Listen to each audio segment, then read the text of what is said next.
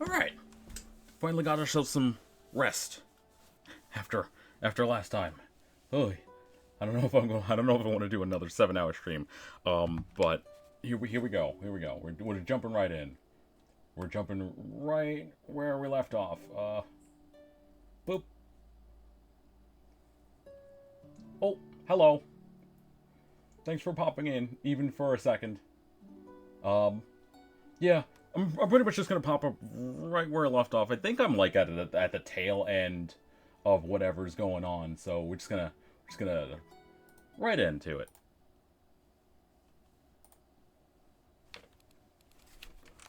The wind is picking up. Also, I did change outfits. Don't go away.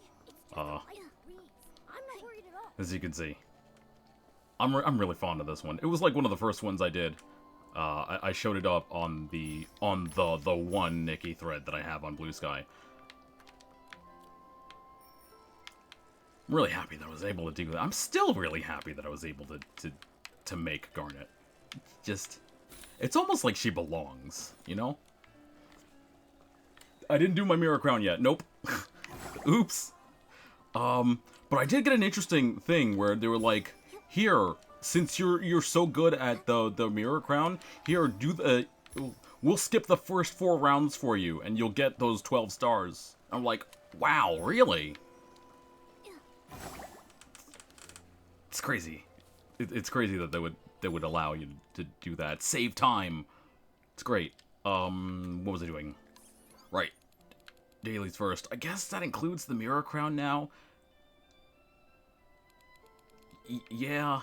I mean, I don't really have any of the outfits that they would want me to use for the Pinnacle contest, so I don't know how useful that would be nowadays. How many more days do I have left to do it? 8? Okay. Yeah, that's fine. Cersei got that the last few times? Well, congratulations. The last time I saw you guys talking about it, it seemed like she was struggling with it. But if she's caught up now, then it's all good. It's all good. Right. Dailies. Here we go.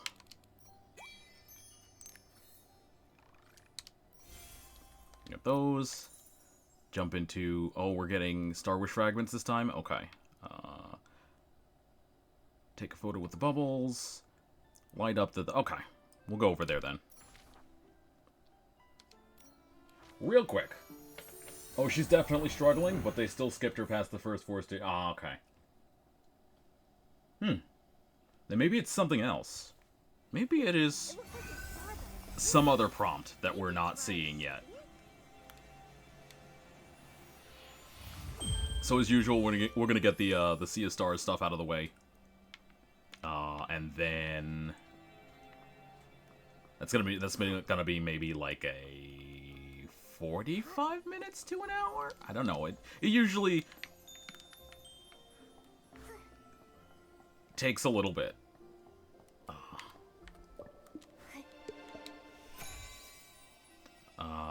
Those are... They're not. Oh, they are. Okay. We put these back in the bottle, and then we can go about our business. Getting the things, and then maybe buying something out of the Starlit shop. She beats them, but not with perfect rank. Yeah. I think they're meant to be... They're meant to be a little more challenging than most of the things that you usually... Most of the challenges that you usually do. Otherwise, they couldn't call it Pinnacle, you know? There you go.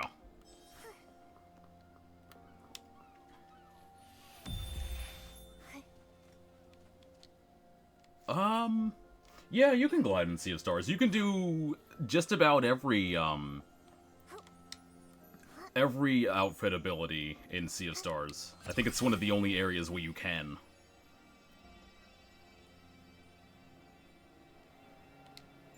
You can do that. You can even shrink. You can play music.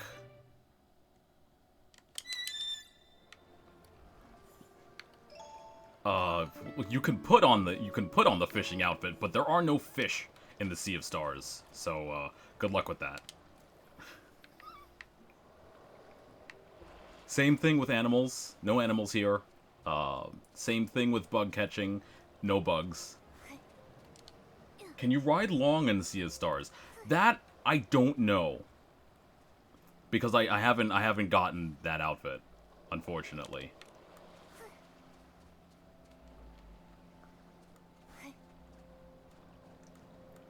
I imagine that you could. Although, if you can, I haven't seen a Nikki riding long in Sea of Stars. Not yet.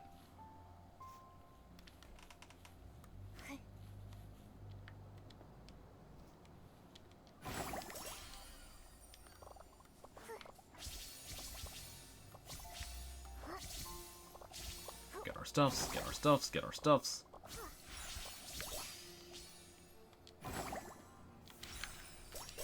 Oh, that's right, I don't have...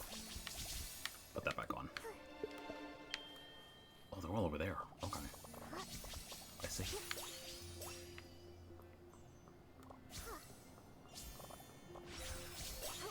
Just a little faster, Nikki, come on.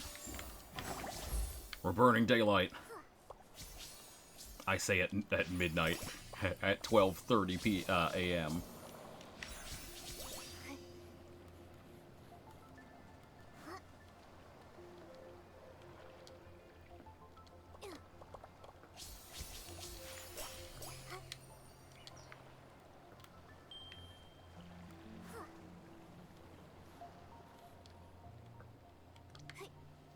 AM is technically morning, but there ain't no sunlight in it. Not, well, there might be sunlight in some part of the world. 12:30? It's hard to believe. Oh, shoot. Only 47. Well, I don't think I'm getting another shard of the... for evolution just yet. I'm gonna have to be at this for a little while longer. There it is. Okay. Just one? Just one. Okay.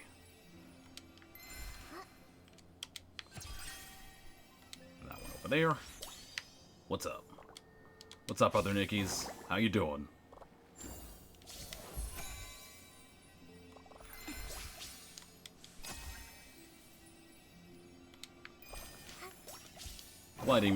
Gliding makes this really easy, although you can get around with the floating outfit. It's fine. Is that all of them? Why missing one? Where are you? Oh, you're back there. Okay.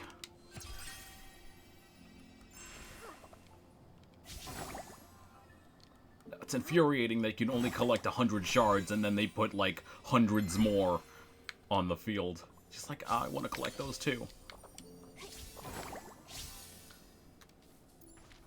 It's infuriating. Okay, we got all of them. And then... it should be everything. Yes. Easy enough. 146. Yeah, we can continue collecting these. I think it was this one that I wanted next. Very good. Now that that's out of the way, we can go back to... we can go back home.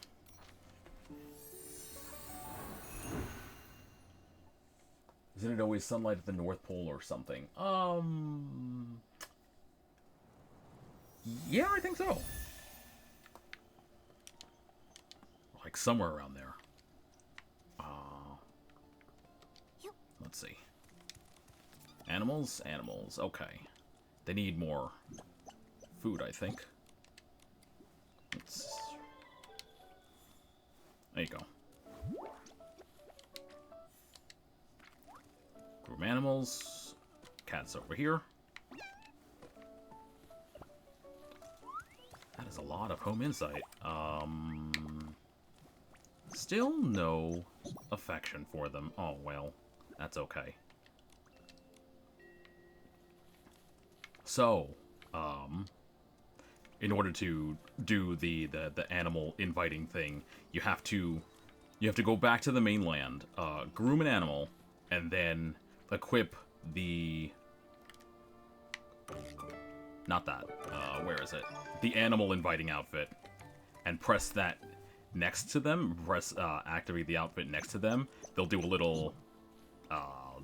jingle, and you have to repeat it in order to invite them to the lodge. But I haven't done that for larger animals. I haven't done that yet. If only because you can only get 100 insight at a time, and I've kind of been busy, like, doing other things. Like planting. And that also gives you insight. What am I doing? Nope. Why are my pants blue now? How did this happen? Thank you. How did that happen? Okay. So we want a large tree. Wolf roots? Sure. We can do that. Put that there. Plants are part of the family too. They deserve Like our the care thing. and attention. Did I want to do that, or did I want to plant another tree? Fragrant cups, chime blooms, fragrant cups, I think I wanted to, but we can do that with the smaller ones.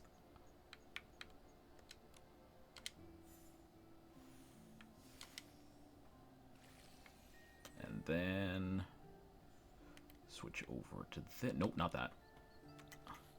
Oops. Oh, stop. Stop it. Stop it. Yeah, you. Press these at the same time, and suddenly you can do that. It's like the spring breeze swept across the land, and before we knew it, the seeds had settled into their new home. That's left trigger and right trigger together, but you have to learn that ability by talking to Posey, and you have to be a certain level, I think. Right. So, speaking of Posey, need to go back over to her and get... did I get enough insight? I don't think I did. Because I have to... let's see. Powers you can't use in the Sea of Stars. Fireworks, Spring Bloom, and Donjing. Yeah. Okay. That makes sense.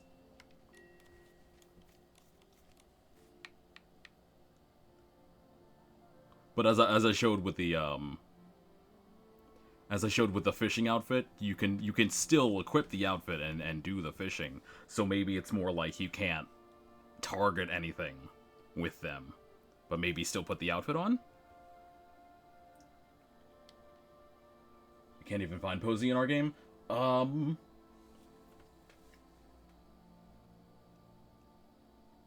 Did you speak to the little guys yet? Because you're supposed to talk to the little guys and help them with their problem, and then Posey comes out, and then you talk to her, and she helps you learn about inside and how to craft things. Speaking of crafting, holy moly, there's a lot to do. Do I have the things that I need to craft? There was something I wanted to craft, and I don't remember if I did. Well, there's that. Oh, yeah, the Feywish Sprite statue. We could put that outside now.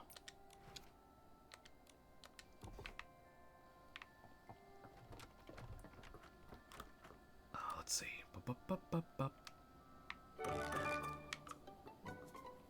Oh, my pants are blue again. Why does this keep happening? Right here, I think. Right outside. Oh, I can't. Okay, can't mess with that area. However, where are you? Structures. Fence, roof. No, not that. Landscape. Terrain. There you are. Yes. Where would I put you? Where can I put you? Probably somewhere around here. Facing the right way, of course. There we go. That's all I wanted. Just putting that thing there. Great job! Our home really needed this. Yeah. Looks nice.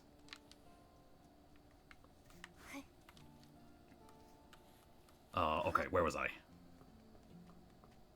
We got as far as opening the path to other islands, but we don't know where Posey went after that. She's usually, like, hanging out here. Hold on. Did you do... You said you unlocked the path to, other islands, so I'm assuming you did the Stardew thing. Right? Right?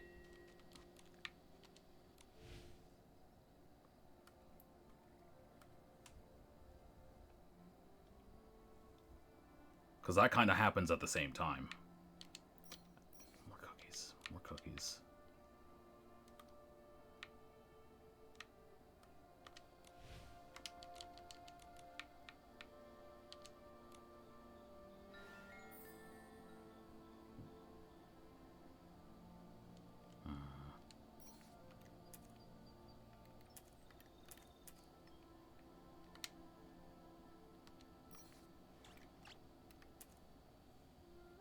Stardew thing. Okay.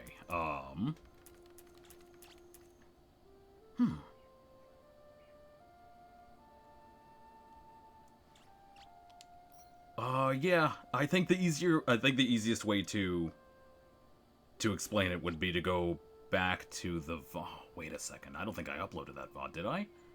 I must have. Hang on.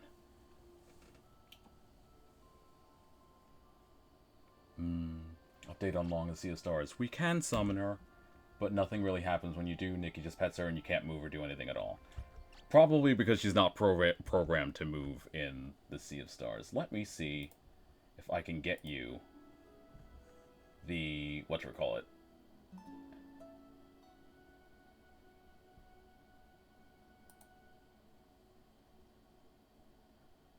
It was this one, right?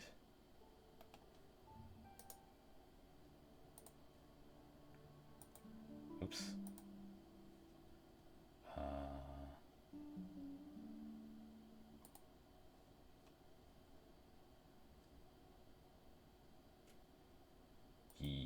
Yeah?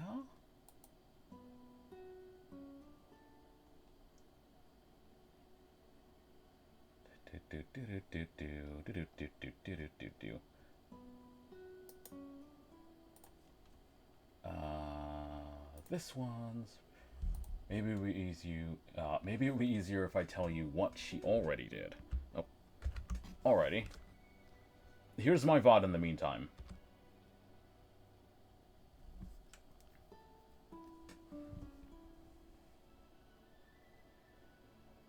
Let's get back to it. Let's sell that. Uh-huh. Did we... Nope. Still growing.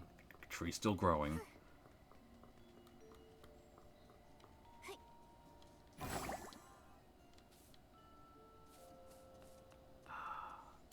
There are other things to do. The fish. Let's catch the fish.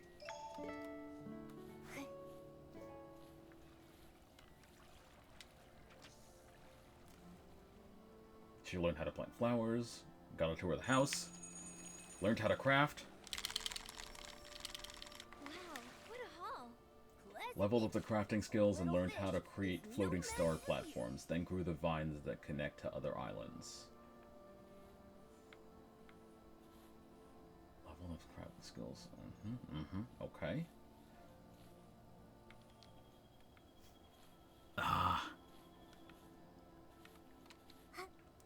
Sorry, my memory of the order of events, little hazy.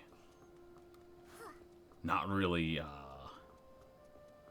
yeah, if she's not in this area, then you probably did miss something? But I can't remember what.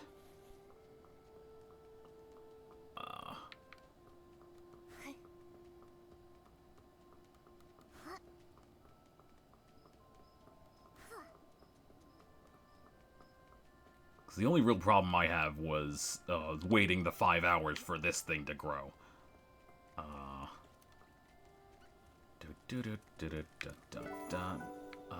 Hang on. Nope. Fish keeping. Do that first. Oh, that's nice. I didn't know that the tree sparkled at night. Very good. Very good. Okay, fish food. You do that. And I will be hunting for stars in the meantime.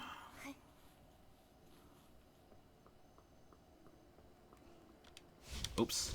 No, no, no. Put the thing back on. There we go. Oh. Tons of them behind the house. Even falling meteors can't help but be drawn in. Now, apparently, if you level up your star finding skill enough, there is a chance that you'll find, like, a giant meteorite. And apparently that giant meteorite has, like, a very... I won't say very important, but it's, like, very lore-relevant thing that you can get. Home Insight 100, okay. I'm gonna pick these up anyway. I need these for other things. She only has gardening and crafting, no other skills. I think it would be in your best interest to get... Oh, stuck on geometry. Get as many skills as you can.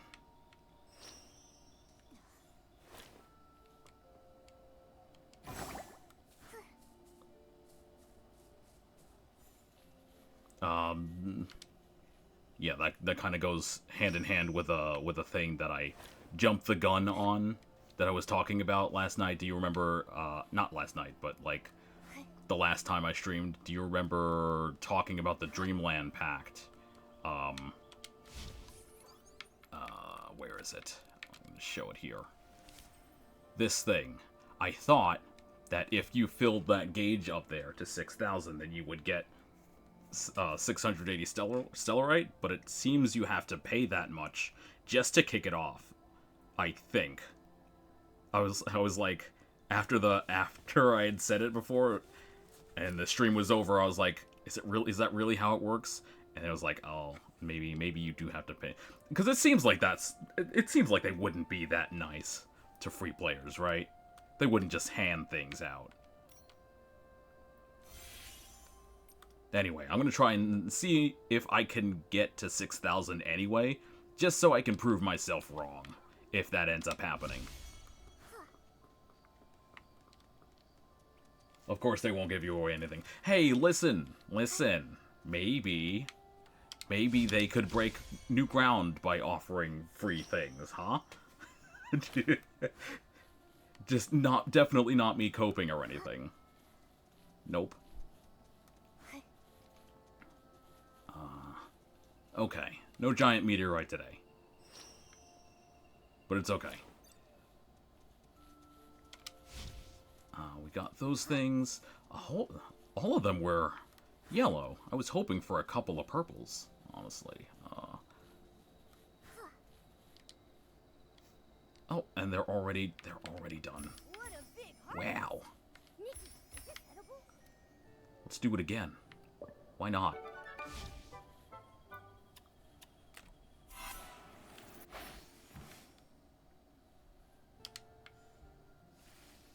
Yeah, it only takes 10 minutes.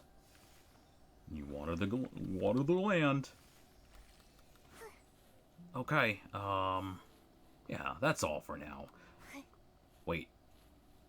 No, it isn't. Because I have to put the snacks back in the lodge. Right? Feed food? Yeah, I've got those. There we go. Now we can go. I think that's just about everything except for spending our vital energy. Where am I today? There's just not enough time to do anything. How do we get more skills? Home Insight. Just keep doing what you're doing in Home Island. Every action that you take gives you Home Insight. So when you craft something, or you plant something, or you pull something out of the ground, or you, like, harvest something, everything that you do gives you, Home Insight, which you can then, either learn new skills, or level up old ones. At night, time flies by so much faster. That's essentially it. Before I've even done anything, it's already morning. Okay. What did we get? 5? Okay. What's our sketches looking like? Did we ever do this? Oh, we need tons of plummet. I didn't realize. Okay, let's get tons of plummet.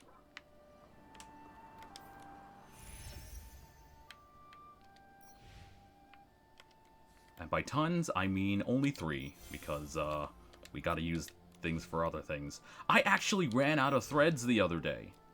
These guys, I ran out. Glowing up, like, outfits. So, that's... No more seeds and no materials for crafting. Oh, no.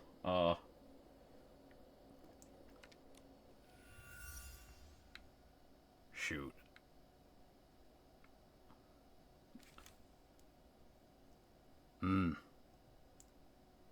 No, yeah, Posey's the only way that you can buy more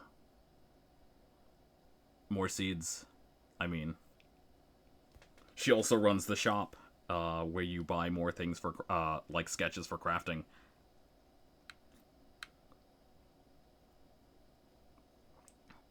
Check your quest list and see if there's anything missing on Home Island.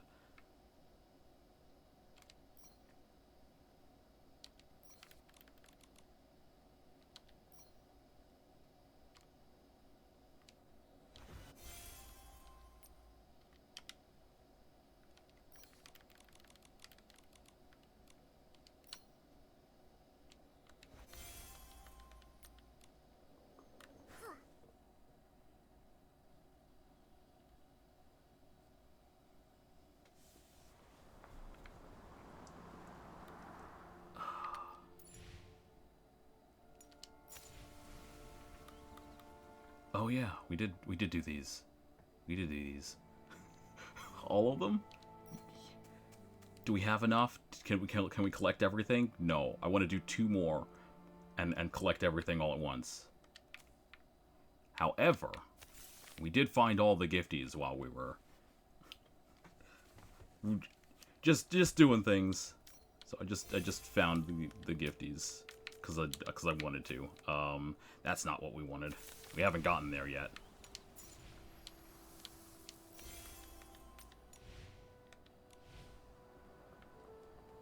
Okay. Are we ready? We might be ready. I don't know. There might be... There are other things to do? The Mira crown. I forgot. Oh no, I forgot.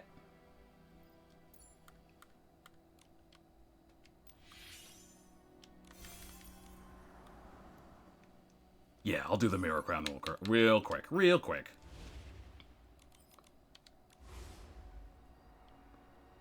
Forest Concerto. A complete glowed up sweet and royal outfit. Oh no. Oh no. There are no quests for Home Island? What the heck? There's something missing. Oh, wait a sec. New music. Hold up.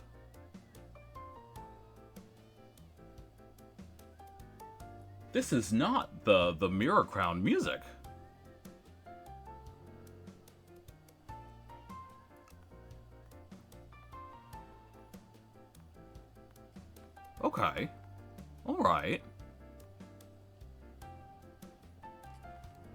I mean, there wasn't really anything wrong with the Mira Crown music before, but this is new. The wind whispers through the leaves, and the brook babbles over stones. If you listen closely, the forest creatures join in a gentle chorus. Let Forest Concerto be your theme as you complete round 5. Somehow, she accidentally deleted some of the ground messing around. Oh. Oh, that is... Yep, that's getting used to the construction outfit. Definitely. I don't have a complete glowed up Sweet and Royal outfit. I don't even think I have a Sweet and Royal outfit, period. Maybe Gilded Memories? I don't know if that's sweet. It's definitely royal, but I don't know if it's sweet. Intellectual. Elegant. Ooh. That's not quite correct. Let's see. Sweet. Royal. Meadow Symphony. Oh. I haven't.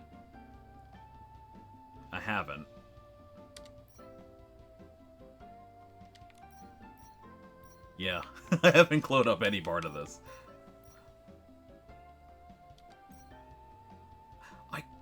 Should I? I don't think I want to. What would the recommendation be? Unsurprising. Unsurprising. Okay.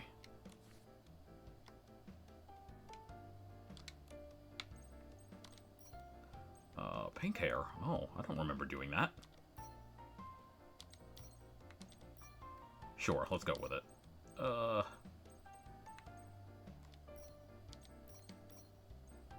Yeah? Yeah? Why this, though? This has nothing to do with Forest. It's sweet double S rank, though. And it's the only one of its kind. Okay, I get it. I get it.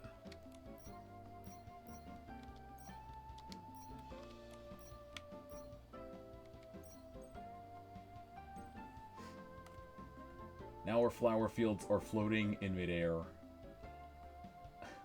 The construction controls are so... That's one of those things that I think you have to give a little leeway towards. That they manage to do things like that. I think the biggest problem I have with...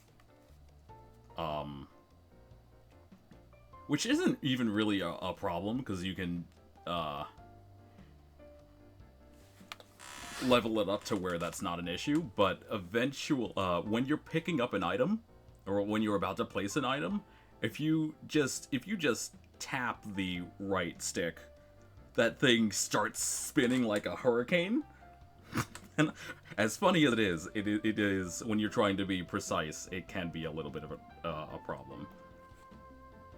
But I think there is an option to have it rotate with you instead of rotating it yourself. Which, at that point, you can just think of it as just like placing a prop for a camera shot, if you will. It's much easier.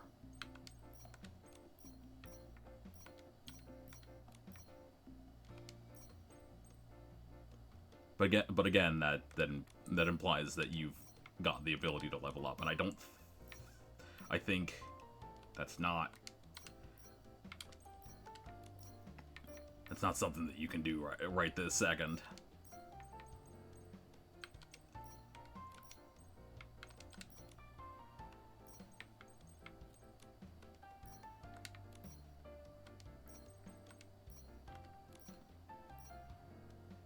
No, we're fine. We're fine. We're fine. We're fine. We're fine. Just go through it. Just tear house. Just destroy them. New jingle, too. What the hell?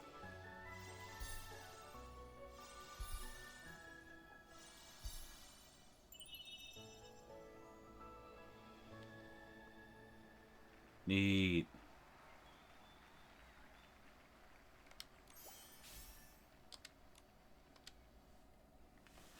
We broke too much of the... We broke too much of the geometry, and it's not like we can progress anything skill-wise. Aw.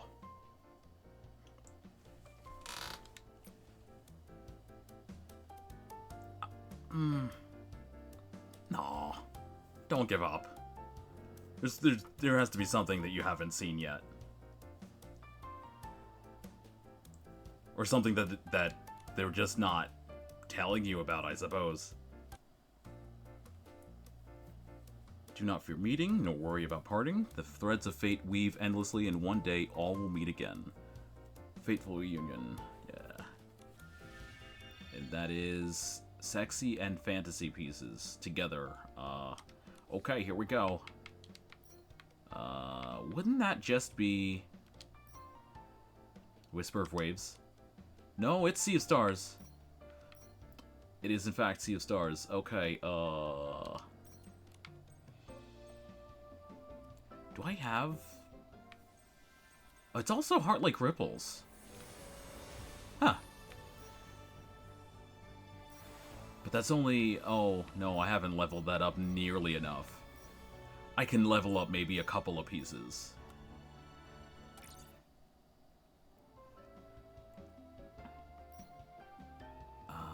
Let's see.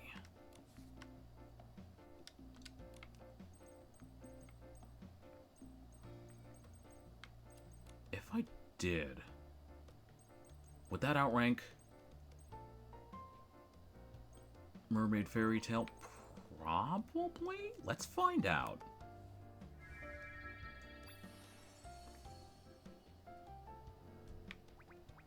Oh, no, not the whole thing. Just the hair. Just the hair.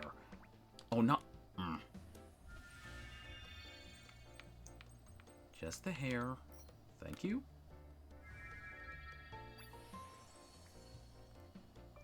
I don't have enough bubbles. Well.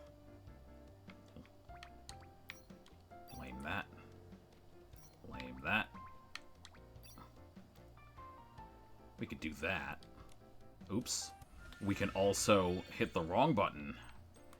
Yeah, boy.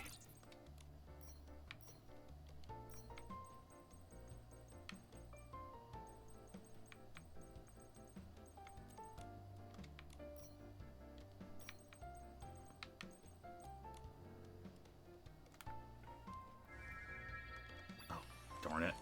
You did it again. Eventually, I will learn to hit the A button before going to upgrade.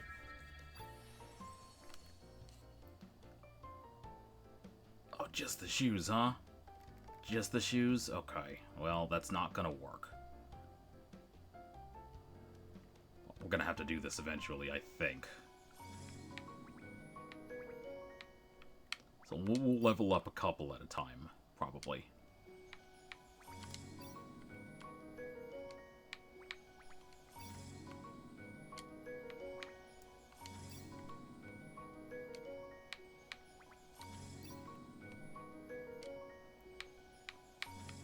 Oh, that's right, it's only 7 pieces.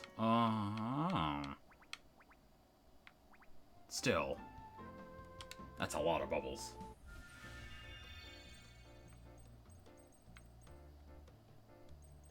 Alright, let's try and make heads or tails of this. Oh. It's not purple. I forgot I turned it blue.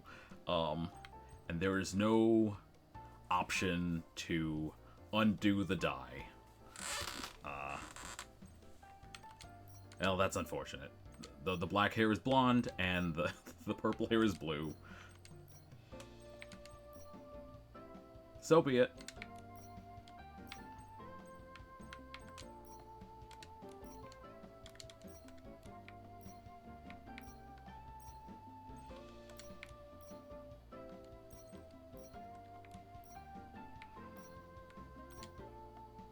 That could work. Hey, look at that.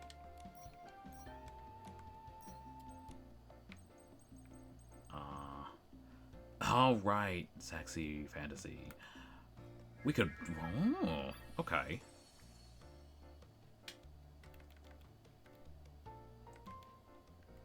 Yeah. Okay. That's not so bad now. We get a better score out of it. And an extra piece.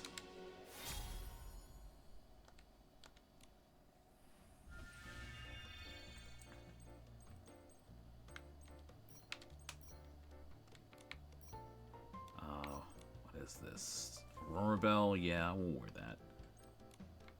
Or, like, that one matches.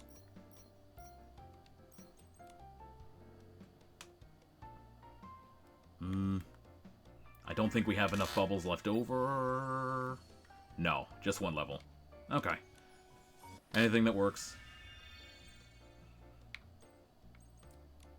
Hey, it gave us enough points. Okay. Wow, almost 100,000 on its own. Not even counting the Eurekas. I can't really see from here. Can you? There we go. That's better.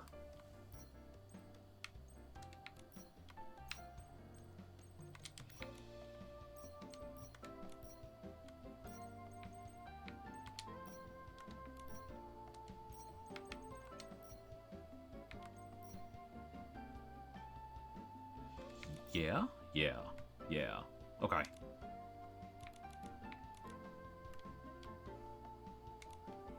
Here we go. How many points can we get?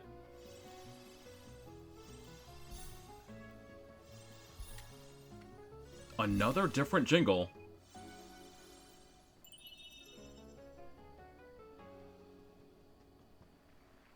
Is it because...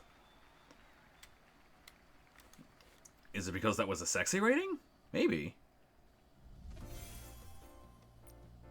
That'd be cool if they had each a little jingle for each category. Let's see. Golden waves of wheat rolled like the tide. Children run carefree along the path, singing the songs of their childhood. Grain memories. I don't have this outfit yet. Here we go. Cool, sweet, playful. Eee. Sure don't have this outfit yet. I haven't gotten through the story yet, but since we're here, what have we got?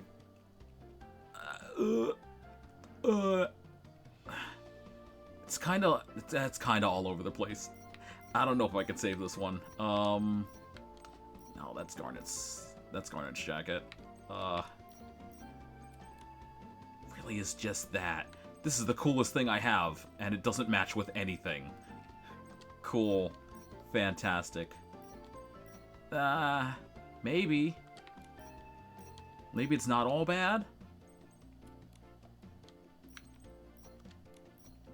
What is going on? What is this outfit? Yikes. Try to make it at least somewhat presentable. Nope, that's blue. I can't believe these swirly glasses are as valuable as they are.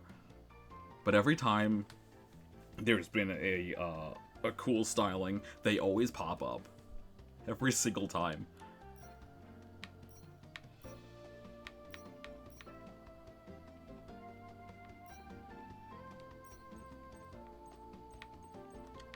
Yeah, this is fine.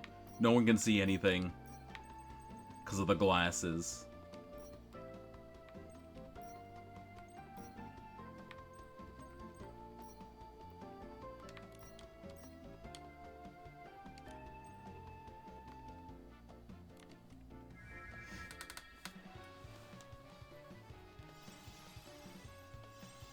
Yet another different jingle.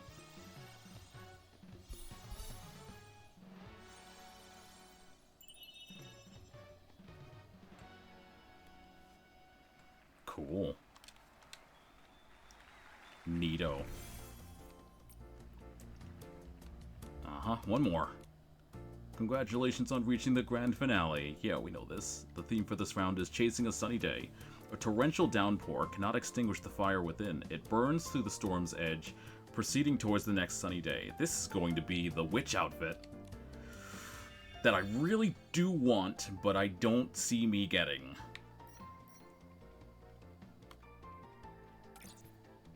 Wear more than 2 elegant and royal pieces.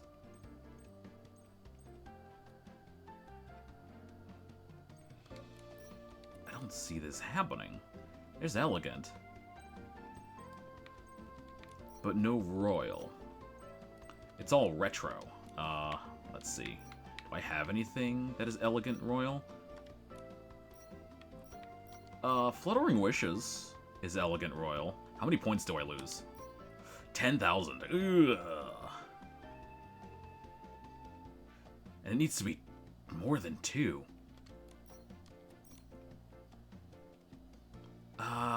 Yeah, there is Gilded Memories, isn't there? But I didn't glow anything up for Gilded Memories.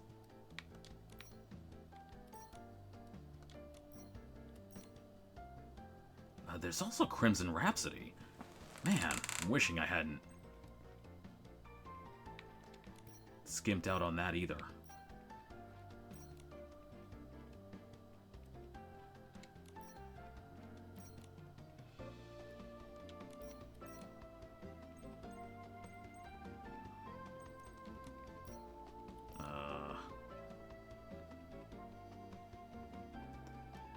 No, I'm out of bubbles. So even if I could do anything, it is not. It is not to be. So we'll put that back on. Fearless Butterfly it is yet again. That's not bad. This mishmash. I could probably make something out of this. Could probably. I don't know.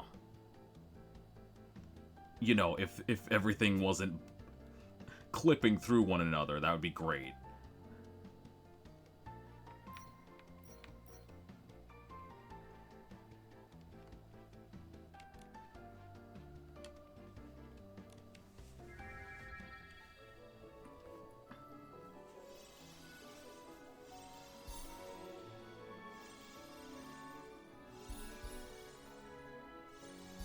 Ah, and it got me the extra star. Whatever, man. Whatever, dude. You got it. You got it. Don't worry about it. That's absurd. Okay. That's okay. We're done. Where is the exit? Hello? Isn't there supposed to be an exit over here? You can't do this to me. You can't hold me hostage here. No. No. I want to go back home. I want to go back home. Get me out of here.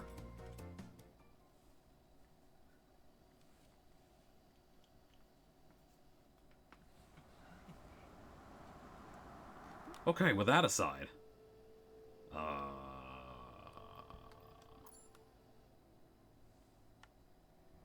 what is this? What are you doing to me? Okay.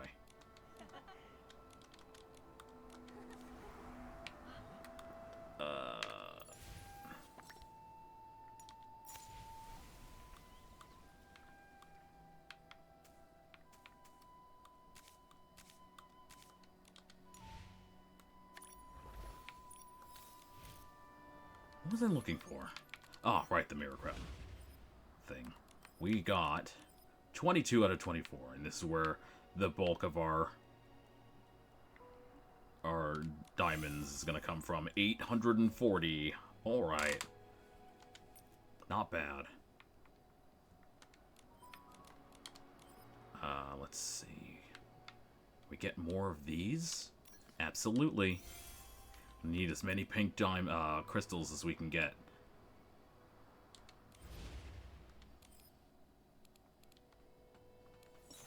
And the diamonds to go with it. Oh, we're finally leveling up to dazzling. Very good.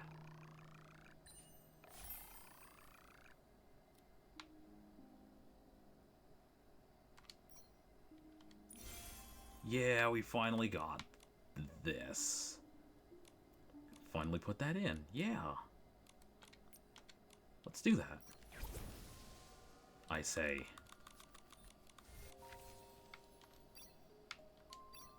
getting our, Oh, did we get a full set? Where is it? Show me.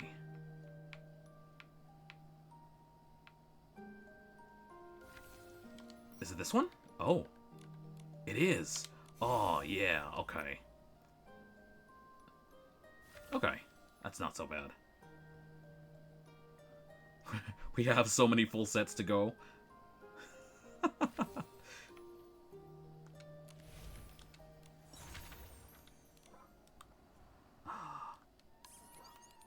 Is there one more thing to do? Let's change our title to Dazzling. We're done. That should be everything. Let's finally continue. It's been about an hour. I was correct. Okay. We're putting on the violin outfit. Here we go.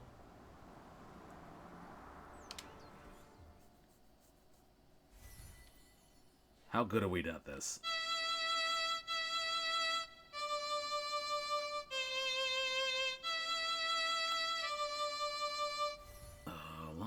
La is Y.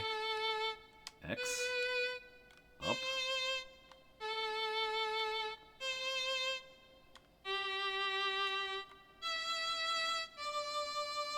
She's so much calmer. That's wonderful. Nikki, she's sleeping soundly. Gordon can start examining and repairing her now. That didn't sound like a lullaby at all. I almost didn't. I can't believe that I actually got the thing first try. It's just like, Even I never thought something like this. I pause. I'm trying to figure out the next note. Where is it? Where is it? Oh no, it's switching scales. Piecey, this is utterly mad. I'm still checking, but yes, every single piece of fabric on her body comes from the body of a different Piecey. That's just like the thread store costumes. Mira has a patch from Leah, so she has Leah's memories. With all of those patches, this Piecey... She must always be dreaming noisy, chaotic dreams, pulled in all directions by countless voices. Sometimes she might suddenly forget who she is, or why she even came here. No wonder she sometimes seems like a completely different Piecey. The reason she often talks to herself and struggles to connect with others is that her mind is confused and lost. But why would she do this? Or was she made this way by someone else? This is so bizarre. I'm afraid we won't figure it out until she wakes up. And the attack. Only she might have seen the attacker. Speaking of the attack, that pocket watch she's wearing seems broken. It's stuck at 11:18. Could that be the time of the attack? That watch stopped long ago. I took it apart while checking. It's full of dust, and the gears are all stuck together. Then why would she still wear it? Why, indeed. I'll try removing all her patches so there'll be fewer voices inside her. Then you can talk to her original self without all the noise. This will be such an exciting experiment. Gorky Gordon's description of the patchy PC. Its true identity remains shrouded in mystery. Can we read that? No? Okay. Oh, there's a whole bunch of oh my god, there's a whole bunch of things. We want this one. What did the inspection reveal? Every piece of fabric on them came from a different PC. Okay. Yeah, it's everything he already said. Okay. Return to the clue board at the battle home and organize the current situation. Oh. You would have me go back there. It's all the way over there. I gotta raise my hand up to the sky and teleport over there. Damn, you're gonna make me do that? The game knows what Cersei wants. The last 4 Eurekas she max leveled have all been pink. I've gotten a lot of repeats. Yeah, as of recent, I've gotten a ton of repeats, so...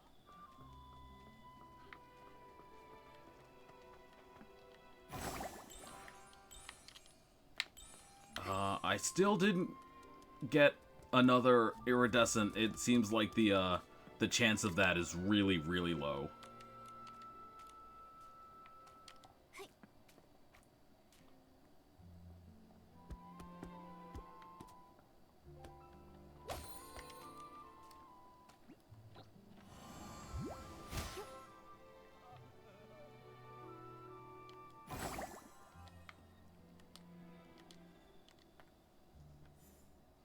When we found out Madame Julie faked her death and finally caught the suitcase thief, I thought we'd have this case all wrapped up. I didn't expect another Piecey would try to assassinate Madame Julie. Luckily, that mysterious patchy Piecey was there, or things could have gone really wrong. Yeah. Even though we still don't know who she really is, or why she's doing all this, we definitely owe her our thanks. To be honest, with everything going on, I'm feeling pretty confused right now. Detective Nikki, do you have any new ideas?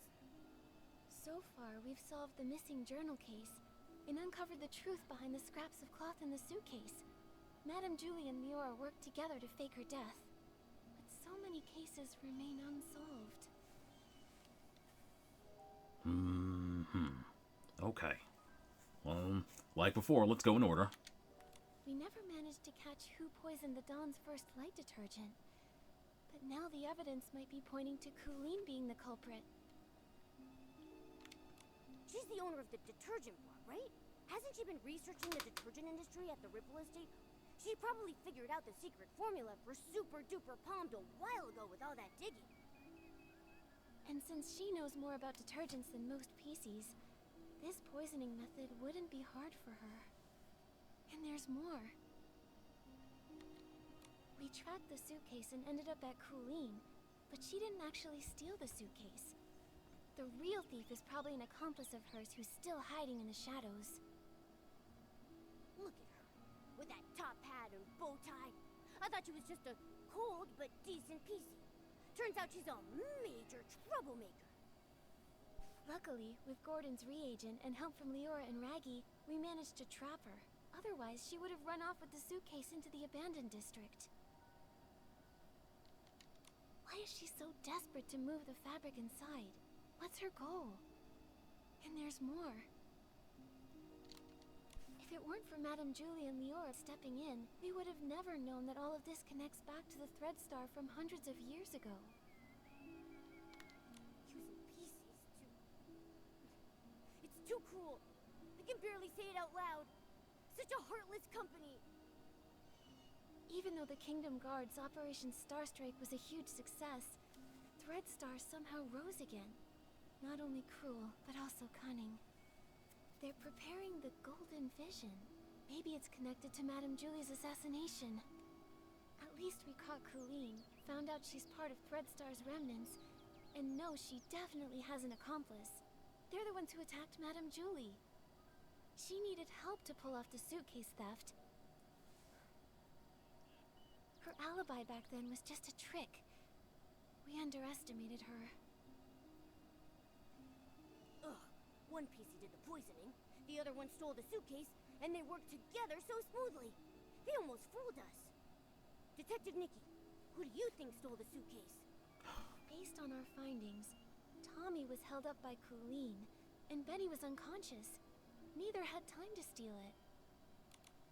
Let's see. Title analysis excludes suspects. Distracted by Colleen, interrogated by... Yep, poisoned near the crime scene, had no time to steal, and had no motive. Mr. Leon revised. Poisoned near the crime scene, had no time to steal. Together with Tommy after the poisoning, and later accompanied by Pommy, had no opportunity to steal. There's an accomplice. No opportunity to steal.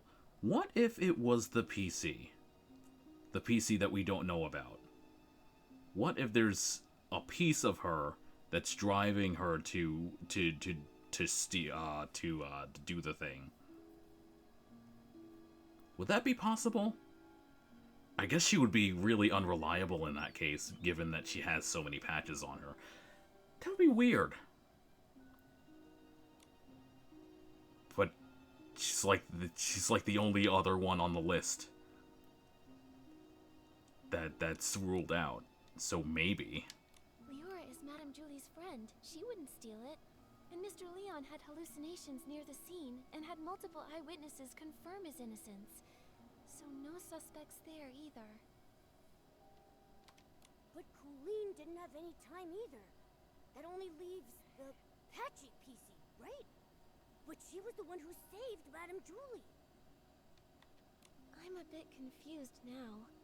We must have missed some key information. It seems like the Patchy Piecey's identity and motive might be the key to all this. Let's hope the truth comes out when she finally wakes up.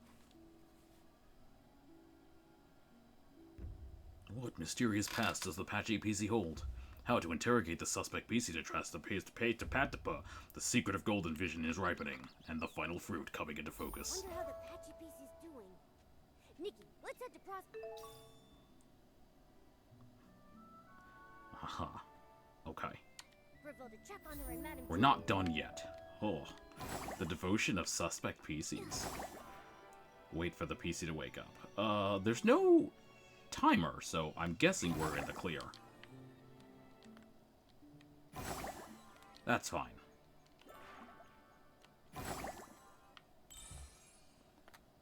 Okay. Back over there. Not back over there. Hang on. What's this? I know it's a side quest, but still.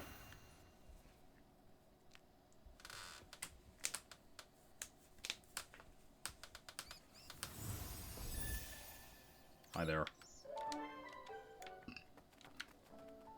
Darn. Oh, while we're here,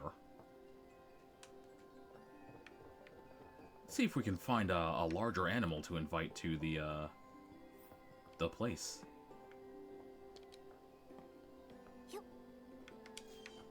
Was it you? Are you the one? Yeah, you're the one.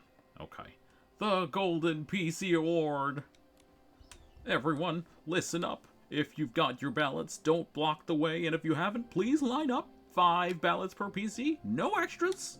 Wipe your hands after squeezing the juice. Don't pull on my velvet with your wet hands. Don't ask me about the choo-choo train conductor job. This is the Golden Piecey Award voting area. It's so lively here. What is everyone voting for? I want to sign Momo up. Hey, it's you guys. Sorry, the Golden Piecey Award is only for PCs, not people. Cats can't be nominated either. Aw, that's too bad. If Momo could be nominated, he might have a real chance of winning. What if we dressed him up like a PC and snuck him into the contest? We don't even know what the Golden Piecey Award is for. Again, where's Momo? Where... He never stands still for these conversations. Where is he? I don't know. This is the most prestigious award in the Abandoned District. The recipient of the Golden Piecey Award must have a heart that's golden like wheat, sweet like a thuddy squash, and be steadfast as a scarecrow. The recipient should be the most inspiring Piecey in the whole Abandoned District. They sound like an idol among Pieceys.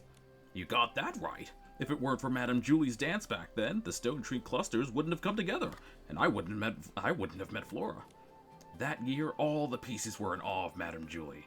The spectacle, the atmosphere, just incredible. That's how the Golden Piecey Award came to be. I see, so you're helping run the event this year. Who's been nominated so far? Well, there's Shieldon, Flora, Uncle Carson, Flora.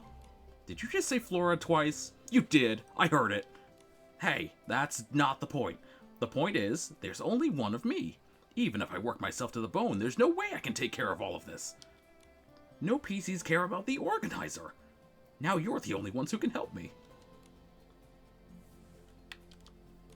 What exactly do you need us to do? See, I have to stay here to post the ballots, so I can't leave. The voting has already reached its peak intensity.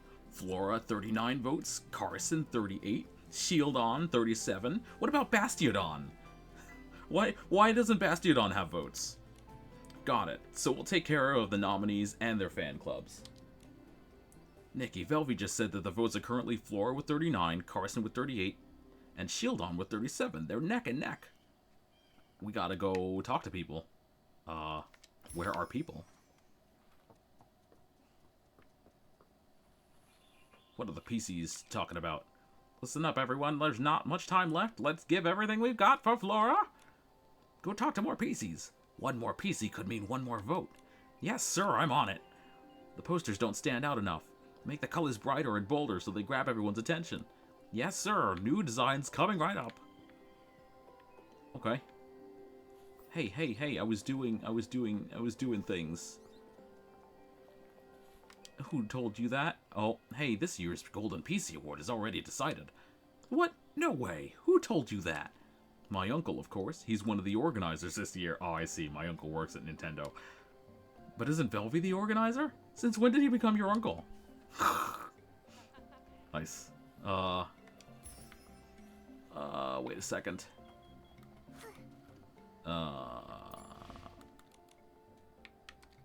There we go. Oh, there's tons of them. Hello. That's a lot of people.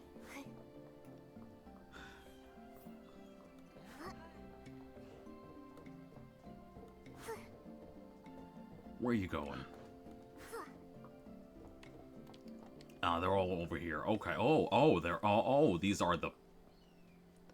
What? Who updated the votes? Hello? Wow, what a turnout. I can't believe I've been nominated for the Golden Piecey Award. I told you the power of stories is strong. They're not just for entertainment. They also help us understand the world and connect with it. Absolutely. Congratulations, Uncle Carson. Everyone really loves your stories. Stories are meant for all ages. However, in the eyes of some humans, they're only meant for children. In the end, the stories you remember are the ones you've been told. Otherwise, why would so many Pieceys come to listen to my stories? You're very confident, Uncle Carson. So, have you prepared a speech? Haha, of course! I never thought you'd ask. Madame Julie once said, the soul of sexy never fades. And with that, I say, a joyful story never ends. After all these years of telling stories, this is actually the first time I've been nominated. Now I'm bursting with ideas and have so many new stories to tell. You truly are the storytelling king of the abandoned district. Good luck, Uncle Carson. You did it. Okay, Flora's still in the lead. Somehow. Hey. Hi, Flora. Congratulations on your Golden Piecey Award nomination. Hi, Nikki. Hi, Momo. Thank you. This is my first time being nominated, another first-time nominee. So I'm a little nervous. You get nervous, too? In my eyes, you're such a capable and dependable Piecey. Well, this year's nominees are all pretty amazing. It won't be easy to win. I've been thinking. It's time to put my choo-choo train expansion plan on the agenda. If I win the award, the plan will probably get plenty of support. Don't be nervous, Flora. You're a really hard worker. The choo-choo train is back thanks to you, and everyone knows it. They really appreciate all that you've done. By the way, have you prepared a speech yet? Saying what's on your mind might help you feel more at ease. A speech, huh? Let me think. I hope the choo-choo train keeps running, rolling all the way across the golden wheat fields, through the whispering winds, and all the way to faraway places where the lights haven't reached. When that time comes, I'll stand in the first car and feel the wind on my face. It will have a kind of distant scent, one completely different from the stone woods. Just saying that out loud makes me feel so much more at ease. Thank you, Nikki. I always feel much better after talking with you. That's because you have such clear goals, Flora. Keep it up. Once your dream becomes true, I'll be the first to take a ride. Yeah. Look at us setting goals that are probably impossible, because we'll be busy doing other side quests. Bald God Shield on. Guard, rather. Hey, it's you two. With the golden season in full swing, the abandoned district has seen quite a few visitors lately. Seeing all these suspicious types, it actually makes me miss the days when only you two would come wandering by. Ha! It's the golden season, and yet Shieldon is so cold. That's exactly why I can't let my guard down. I have to be on high alert and watch out for any signs of danger. That makes sense. With the safety of the abandoned district resting on the volunteer corps, it's no wonder so many Pieceys want to vote for Shieldon. The volunteer corps exists to protect the Stonewoods. In my eyes, every member of the corps deserves to be nominated. But this time the leader voted for me, so everyone followed suit. Our leader won the Golden Piecey Award before. That year, a record number of Pieceys signed up for the volunteer corps. The battle for Stonecrown exposed some holes in the corps. If I win the award, more Pieceys will probably want to volunteer. However, all the nominees for this year are truly exceptional. Honestly, I'm not sure I can win. Should I go rally some votes? Don't worry. A strong, unwavering belief is already the best way to rally support. You just need to trust yourself a little more, Shieldon. Thank you. There you go. Let's hear what the PC fans are saying. Flora's still in the lead. Where is the fans? Are they up here? They're up here. What are they doing up here? What, huh? Oh, there's Fanny Packy, too. The old train's still running smoothly. Oh, it's you, human girl. Sorry to trouble you last time. I'm still a bit worried about the Orium Vase. The Orium Vase is our sacred relic. Long ago, a girl's Piecey brought it back to us. It seems to have gone to something really traumatic and guarded it closely. Later, I took over its role and have been protecting that relic for over a century. I must ensure its safety, just as I protect our family and friends on the train. There you go. That's how he got his title. Leave it to me. Anyway. What are we doing here? You're not the people that I have to talk to. Yes, you are. No, you're not. Bro. 1 vote from you, 1 from me, and Flora takes the crown today. If you don't vote, and I don't vote, when will Carson ever win? Shieldon's great, Shieldon's strong. Without Shieldon, nothing lasts long. And don't forget, Flora fixes trains. Remember, it was Flora who repaired the choo-choo train, with wrench in hand, steady as steel, giving everyone peace of mind. True, true. Without the choo-choo train, we'd be in real trouble. Ha! Funny you should say that. But tell me, who in the abandoned district hasn't heard Uncle Carson's stories? Haven't you heard them? Haven't you laughed with them? Oh, you're right. Whenever I'm down, I always go to Uncle Carson so he can tell me a tale. Talk all you want, but without Shieldon training every day, keeping us safe, none of this would even be possible. Thanks to him, today's another happy one. Too right. Safety first. Can't argue with that. Hey, I was campaigning here first. Sorry, pal, but we Carson fans are never short on words. You can waste time arguing here. I'm off to find folks who haven't voted yet. See ya. The fans have gone off to rally votes. Oh, Flora only has 40 now. Uh-oh. Oh, we gotta find more people to vote? Aw, dang. Do we have to find someone? We have to push the votes? We probably have to push the votes. Listen, I'm impartial. There's no... What are you doing here? What is this guy doing here? He's been following me ever since the first area, ever since we met in Flora. He's been kind of... How did he get here? How did he get here? He doesn't have access to the warp spires. He doesn't have a floating outfit, so he can't even get to Stone Crown, let alone not Stone Crown, like Stonewoods, let alone the abandoned district. How is this man here? How? Professor, you have some explaining to do. How fascinating. The Pieceys have revived the traditions of old Prosperville. While we can't see the full glory of those days, this atmosphere definitely has a charm of its own. We meet again, Professor Aventura. Are you here for the Golden Festival too? Indeed. The festival blends the traditions of all the Stone Tree clusters, so it's quite different from the old days of Prosperville. Seeing it in person is far better than just hearing about it, so I had to come see for myself. What a lively harvest scene. A Piecey at Golden Fields was too busy to come, so they entrusted me with their ballot and asked me to vote for them. The tricky part is, I'm not very familiar with the nominees. Excuse me, do you know the Golden Piecey Award nominees? If so, I'd love to hear what you think. Here we go. He's gonna ask me a really weird question. Let's be like, are you paying attention to these characters? Are you paying attention to the game? Of course, I know these 3 nominees inside out. I help them restore the choo-choo train, sort of, kind of. Somebody sounds quite confident. In that case, I'll start asking you some questions. If you get any of them wrong, we have to start over. You know how this goes. Which of the following isn't a nominee for this year's Golden Piecey Award? Velvy, because he's the organizer. That's correct. Velvy is the organizer of the event, not a nominee. How do you know this? You just got here. What? From what I understand, it was only after the Sky Passes formed that the Stone Tree clusters came back to life. Yeah, that was us. Ripple Estate started producing detergent again, and the windmills at Windrider Mill began turning once more. That was also us. After all, in a place like this, if everyone stayed isolated, it would be hard to feel motivated to do anything, right? I think that's why the very first Golden Piecey Awards ceremony was held, and why Madame Julie won unanimously.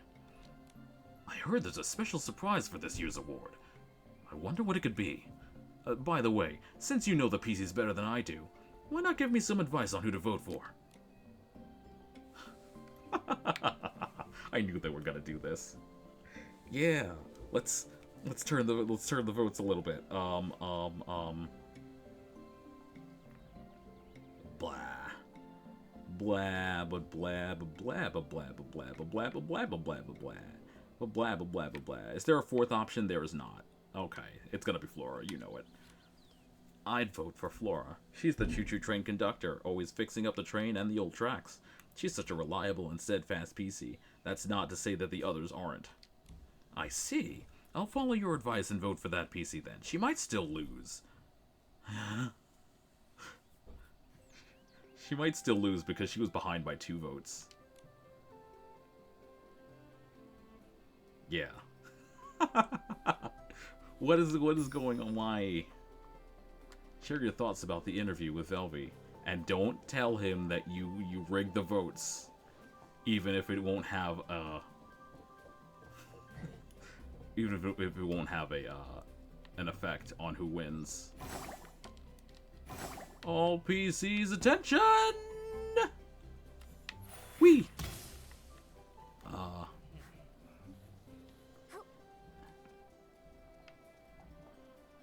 Oh, why are you so flexy? What's going on? Why are you like this? Just like, I'm flexing my non-muscles. Oh, finally, you're back. Did everything go smoothly? Don't worry, I've talked to everyone. The competition is so fierce today. Honestly, I think every Piecey deserves a chance to win the Golden Piecey Award. You didn't even see who organized this. By the way, you haven't picked up your ballots yet. You just said humans weren't able to run for the event. Okay, never mind. Are you joining this event? He didn't say anything about casting votes. He just said running. Absolutely. I was just about to vote for the Piecey I truly believe deserves the Golden Piecey. Me too. I want to vote too. You and Momo each get 5 ballots. Here you go. Don't lose them. That's okay. Just give all my votes to Nikki. Whoever she votes for, I fully endorse. Oh no. Why would you give this? Why? Why would you do this? 10 ballots? So whoever... It's just whoever I vote for wins. Why would you do this to me? Why would you give me this much power? Okay, we're going to vote.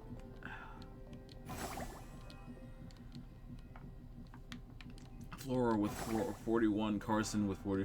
We should try to make it look convincing, right? We should make it a rally from behind victory, I think. Would they allow me to do that? Or is it just one vote? I'm putting all 10 of my ballots behind. Why would you do this? Why would you do this? Oh no.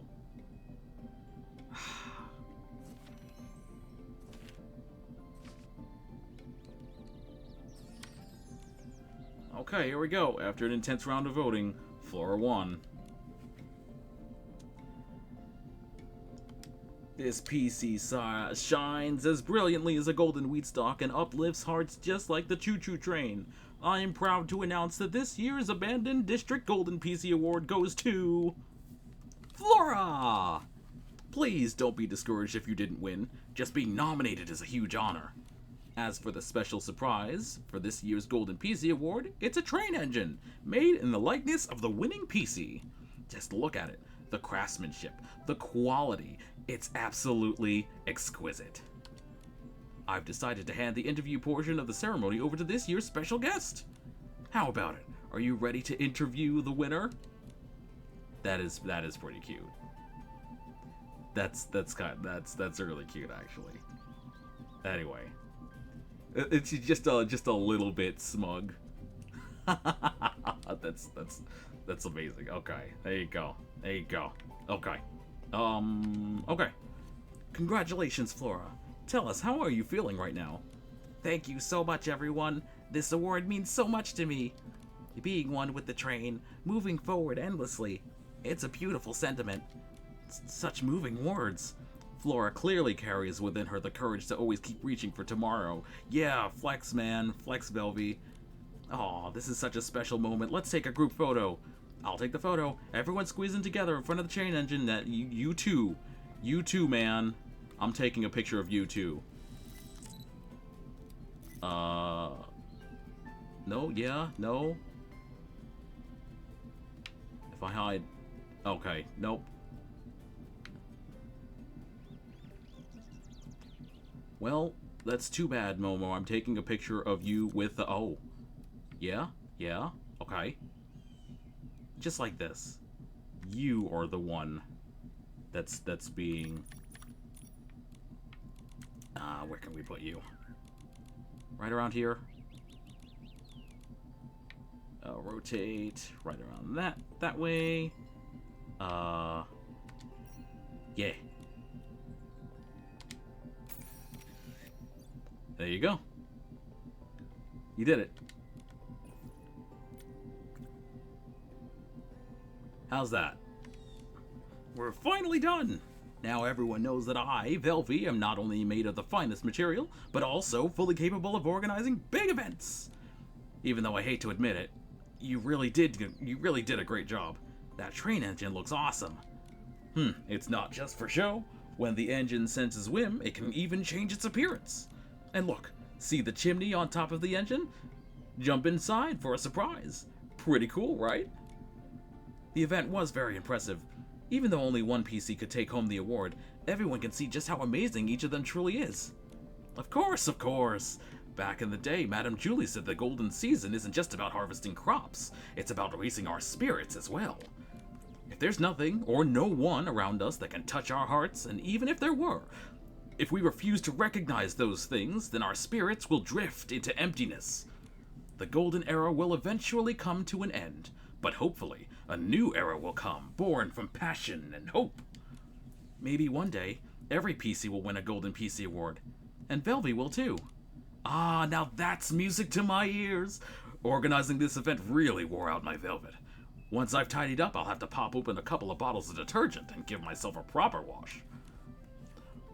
And... oh, okay, no, he's back. I thought he went blip, but he definitely not. Yep, Golden PC Award title. When the Golden PC train engine is hit by a purifying orb, the expression changes? Oh, that's neat. And you can also jump into the chimney to be... Pshoom! I do like this one, though. I might keep it. Let's see what others there are. Ah, the arms move, too. Ha ha ha! Very good. Double thumbs up. I do like that one, though. It's smug. One more. Just to say that I can. Okay. You can dive kick wherever. Okay, back to main story.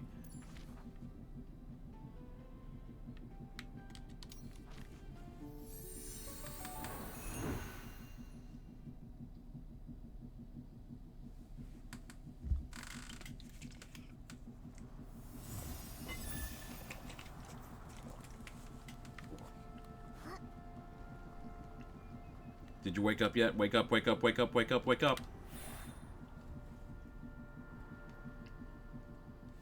So that was you? I just told the guards what's happening. Threadstar's gaining momentum, but I was careless.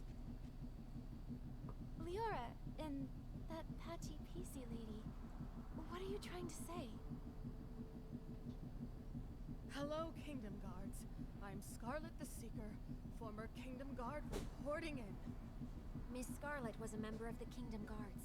She's the one who uncovered Threadstar's plot, leading to Operation Starstrike. Also, She's Leah's mother. What? What are you talking about? Let me explain. I discovered Dreadstar's conspiracy all because of Leah. Leah was my daughter, a lovely girl. Unfortunately, she was sick and left me too soon. I always kept her little clothes by my bed, pretending she never left. I missed her dearly. Then one day, her clothes disappeared. A tiny Piecey appeared in their place. She turned to me and called me Mama. I thought this Piecey was a blessing from the gods, so I called her Leah. I cared for her fabric, we played, and I sang Leah's favorite song, Small flower braids in rows, the dreaming child with secrets close. Ah, happy days. I always slept with a smile on my face, until she vanished too. Gone without a trace, like she never existed. I looked everywhere, but never found her. So I started investigating all the cases of missing Pieceys, hoping to find a clue. That's when I noticed the Red Star. The Kingdom Guards took it seriously, and Operation Star Strike succeeded. Red Star was seemingly gone, but I still wasn't able to find my dear Mira. No matter where I looked, I never saw her again. Later, I left the guards and died alone, still searching for my baby girl. I was then reborn as a Piecey. This broken pocket watch stopped exactly at the time Leah left. I wear it always. I swore on it. Whether whole or broken, whether it takes a day or 100 years, I will find my Leah.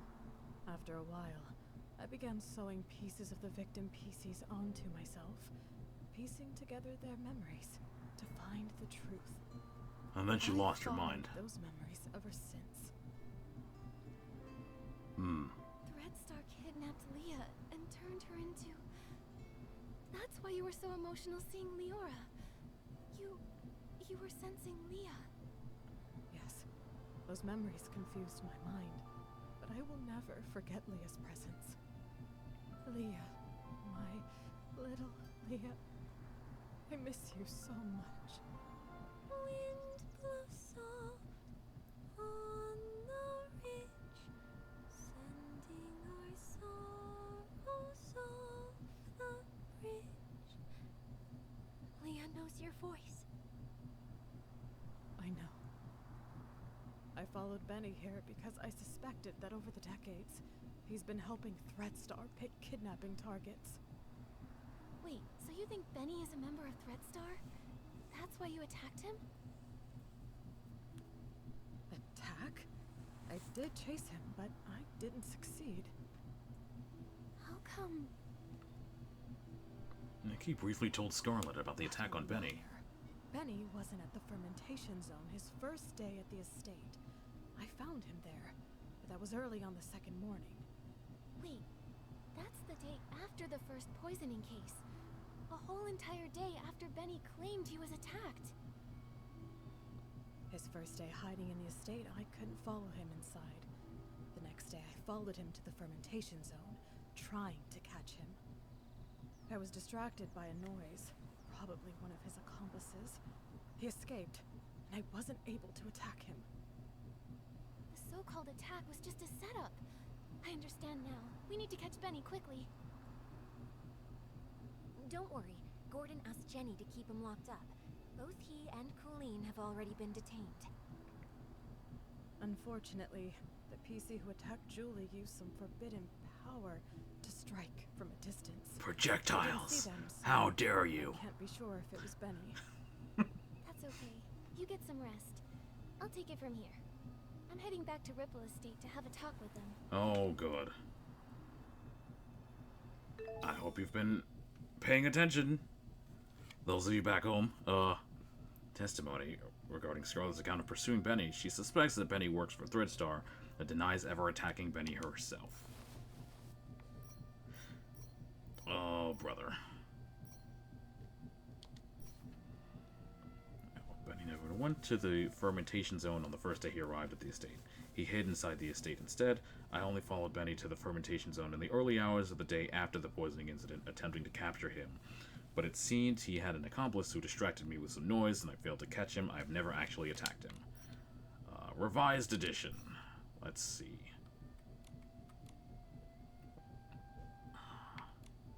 Unconscious in the fermentation zone.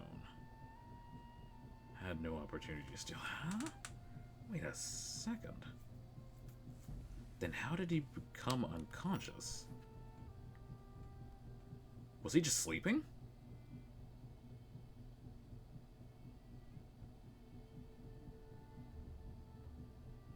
Ah. Benny never went to the fermentation zone on the first day.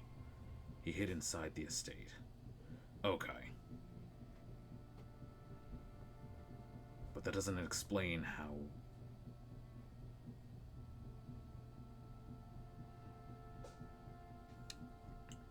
he found him unconscious with a pair of scissors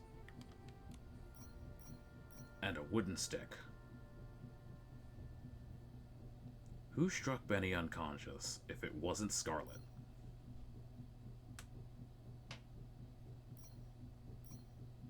Ah, there's something weird.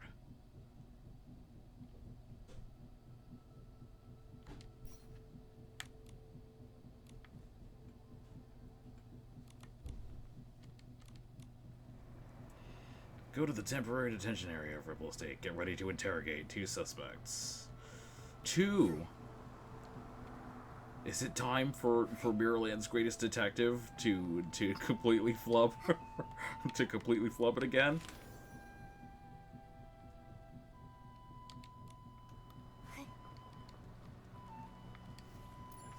Let's see.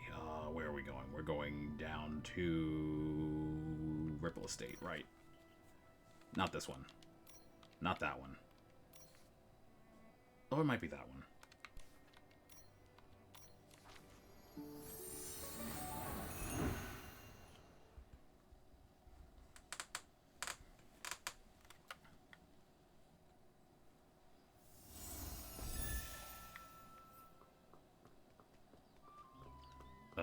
Oh, okay. Hi, Leora. Where is other people?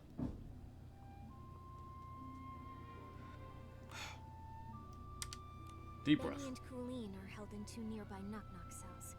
It also looks like the others found these shredded fabrics on Colleen, but she won't explain why she stole the suitcase. As for Benny, I have yet to see him. I heard he's insisting on his innocence and begging to leave the abandoned district. Suspecting an old friend must feel awful. Leora, if you ever need to talk, I'll be here for you. It's okay, Miss Nikki. After hearing about Miss Scarlet's investigation, I had some doubts about Benny. After all, if it hadn't been for him, I wouldn't have started renting costumes from Threadstar. Huh? Didn't you start to suspect him when Threadstar got into trouble? Threadstar was popular then, and their custom stage costumes were in high demand. Benny was a perfectionist and wanted me to rent a magical costume to boost my influence. It wasn't that strange to me. So just like I never told Juliet about these things, I never told Benny I was investigating Threadstar either. But I never expected to run into him here, right when we were tracking down Threadstar's remnants. Returning to the abandoned district after a long time, and running into so many accidents, it's hard not to be suspicious. Indeed. I've been afraid to face him because I'm worried I might get a bad answer. Leora, were you close to Benny in the past? Close? Yes, I suppose. As my agent, even though he was treated differently because of his facial scar, he always did his best to shield me from unwanted gatherings and fought for me to have more opportunities. I appreciated him. Benny said the scar was an old injury. Did he get it back then? No, it was even earlier. He was born from a torn piece of clothing. The owner of the clothing was a struggling actor who had an accident. It happened during a very dangerous performance. Both he and the costume were left with a permanent scar, and his dreams shattered. When I met Benny, he never really spoke about it, but kept washing himself and tidying the house, as if trying to repair every broken piece of his life. The pain from that accident, just like that scar, never faded from Benny's heart. Maybe because of this, he was a perfectionist and very strict with me, demanding I be a perfect star in everything I did. But he also cared for me a lot, like an older brother, ironing out every crease in my costume and making sure to tidy up my messy dressing table. At every performance, he stood backstage, applauded me, and gave me a bouquet of flowers. He wanted the spotlight on me even more than I did, as if the light could also heal his scars. Sorry for rambling. The most important thing to do now is to figure out what they're hiding. I think we can start by questioning him. If what I know about him isn't entirely based on lies, then he's not someone who's good at keeping secrets. All right, leave it to me. Momo, let's go ask Benny some questions. Scraps carried by Colleen. After capturing Colleen, lots of fabric scraps were found on her, identical in appearance to Julie's scraps. Okay. Oh, that's a knock-knock. What did you call it? A knock-knock hut or whatever? Okay. So much hassle. Yeah, I agree. I'm not good at this interrogation stuff. That Scarface Piecey is such a hassle. Washing buttons 800 times a day and asking them to give them a wish card. The Piecey with the bow tie is quieter, but every time a bird flies by, they run outside. What? They run away? No, they just want to feed the birds. Said talking to them is way more interesting than talking to me. Oh, okay, so that's her. She is the one. Well, we'll get to her in a second. Alright. You again? Detectives. Is it my turn to be treated like a suspect now? Well, if that's what you want. I was just gonna ask some questions, but here we go. Interrogation. This is just a routine inquiry in the investigation, Benny. If you're truly innocent, I recommend that you cooperate fully and answer my questions seriously. Where were you when we were chasing Colleen in the Ripple wine cellar? Were you her accomplice in stealing the suitcase? If you have nothing to hide, why were you in such a hurry to pack and escape? I had no idea you were chasing Colleen. How would I even know where I was at the time? Oh, there's 4 lines this time. As for stealing the suitcase, wasn't that after I was knocked out? I was hit by that jittery, patchy Piecey as soon as I arrived. How could I have had time to steal anything? If it weren't for Colleen and Pommy finding me, I'd be dead. You wouldn't even have the chance to suspect me here. Don't waste time on me. Go after that patchy Piecey. If she hadn't been chasing me around all day, I wouldn't have been in such a rush to leave. I'm sick of the endless threats, of a career that never goes smoothly. I want to go home. Is that a crime? Ugh! This fluff bag's tougher than I thought! Nikki, let's hit it with evidence! Tear those lies to shreds! I had no idea you were chasing Colleen. How would I even know where I was at the time? She's really cautious. We didn't tell anyone that we were tracking Colleen, so it makes sense he wouldn't know. As for stealing the suitcase... Nikki, based on our earlier reasoning, Benny didn't have time to commit the crime. Now, maybe that's not true anymore. As for stealing the suitcase, wasn't that after I was knocked out? Let's see. Which one was it? Not that one. How could I have had time to steal anything? Nope, not that one. I've never actually attacked him. Okay, it must be this one. Right? Yeah? Testify! I'm right outside your door. I'm afraid that what you don't know is that we've already spoken with that patchy Piecey you mentioned. What? That's impossible. That thing can't even form a complete sentence. How could you possibly... I'm flexing at you. Miss Scarlet has finally regained her senses. She's not some evil Piecey like you tried to frame her as. In fact, it's the opposite. You're the suspect, and that's why she's been chasing you all along. According to her testimony, your alibi doesn't hold up. In truth, all that evidence was a lie you and Colleen came up with, wasn't it? If I deduced correctly, your arrival time in the abandoned district is accurate. Windy can confirm that much, so you couldn't have faked it. But everything after that? Completely fabricated. The day you arrived, you went straight to the Ripple estate to meet up with Colleen and set your plan to steal the suitcase. Colleen poisoned the detergent, and you stole the suitcase. She poisoned herself so she wouldn't be a suspect for the suitcase theft. Exactly. After stealing it, you left the estate and met with Colleen in the fermentation zone. She always said she had a habit of doing her research at night. But once you left the estate grounds, Miss Scarlet spotted you again. Thanks to Colleen's help, you managed to escape. After that, the two of you chose to stage a fake attack scene to frame Miss Scarlet. That way, everyone at the estate would be on guard against her. She couldn't keep following you in the estate, and you had your unconscious-all-day alibi. Now I get it. Even though Colleen and Pommy found you together the day before, the only one who claimed to have seen you unconscious there was Colleen herself.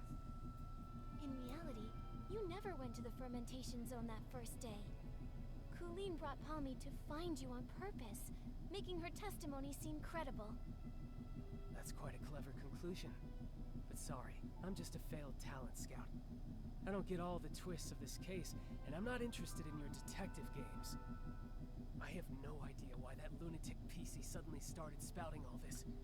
The only thing I know is that she kept chasing and attacking me, and caused me a lot of trouble. If you insist on believing that maniac and refuse to believe me, well then, I've got nothing more to say. Suit yourselves. What do we do, Nikki? He still won't confess. If he keeps insisting Miss Scarlet is lying, we can't really prove otherwise.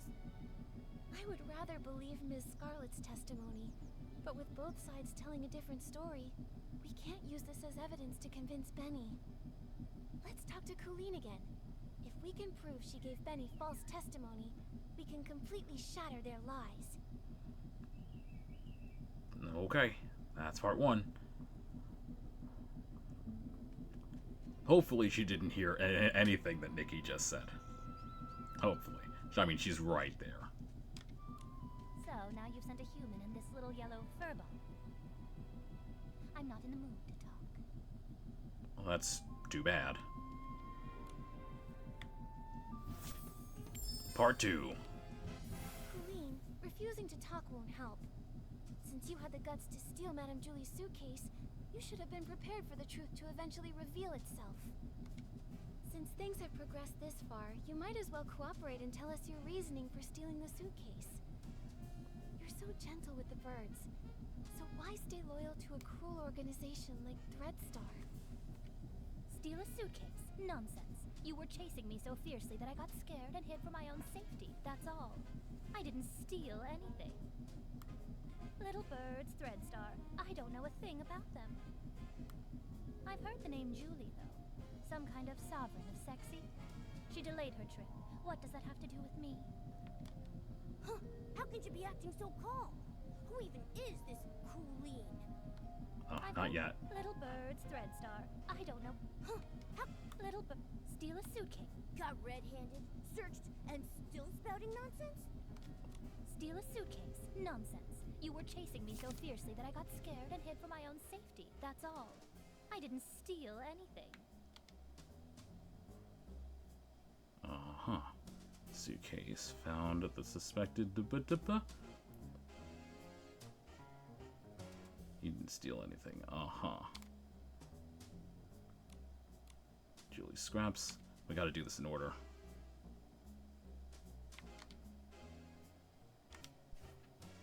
Gonna bring this over.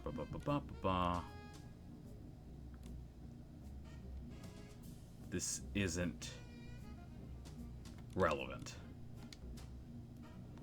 Something about the golden vision, right? Yeah? No, not yet.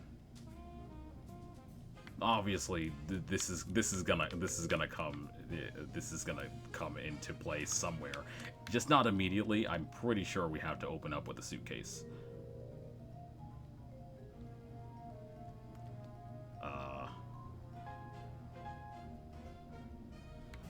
If we could just put these two together, but I don't think it's that easy. You just show me this random garbage and Yeah. you expect me to talk? Oh, ridiculous. Steal a That's not it. suitcase. Okay. Nonsense. You were chasing me so fiercely that I got scared and hid for my own safety. That's all. I didn't steal anything. Obviously it should be this one, right? Right? There we go. Those scraps were found in your possession. Still going to deny it? Just some cloth scraps. I use them to test detergents. What? Is there a rule against bringing your own scraps to Ripple Estate? If they were really just scraps for testing detergent, why did you keep carrying them while running away? Even when you were cornered, you still wouldn't let them go. I'm a professional detergent bar owner. I have my reasons. Besides, you suddenly chased me. I didn't have time to think about what I was carrying. If you can't prove where these scraps came from, stop wasting my time. Nikki, we have to prove the fabric on her matches the fabric in Madame Julie's suitcase. Is there any way we can compare the scraps? If you can't prove where these scraps came from, stop wasting my time.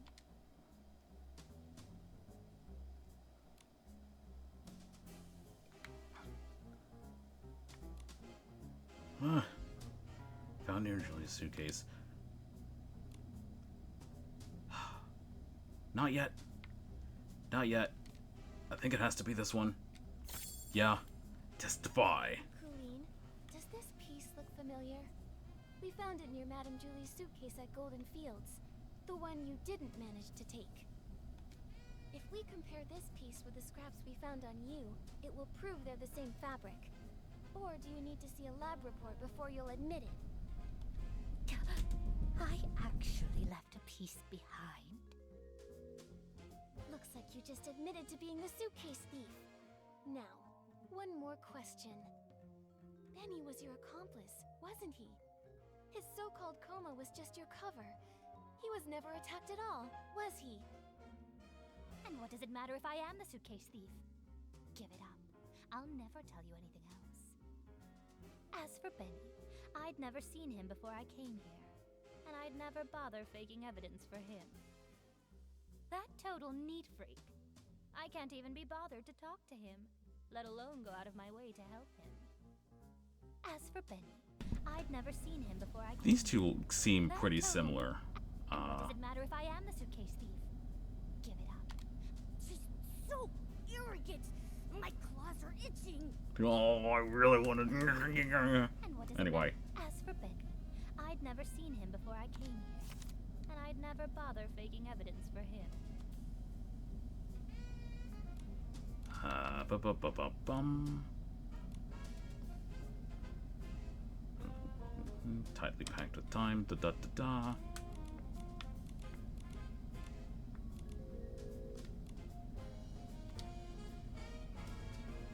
Aha. This isn't relevant. That's not relevant.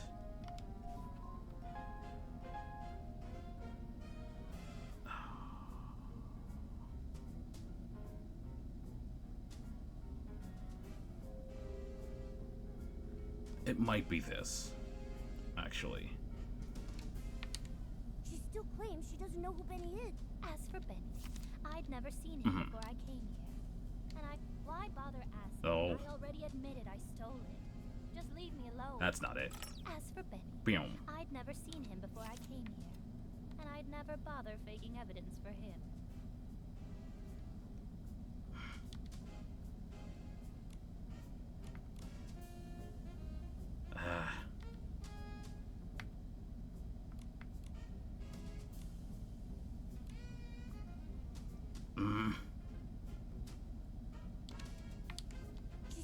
claims she doesn't know who Benny is. As for Benny, I'd never seen him before I came here, and I'd never bother faking evidence for him.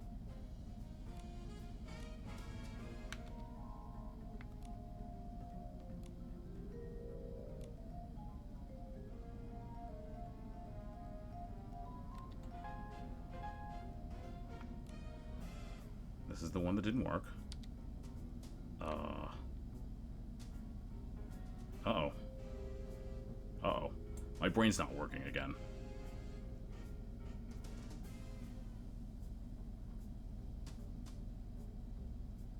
My brain's not working.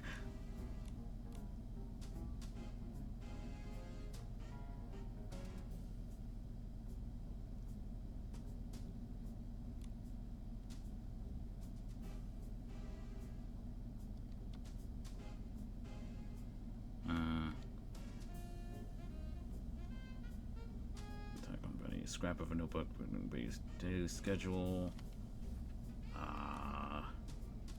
Meet contact? Wait a second, meet contact?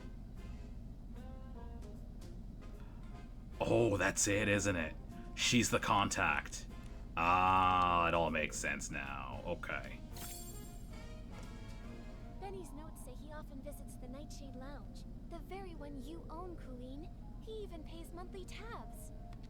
A hands-on bar owner that goes as far as to personally test detergents and even carries around test fabric scraps just in case. And yet you claim to never have met someone who's obviously a regular customer of theirs. What a liar. That fool. Of all the things, how could he drop this page? Stupid. Utterly stupid. It's over, Colleen. No denying it now. You and Benny were a team, poisoning the Dawn's First Light detergent just to steal that suitcase. Why? What is this golden vision? Why kidnap so many Pieceys? Why target Madame Julie? Don't you think enough Pieceys died already? Colleen, it's not too late. Tell us the truth, and we can stop more Pieceys from being lost. Fine, I do know Benny. But just like you said, it's nothing more than a bar owner and a regular. I'd never risk faking evidence for a customer. And even if he came fairly often, I never liked that man. What a pretentious fool. What do we do, Nikki? This is the most stubborn Piecey I've ever seen. She's still not telling us anything. If she refuses to talk, we have no way to keep investigating. Momo, we need to find a flaw in her collaboration with Benny. Maybe we can start from here. The details from when Benny was found, or Benny's journal page. What? Well, the investigation's over, right? The interrogation, rather, not investigation. The worst that can happen is we look like an utter fool. I've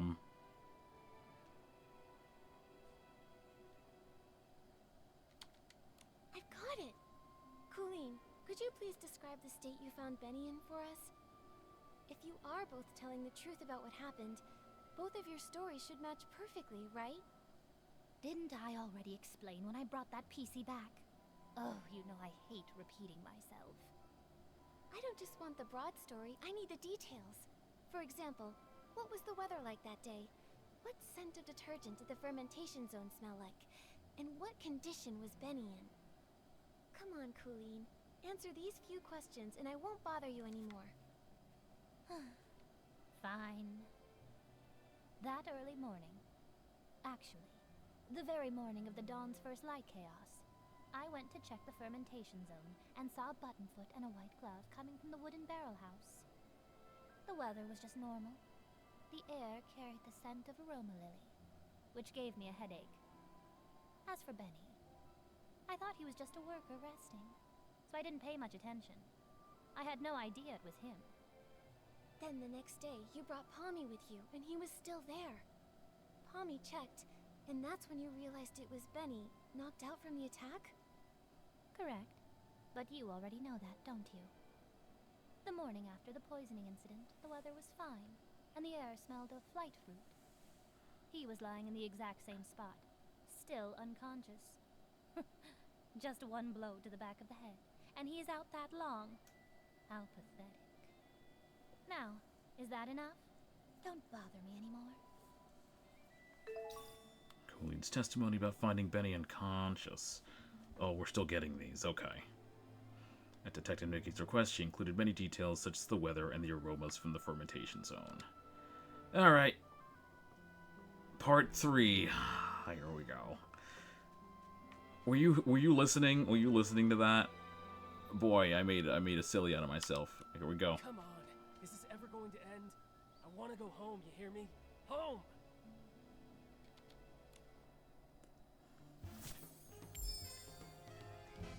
Benny, we have one final question.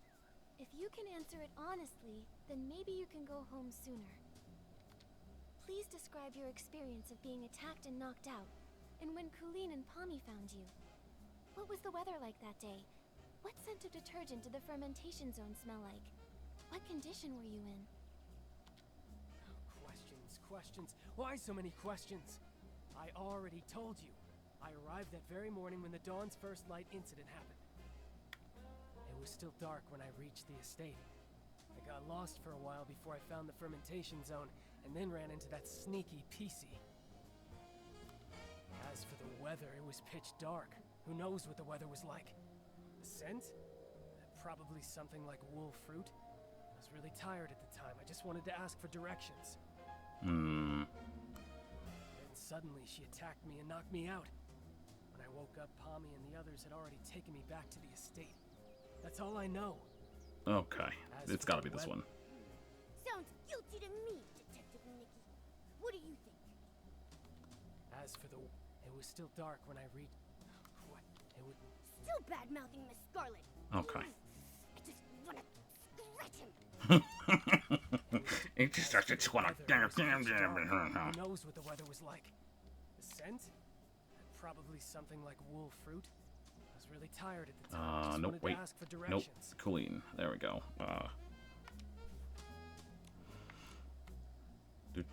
The weather was still fine.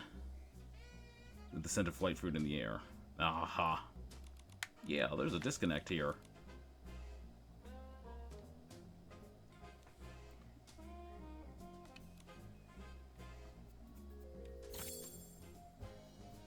Is that all true? Because that's not at all what Colleen said. Take a closer look. Her account of the first time she saw you doesn't match yours at all. What? It should match. I was just lying there unconscious and... You noticed too, right?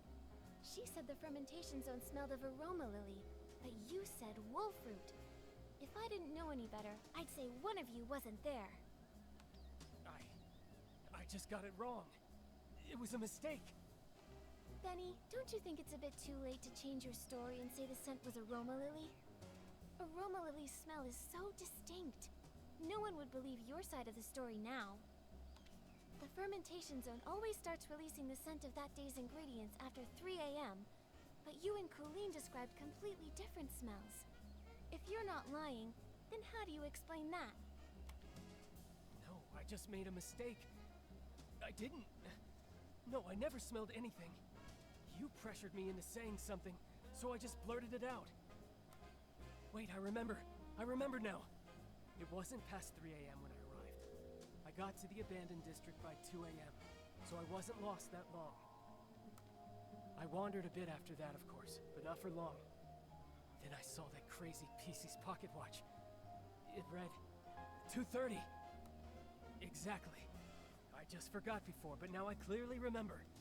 There was no scent being pumped out at that time. Don't try to trick me. Oh, okay. No, I just made a mistake. I didn't. No, I never smelled anything. You pressured me into saying something, so I just blurted it out. Arrived in the afternoon 2 days before the arrival.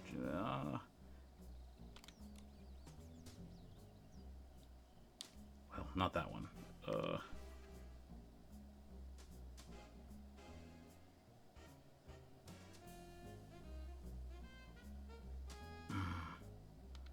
Did we actually use this against him? I don't think we did. Let's read the other ones.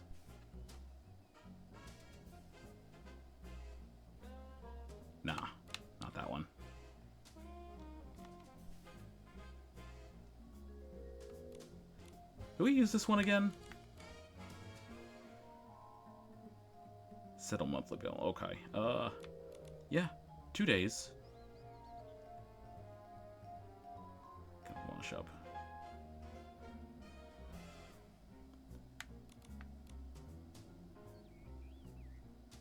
It would have to be. That would be the first day.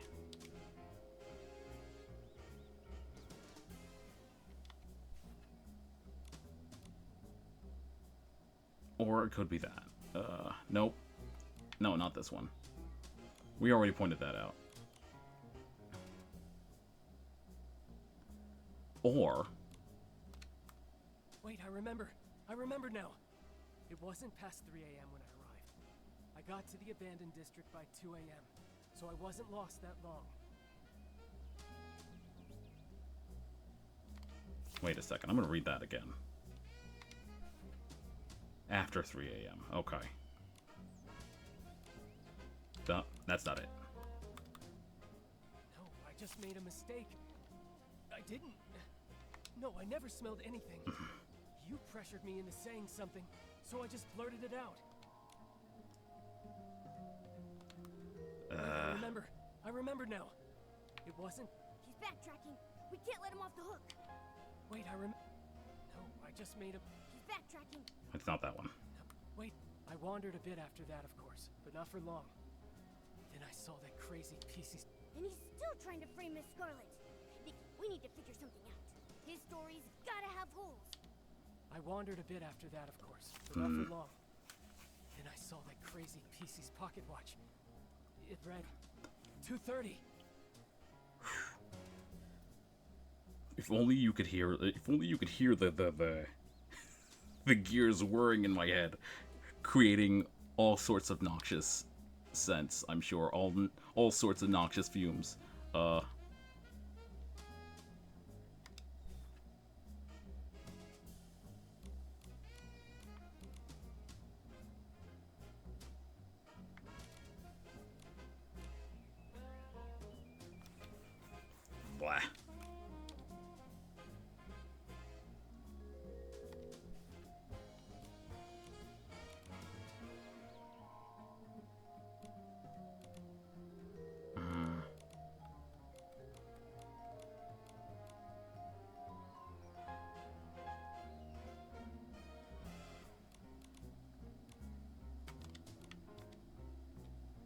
No, I'm not seeing it.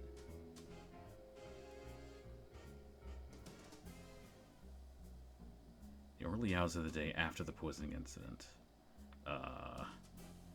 Would it be this one?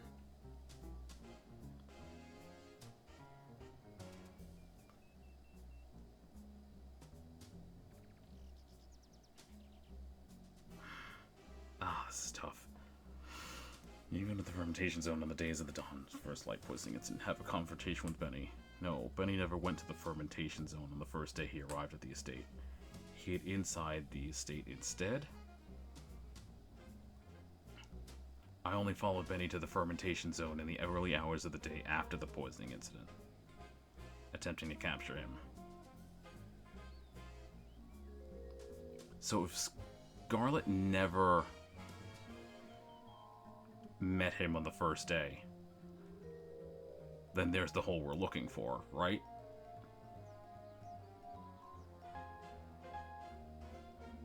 It would only happen... She only met him the second day, the day that it happened. The day after. Wait a second. Oh god, this is tough. But I think...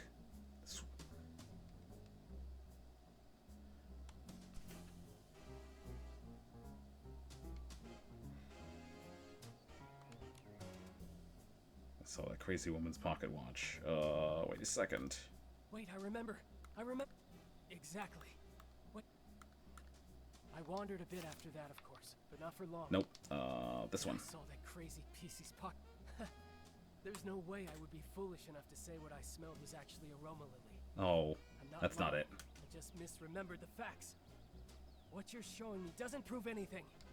I wandered a bit after that, of course, but not for long. Then I saw the Piecey's pocket watch. I'm not good at critical thinking. And he's still trying to frame Miss Scarlet. I wandered a bit after. Exactly. He's backtracking. Exactly. Wait, I remember. He's backtracking. Yeah, okay, that's what I thought. That, of course, but not for long. Then I saw that crazy Piecey's pocket watch. It read 2:30.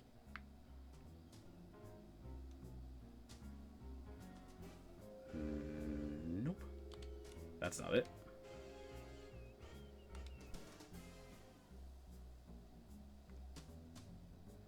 Wait a second. Was it just here? On the morning of the Catacom's first light incident, I was inspecting the fermentation zone. Saw a button foot and a white glove sticking out of the wooden barrel house. The weather was fine, and the scent of aroma lily was so strong it gave me a headache. I assumed it was a staff member resting, so I didn't pay any attention, completely aware it was Benny, unconscious.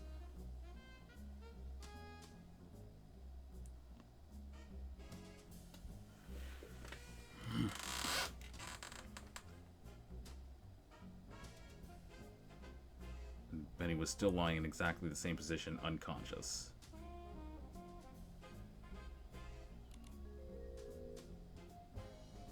This is silly.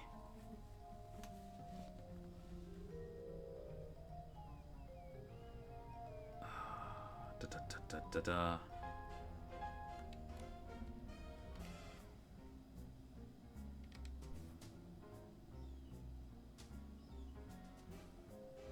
No, I mean, this is silly. I'm silly. I'm silly. Therefore, the time displayed is unrelated to the attack. Okay. It didn't read 2:30 at all.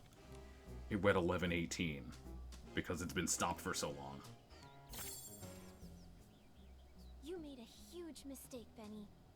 You keep trying to frame Ms. Scarlet, but you don't know her story, or the spirit and the sheer willpower behind her pursuit. That pocket watch was broken from the start. It's forever stuck at 11:18. The time Miss Scarlet lost her daughter. Broken? Always broken? Lost her daughter. No, I don't understand. Her daughter was murdered by Threadstar.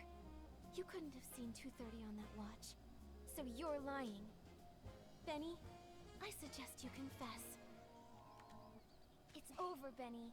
Time to admit you lied. We already know your background. You're both Threadstar's villains, sent to the abandoned district to carry out the Golden Vision, right? This is your last chance to redeem yourself. Tell us why you stole the suitcase, and why you tried to kill Madame Julie. And stop working for Threadstar. Come clean and we'll go easy on you.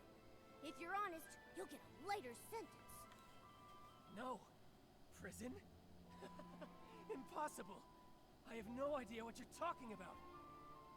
What Threadstar? What about killing Julie? I don't know anything. As for the scent in the pocket watch, who knows? Maybe I just misread it. You're just the type who won't cry until death's staring you right in the face. What evidence do you have that proves I work for Threadstar? Show me. How can you verify that I helped Colleen steal the suitcase? You caught her, right? You should find the suitcase and the cloth on her. If so, then lock her up. You're ruthless. Your ally doesn't matter to you at all? Why should I care about what happens to her? I just want to go home already. I don't want to stay in this place for another moment. Go away, detective. Without solid evidence, don't expect to hear another word from me. Nikki, looks like they're both refusing to cooperate. We should figure out our next move.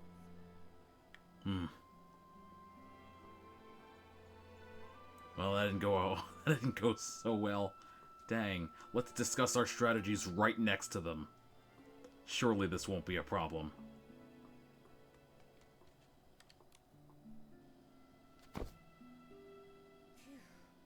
These two are hard to deal with. They're starting to crack, but they still won't confess. Don't lose hope, Momo. At least we know they're partners now. Benny's so-called attack probably aligns with my theory. It's just a story they made up. Threadstar must have sent a few members to the abandoned district to carry out the Golden Vision. But what exactly is the Golden Vision? And why would they want to hurt Madame Julie so badly? What should we do now, Detective Nikki?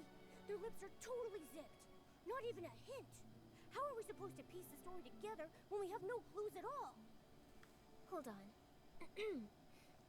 Like I've said before, no matter how perfect a crime seems, if you look closely enough, cracks will always show. Bad seeds only grow bad fruit.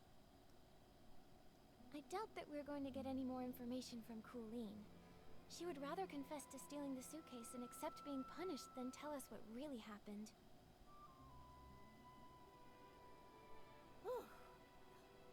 Colleen is a pretty tough cookie, you know that? I mean, even if I pulled out my razor-sharp claws, I don't think she would be fazed in the slightest. She's just that tough. But there might still be a chance with Benny. He's desperately denying it, and he insists there isn't any evidence. But if we find solid proof, we might crack him. Unfortunately, the assassination attempt on Madame Julie has no witnesses, and it's hard to find clues from the Esslings. That route probably won't work. Should we start with the missing suitcase case? Yeah. If we can prove that Benny stole the suitcase during all of the detergent poisoning chaos, he won't be able to deny it. And if we can prove Benny's a member of Threadstar, identifying his motive, he probably won't have much of an argument. Makes sense. Detective Nikki, where do you think would be the very best place to start looking for evidence? Your trusty assistant Momo is here and ready to go whenever you need me. Just point me in the right direction and I'll get on it right away. Whether it's Threadstar or Benny, the Pieceys in the abandoned district might not be familiar with them. We'll probably find clues asking guests from Sichia. Oh, we're going all the way to Breezy Meadow. How about we start by talking to... Here we go. Oh, okay, it's just the people that came from... Well, we just finished talking to Leora, didn't we? Do we have more to learn about from her? There's also Tommy and Mr. Leon.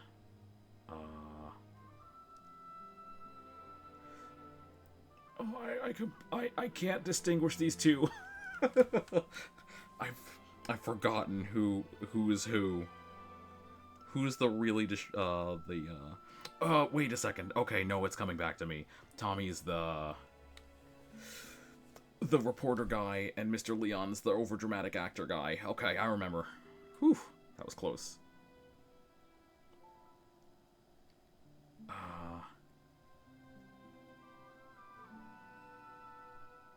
Sure, let's start with Mr. Leon. Mr. Leon. He was right there when the suitcase was stolen. We only discovered Gordon's false testimony thanks to his statement. Maybe he can tell us more details about the theft. Oh, why you Alright, go? let's get going. With Nikki on the case, we've got this. Oh, they're like jittering back and forth. That's weird. Not that bad though. How do we get up there? I just... No? No, I can't glide up there. I have to go around. Okay. Yep. Alright, here we go.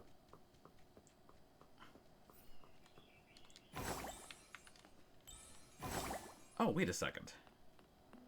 Silly. I know how to do this.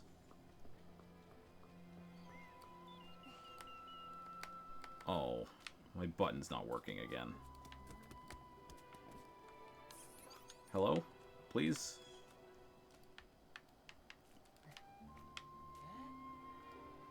Not like this. Alright, I'll do it the old-fashioned way then. Although I kinda need the, I kinda need to. I kinda need the floating outfit. But my button to switch isn't working. So... We'll try the floating outfit, I think. It should be close enough, right? Yeah, I think we're close enough. It's fine. Just have to do it normally.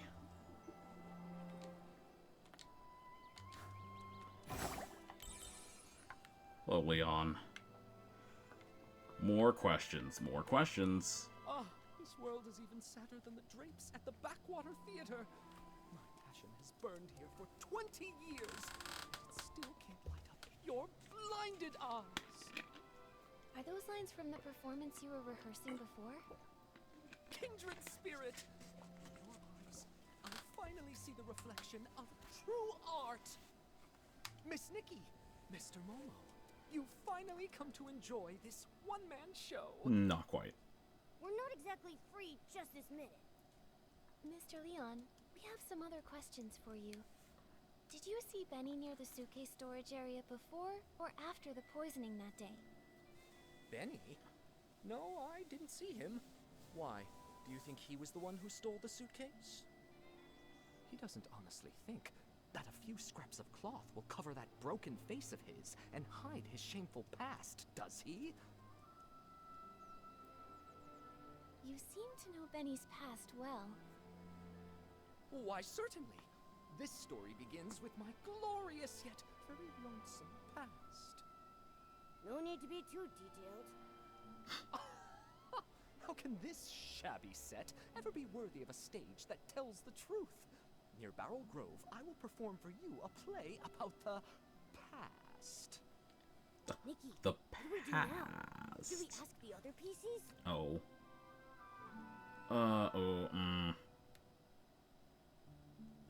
Why do you give me the option for this? What's going on here?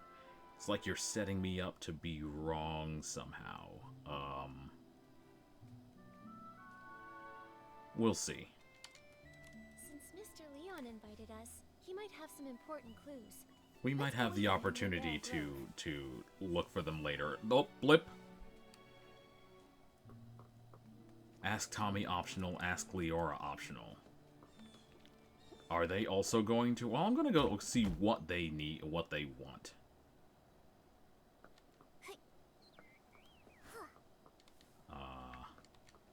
Leora's down here somewhere, so... Right down here? I think. Oh, I might have messed it up. Where? Oh, is this one? Okay. Leora? Where did you go? I still don't have access to my, my ability wheel yet. I don't know how this happened. Hang on. If I do this and change it here, would that work? The wind is picking up. No. Momo, be careful. That is not how that works. Okay. It's just a light breeze. I'm not worried at all. Good to know, I suppose? I'm gonna... Okay, that's where they want me to be. Hang on. I'm gonna log out and see if we can... What's going on? I want access to my ability wheel again.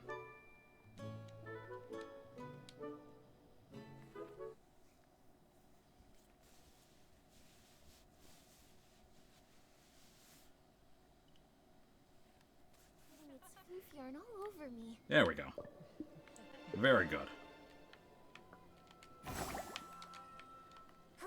Like I said, I want to see what's going on, but she's up there probably. Okay,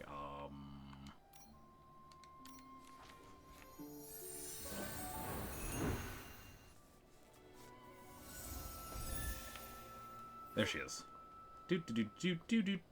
That's not her. What? Where? Oh, she's over here. How come? What's going on? Bring her that horizon. Bring it here. Pull it forward. The wind is picking up. Momo, be careful. Don't blow away. You just said It's this. just a light breeze. I'm not... But I don't know which of the seeds will bloom. Who will be the sorceress to get through the storm? There's only one seed for a life.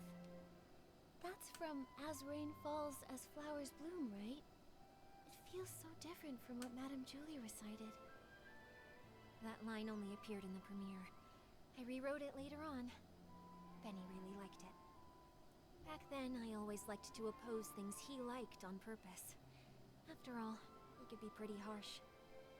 When I first arrived in Sichia, I felt like a bird finally flying far away. But Benny said little birds are light. Sometimes it's not that they flew far, but that the wind blew them away. Wow. That was pretty mean. He's always been stubborn. How is the interrogation going? We managed to expose Benny and Cooline's lies, and even piece together how they teamed up. It's too bad. Without concrete evidence, they just keep denying everything. Leora, do you recall there being any connection between Benny and Threadstar? Back then, I was so focused on researching performance costumes that I distanced myself from almost everyone. After becoming a Piecey, I never saw him again. However, back when Mr. Leon was still human, he often rented costumes from him. I even saw the two of them discussing the details backstage before my last performance. And Mr. Leon has always lived in Sichia. As a victim, he must remember the news when Threadstar was taken down. Okay. Makes sense. So it all goes back to Mr. Leon. Jump at the chance to be interviewed and go on and on about how he was the victim. Thank you, Leora. Sorry to trouble you with these questions. It's okay. I've asked myself over and over, if Benny is a criminal, I won't let him off. Otherwise, how could I face the strict lessons he taught me? When I was helping prepare for the Ripple Estate soiree stage, I heard that Mr. Leon was planning to rehearse near Barrel Grove today. You might see him over there. Okay. Nikki, what should we do next? Yeah, if we look for Tommy, he's probably going to tell us the same thing. Or like, hey, I found a thing that Mr. Leon was going to do a thing. You should probably go over there. So we're going to go there. That's the case. Then let's wait for... Okay.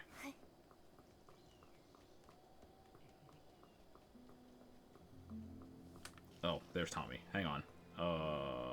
Down there. Alright. Time for performance.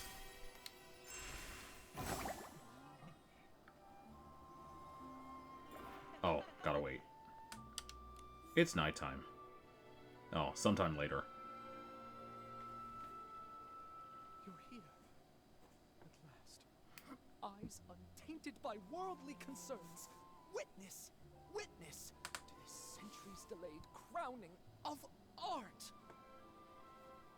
Check this out. It's art. A boy more fragile than an unfinished script. When he arrived in Sichia, his dreams were even bigger than the city. Even though he had already become a piece of living art, that era of foolishness trailed behind his shadow. On snowy nights, his monologues put the basement's hairband slugs to sleep. The applause that should have followed, lost along their way. Until one day, a kind gentleman gave him a gift, powerful enough to shake the world, whispering, "Wear it, wear it." He knew everything has a price. Nightmares, pain, reminding him of their existence.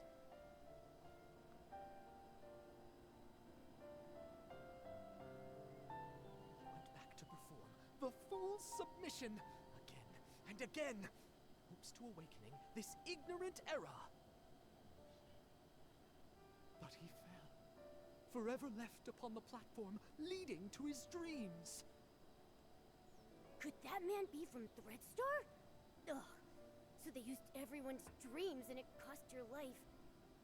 But, what does this have to do with Benny? Dear audience, don't be like those who know nothing of art, ready to tear away fate's every secret. Intermission time! Shall we have a little preview of Act 2? Look at you, such furious faces. Surely you've seen through the gods' twisted little trick. Such pitiful jealousy.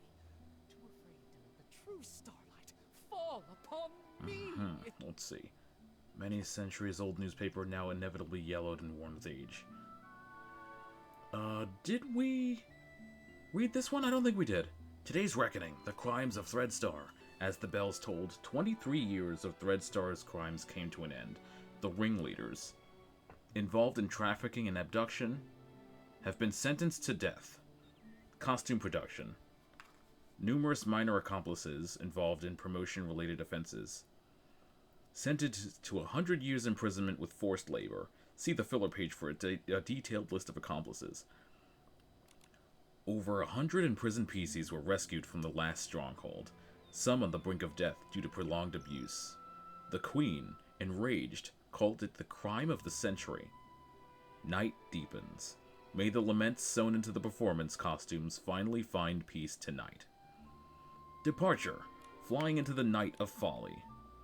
22 years. 4 balloons. A solitary journey. Mr. Leon carries his The Fool's Submission. This is not a performance. It is an awakening. This one-man show, which he calls Genius Martyrdom, tells a story with pure authenticity, shaking the very earth. Tour begins next month. Good night, and may each of us find the courage to release our balloons. Filler page. Dense list of Threadstar's implicated personnel. Handwriting blurry and hard to fully read. That's a lot. Okay. I didn't want to put all of that. You get the idea. Shockingly, many in the entertainment industry were also involved, including Cersei's Piecey agent and others. That's probably important. Sending that evil messenger, Benny, with fake generosity and kindness, politely selling costumes to me, all secretly marked with the price of downfall. I mean, Benny was Cersei's only agent. I never suspected that he could possibly be one of the culprits behind selling all those stage costumes. This is truly shocking. And now it's clear. He really is connected to Threadstar. He might deny who Cersei is. This is exactly the evidence we're looking for. Mr. Leon, thank you for your help. I never But expected that you too were hurt we'll by have Threadstar. to get And what's her never got face to come perform with your us. solo show. It's fine, it's fine. Every step on stage I make now is rehearsal. All in preparation for the full submission. Just wait and see. The boy who fell on the platform will be back, carrying all the scripts rejected to expose this fake world. Nikki, can we finally take down Benny now? Let's expose Threadstar's whole scheme and reveal the truth behind everything they've been hiding. This suggests a link between Benny and Threadstar, but we'll still need solid proof that he's the one who stole the suitcase if we want to expose his secrets. Where's that light shining from? But no one suspected Benny when we investigated the suitcase theft case before. Where do you think we should start digging from here? Miss Nikki. There were plenty of audience members obediently seated under the stage that day. Why not go ask them? You mean... Right! We questioned Squeaky and Belford, but we got caught up with running around. We haven't even interviewed Leora yet. Leora, that's her name. We need to bring her with us. Maybe she'll link Benny to stealing the suitcase. Then what are we waiting for? Come on, let's find Leora and ask her. Didn't we just... Okay, well, we didn't have this. We're going this way. Because we need to find the catapult seal. Oh, it's down there. Okay, never mind. We're not taking the catapult seal. We're going this way. What's she doing over there?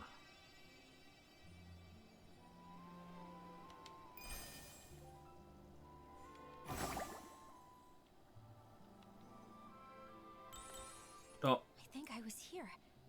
And then... Leora, Are you recalling what happened the day the suitcase was stolen? Miss Nikki, yes. While you were all busy with the questioning, I just stood by, doing nothing. I felt so ashamed. I thought that if I could recall some overlooked details, maybe I could help. That's fine. In fact, we were thinking the same thing. We came to hear more about that day in detail. Of course. As always, the first to receive the dawn's first light that morning were the on-duty staff, so they would be able to quickly return to their posts.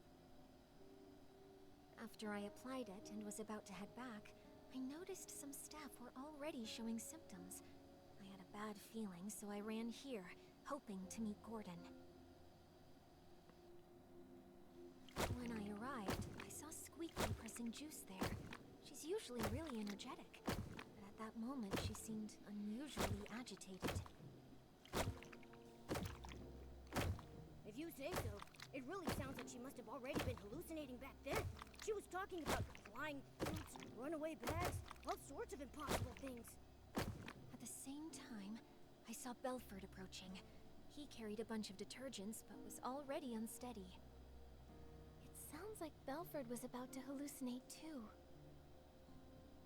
I wanted to help him, but I quickly started to feel dizzy myself, stumbling and bumping into him. Lots of detergent spilled. The smell was strong. Oh, this must be the fragrant fireworks Belford told us about. What then? And I started hallucinating too. I can only remember some fragments. A yellow bullcat with 2 blue-purple horns, wearing a blue-purple jewel on his neck. Well, I thought the bullcat might charge. While dodging it, I bumped into a sack, and I think I may have cracked it. Do you think that Bulkhead could be Belford? I remember his yellow hat having 2 blue-purple patterns. Just a thought. That's a possibility. Then suddenly I heard a loud shout ring out. You'd rather have perfect wheat fields than accept the Barasant I bring! Something like that. That has to be Mr. Leon. I think your version of this line is better than his original. That was him. I was startled then. I saw the bullcat run away, felt danger was coming, and left quickly. So they got high, but they're not. They're Both still you and together Symphony were enough scared off to by be Mr. like, Leon's oh, shout. there might be a problem here. I'm going. I'm out of here. When I came to my senses, I was at a remote water spot, soaked through, and there was no one nearby. So that's what happened. We met the other witnesses Leora mentioned to us, but I can't shake the feeling that something is off. There should have been one more Piecey there, the thief. They couldn't have disappeared without a trace. But what exactly feels wrong? Don't rush things, Miss Nikki. Maybe we can simulate an interrogation. Treat me like a suspect. Find any inconsistencies in my story. Maybe the truth is hiding in plain sight. Okay. Let's see. Bum bum bum bum bum bum bum. Do do do do do. When I arrived.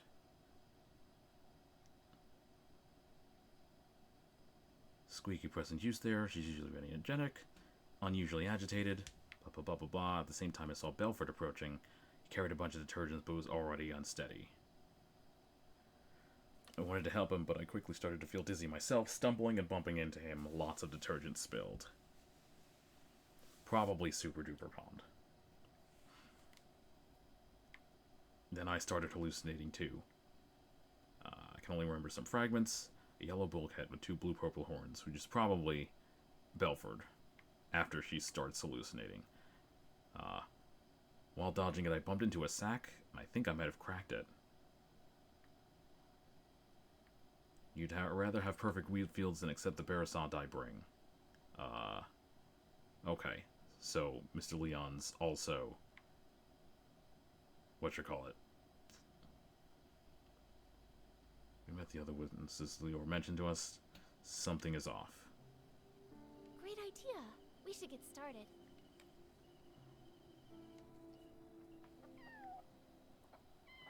Alright, round 4. No, wait, hang on. I wanted to finish collecting the things, and then the cutscene started. Okay. All good. Ready, Miss Nikki? Interrogation. Mira, could you please describe again what happened nearby that day? Especially the part where you saw Squeaky and Belford.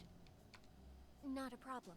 When I arrived here, Squeaky seemed already caught up in hallucinations, pressing juice with wild agitation. Belford was on the other side, transporting detergent but already unstable. I tried to help but felt dizzy and accidentally bumped into him, spilling the detergent. After that, I fully slipped into hallucinations and fought with an imaginary bullcat. Well, I think that was a mistaken vision of Belford. Banquet? No. You silly. Anyway. Later, I was startled by Mr. Leon's passionate performance. With Belford pacing around nervously, we both left the place. That totally not palmed special blend must be really potent. The hallucinations everyone had were so different. Detective Nikki, do you see anything suspicious? Not Not really. a problem. When I arrived here, Squeaky seemed already caught up in hallucinations, pressing juice with wild agitation.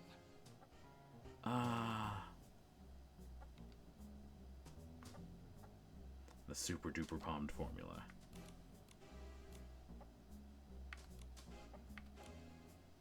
Causes poisoning and hallucinations.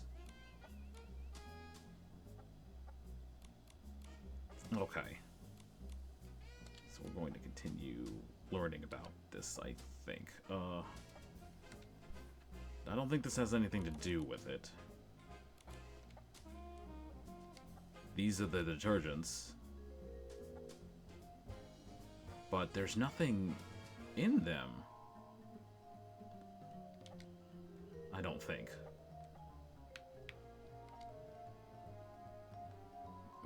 Squeaky's memories. Okay.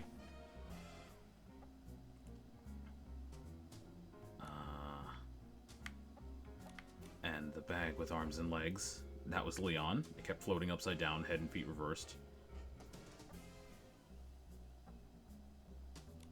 Okay, that's not it. What about what Belford said?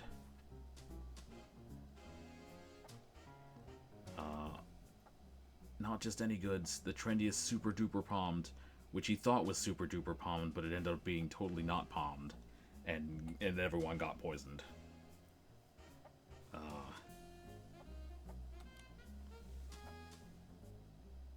Two red suns lit the sky with a huge orange one. Okay, he's talking about Leora. The stone heart burst into crackling fireworks just for me. And that was him dropping the things. That was him dropping the detergent.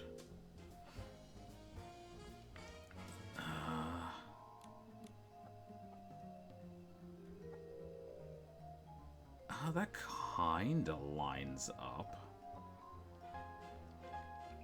with what Belford said anyway. Quirky Gordon.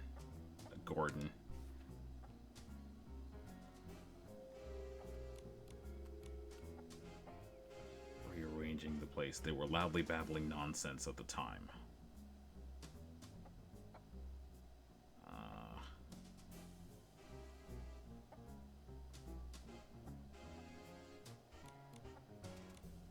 Okay. Gordon's not actually going to help us.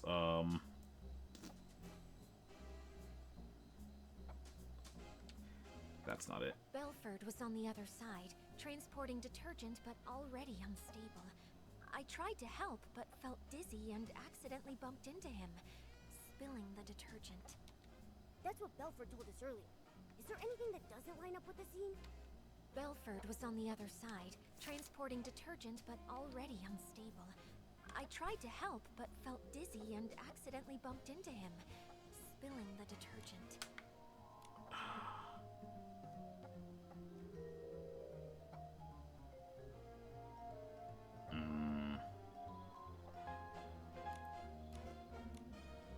I don't see anything different. I don't see anything different. That seems to match Belford's testimony.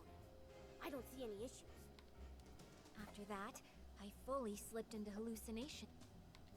That matches with Mr. Leon's testimony. I don't see any issues. Later, I was startled. Belford Okay, was so it on would the have other to be this side, one. transporting detergent, But I but don't- already unstable. I tried to help, but felt dizzy and accidentally bumped into him, spilling the detergent. Their surfaces are polished to a shine and are arranged neatly. None of them are broken.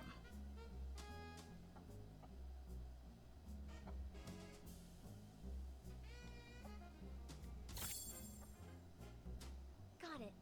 Leora testified that she bumped into Belford and accidentally spilled detergent all over the place. Since both of the hallucinating Pieceys left after that happened, there's no way they could have neatly arranged the detergents found in the corner. But last time we investigated here, we saw lots of organized detergent bottles near where they bumped into each other. Someone stood the bottles back up, and that Piecey who did so is very likely the culprit. Miss Nikki, please let me examine these bottles. This one's sent. It's Benny. Why do you think it's Benny? I'm not sure you remember, but I mentioned when Benny was my agent, he was incredibly attentive, helping me organize clothes, even tidy my dressing table. Scripts I carelessly left lying around would be stacked neatly, and any makeup I may have spilled on my desk would be arranged just like these detergent bottles. I should mention, this detergent scent is the one Benny usually uses. We often see Benny washing his hands. It seems he always carries detergent with him. Yeah, although this fragrance he usually uses is quite common and very mild, when placed alongside these other nearly scentless detergent bottles here, you can still figure out the difference between them. Moreover, only this bottle has been slightly used, and the bottle's cap has an extra seal ring inside of it. That's Benny's signature. If Benny stole the suitcase, after doing the dirty work of lockpicking, he'd want detergent to clean his hands. I now suspect that the big sack I accidentally bumped into, after being startled by Mr. Leon's performance while I was hallucinating, was actually Benny. Benny was washing his hands while he was also startled by Mr. Leon, bumped into you, and dropped this detergent? Exactly. That's So it wasn't definitely Belford. possible. Hmm. But so far, it's just speculation based on Benny's habits. It's hard to prove. Exactly. And since this detergent is so common, Benny could easily blame another Piecey for leaving it behind. I think we'll need to dig a little deeper. This interrogation simulation has been really helpful to us, Leora. If you can keep assisting us while we clear things up, we would really appreciate it. It would be my pleasure. Okay, I guess we gotta talk to her again. Part 5. Ready, Miss Nikki? We'll start when you are.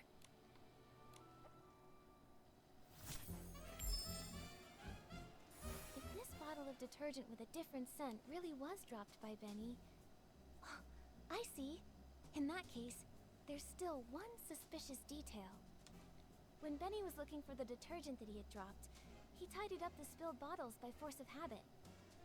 But if he had the time and energy to do that, how could he have not taken the detergent he actually dropped? Indeed. In his case, not having detergent is probably as bad as not wearing clothes. I think maybe he did take a bottle of detergent, just the wrong one. Miss Nikki, what do you think? Right, all these bottles look the same.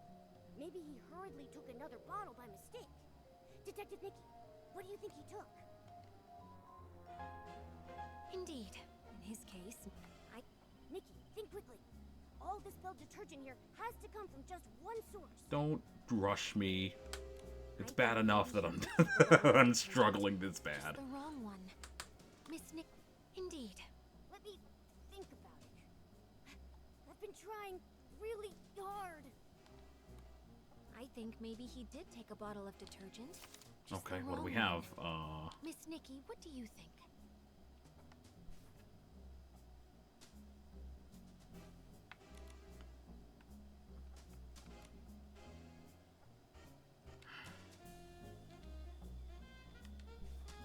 Take a bath.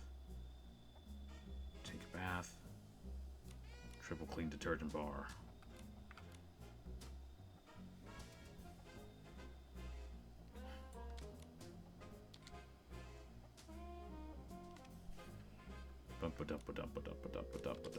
That's not it.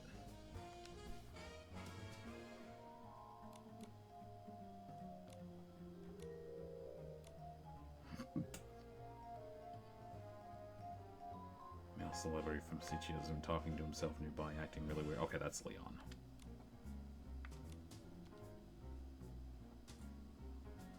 Testimony, recording Palmy's account of the super scented palmed.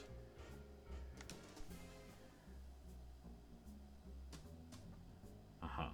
Its scent lasts for ages. The fragrance lingers for days without fading.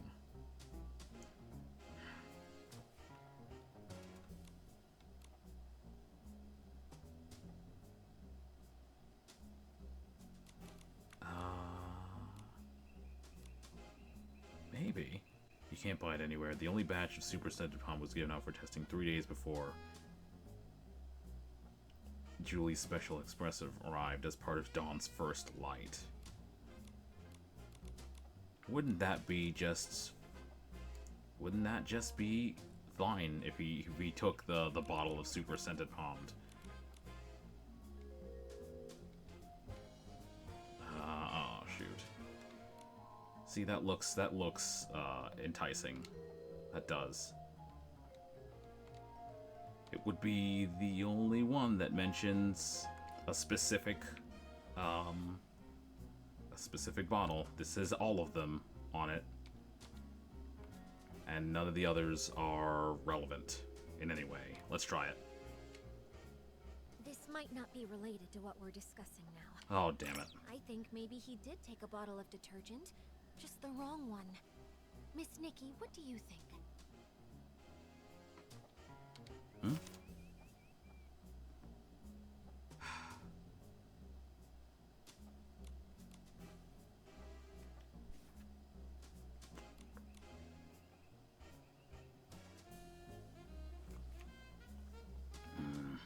Yellow, one breathless, common fragrant detergent.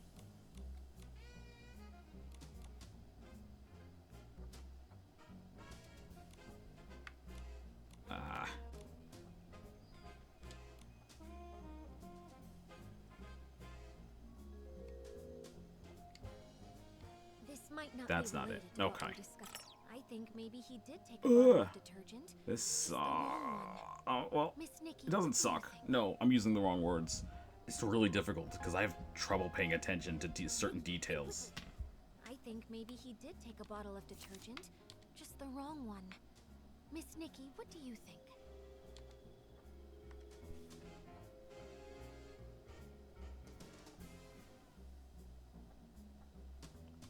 Huh? A fruit bag sprouted arms and wait a second. Running all over the place while shouting?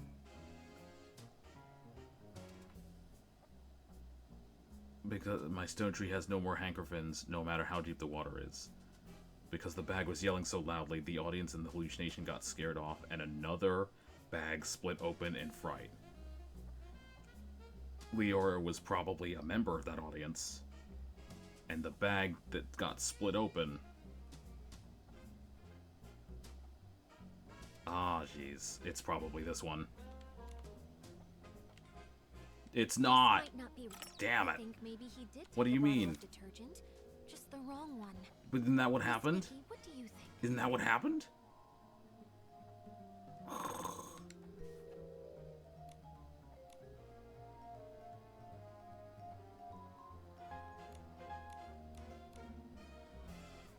What am I looking for? What am I looking for?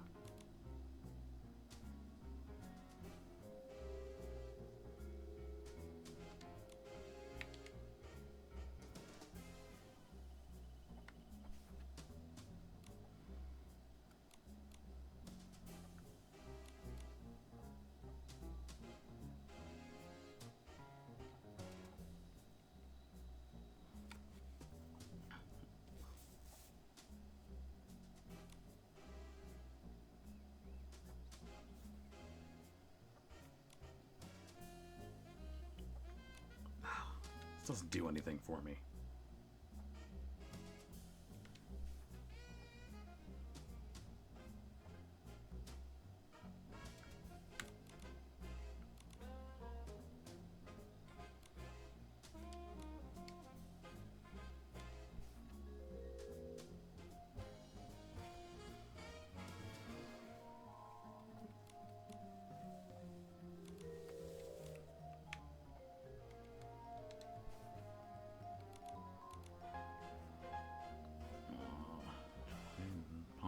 Responsible.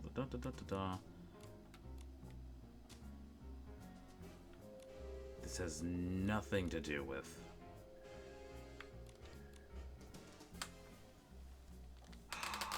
Indeed. In his case, not having detergent is probably as bad as not wearing clothes. Let me... Indeed. Right, all these bottles look the same. Maybe he hurriedly took... Indeed. In his case, not having detergent is probably as bad as not wearing clothes.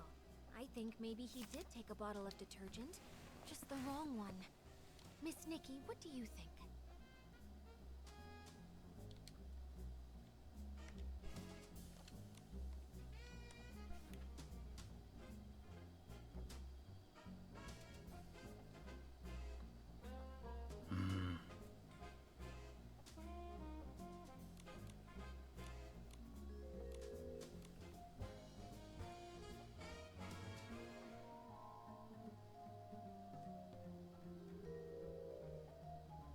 Maybe it has something to do with this schedule?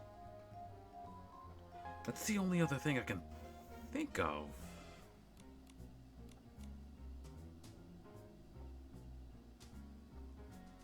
Did he hurriedly take, he might have hurriedly taken the wrong one.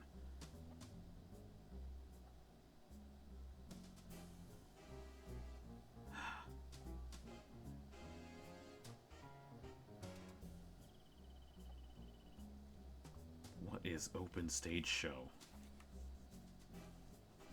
I wish I knew. PC costume design exhibition.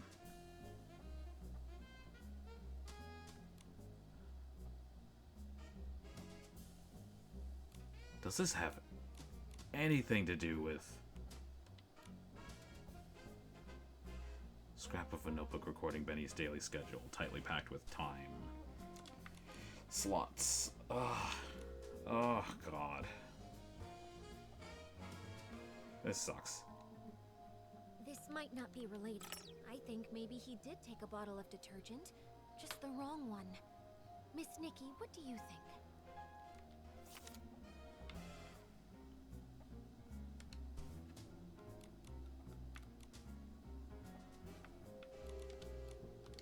Yeah, I'm completely lost.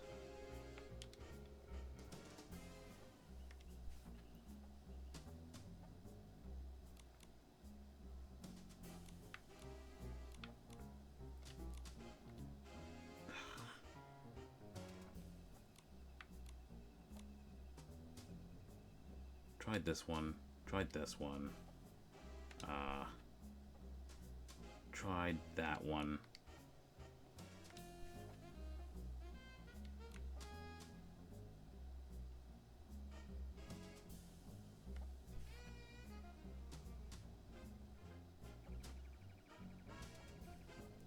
I didn't try this one.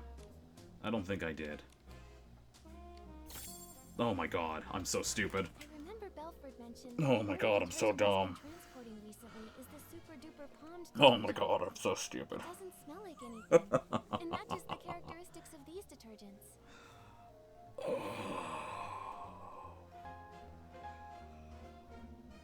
Wow. This is why I don't solve mysteries. It could be staring me in the face. The answer could be staring me right in the face, and I just won't. I just won't get it. I won't get it. I just won't get it. I see. Since the bottles all look alike, and the scent difference is minimal... This makes sense. This makes total sense now that it's being... Now that it's being shoved in my face. You missed this clue, dummy, you dolt, you dingus. Even if Benny did grab the super duper palmed detergent by mistake, he probably realized it a long time ago. If he's already thrown away that bottle, we can't investigate further. Maybe we can find supporting evidence from other testimonies. Have other witnesses seen anyone with a distinctive appearance in their hallucinations? Like how I saw a sack with a big tear.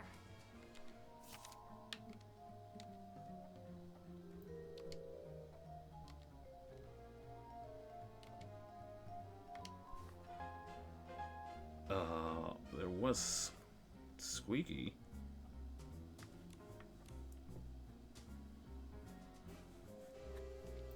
Maybe we're supposed to present Squeaky's testimony now? Besides Leora, there's Belford, Squeaky, and Mr. Leon. Nikki, did any of them report seeing anything? Have other witnesses seen anyone with a There we go. Squeaky said she saw a big sack split open after being scared by another noisy sack. Am I jumping ahead? Maybe what she actually saw I might have was jumped Benny, ahead a little who bit. got a big shock from Mr. Leon. That's definitely possible. Looks like I'm not the only one who saw a hallucination resembling Benny. Oh, I think we're going in circles, though. So the truth has been right in front of us all along. We just didn't see it. Great! Now we have both the detergent he dropped and the descriptions mentioned in everyone's testimony. Nikki, can we go interrogate Benny now? I'm still a bit worried. Will these ambiguous pieces of evidence really make him confess? I also feel something's missing. From what I understand of Benny, the more stressful the situation, the more eloquent he gets. We've seen that behavior before. Even with a mountain of evidence, he just keeps arguing. Hey, could this be a trait of a showbiz manager? Huh, you could say that. In the ruthless entertainment world, it was a skill he really took pride in.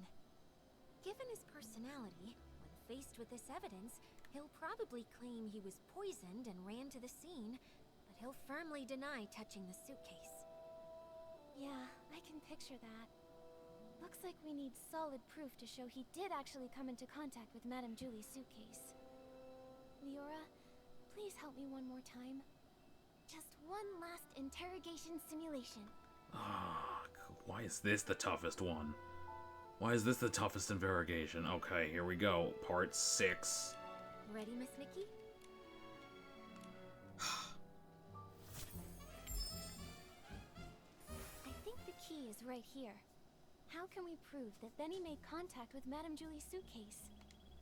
To prove that, we need to find marks on the suitcase that only he could have left. Benny definitely washed his hands with the super-duper pumped detergent he grabbed by mistake, but this detergent doesn't have any distinctive scent. Besides the scent, what kind of flaw could super-duper palmed possibly cause? Being in contact with any of the other things, these things. If we poured this on here, we would poison the suitcase if we poured that on. Would that even work? If we get super duper palmed, right? And we combine it with one breath bliss, it will turn the suitcase into something really smelling good, right? Right? If we do that. Wait a second.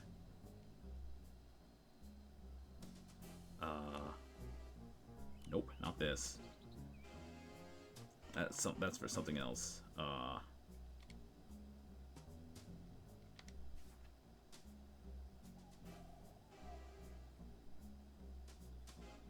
But if we did that,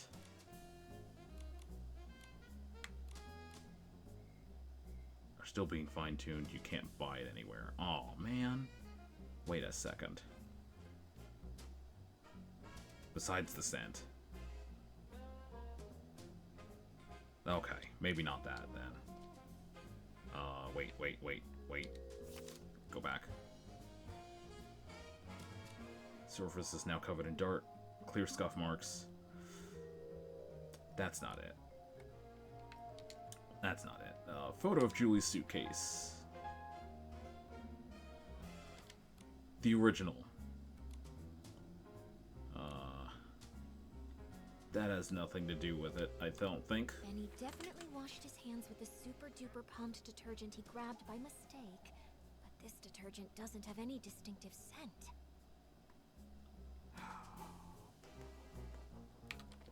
Ugh, if he had used super-scented palms, we would have caught him, just like Tommy. Benny To prove that, we need to find marks on the suitcase that only he could have left. Right.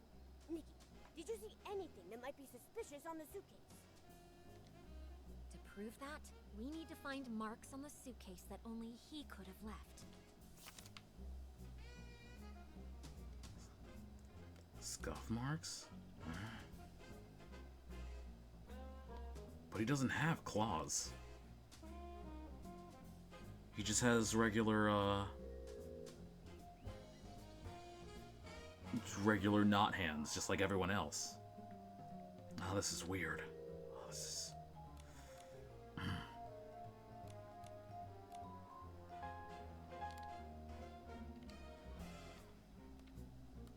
Then, besides the scent, I remember the effect of super-duper pumped is very special.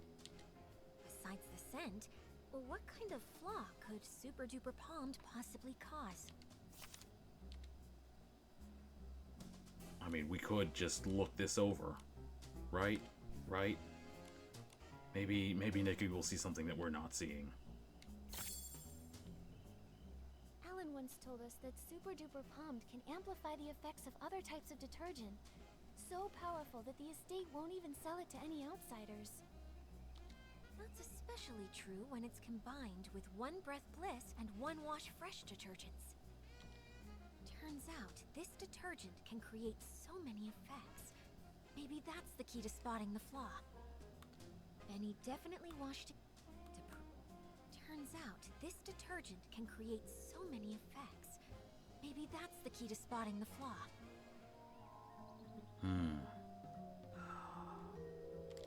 It really is a magical detergent. Turns out, this detergent can create so many effects. Maybe that's the key to spotting the flaw.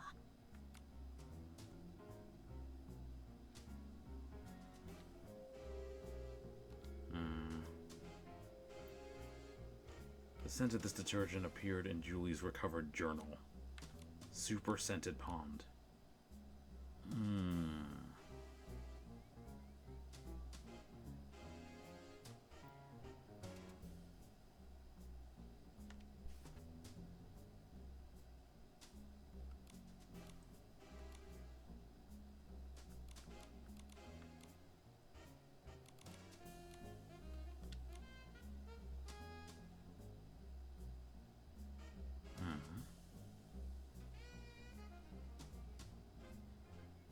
No, maybe not. We'll try it anyway.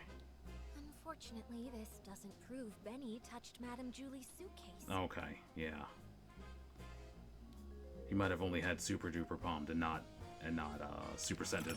Turns out, this detergent can create so many effects. Maybe that's the key to spotting the flaw. It really isn't. Benny definitely washed his hands with the super duper pumped detergent he grabbed by mistake. Ugh, if he had used super scented palms, we... To prove that, we need to find marks on the suitcase. Right. Nikki, did you see anything that might be suspicious on the suitcase? To prove that, we need to find marks on the suitcase that only he could have left. Let's try it. Madame Julie's suitcase is covered in dirt and scuff marks. Yeah, thanks. What does that prove exactly? Please elaborate. If Madame Julie saw it, she'd be upset for sure. But she carefully picked the fabric for this suitcase. It shouldn't be this fragile. Wait. So that's it. Madame Julie's suitcase has always been maintained with One Wash Fresh, and that detergent is deeply soaked into the fabric. That's why Gordon could make a special tracking reagent to help us find the suitcase. Uh-huh. But when One Wash Fresh is mixed with Super Duper Palmed, it becomes a detergent with cleaning power that's too strong. The marks on the suitcase aren't from wear, but damage caused by washing. Oh. During the theft, the suitcase was covered in dirt, and Benny washed it with the detergent he had on hand, but the two detergents combined, damaging the fabric. Exactly. It's probably because he realized the fabric was getting damaged that Benny didn't dare keep cleaning. Otherwise, with his obsession for cleanliness, he wouldn't have tolerated so much dirt still on the suitcase. Ah. Leora, could you help think this through? With this evidence, is there any way he could still deny it? Considering Super Duper Palm is not officially sold outside the estate, this evidence is quite conclusive. If he were desperate enough to fight back, maybe he would try to claim the marks were there before the theft? I don't think so, because we have a picture that states otherwise. Right? This is the one. This is the picture, right? Let's go check the other options, just in case. The suitcase did travel with Madame Julie to Siccia and was used in faking her death, so it's possible it was damaged earlier. Other than that, I can't think of any loopholes.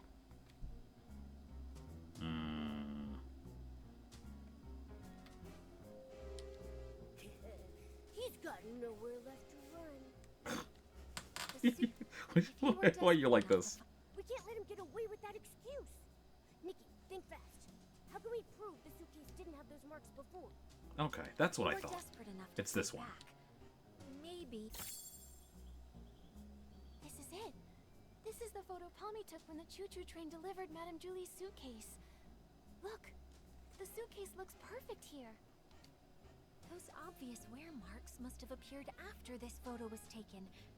Miss Nikki, no, Detective Nikki, you did it. You did it. Success. Finally. Oh yeah. Holy moly. What did you do? Oh, I'm taking that one. I'm taking that one home with me. I can think just a little bit. Just a smidge. This is what really happened that day. While everyone was hallucinating, Benny snuck onto the scene. No one knew that a new guest had arrived at that time, except for Colleen. After stealing the suitcase, Benny washed his hands out of habit, using the detergent he'd brought. Then, Mr. Leon shouted his lines, startling all the Pieceys. Leora knocked over Benny's detergent bottle. When he went to pick it up, he couldn't help but organize the scattered bottles. But he took the wrong detergent, the Super Duper Palmed, the one that Belford was responsible for transporting.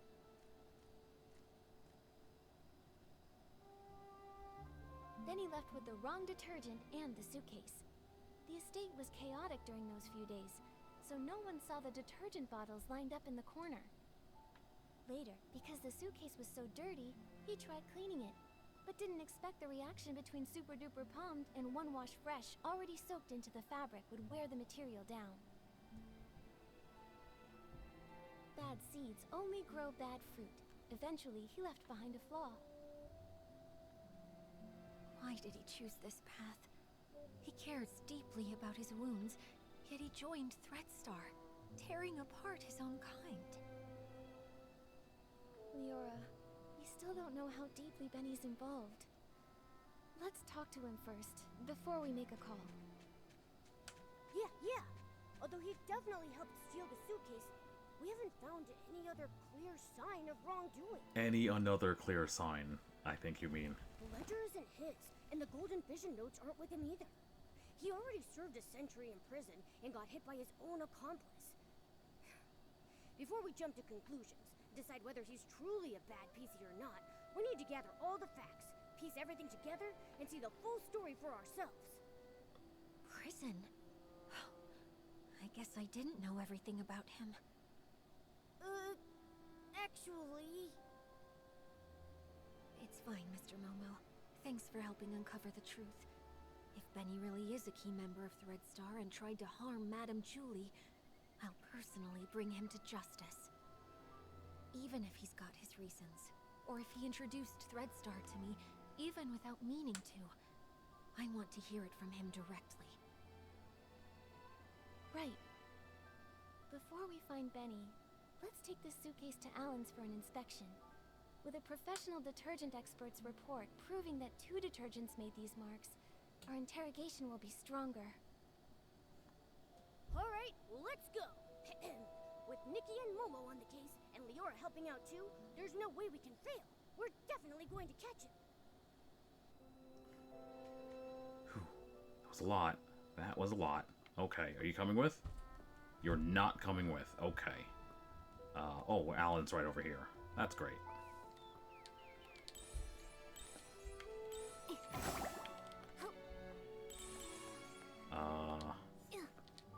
Yep, don't mind me. Just collecting money. Yeah, I need to talk to you, apparently. Oh, by the Silvergale. Isn't this Madame Julie's suitcase? You found it! But why is it so dirty and damaged?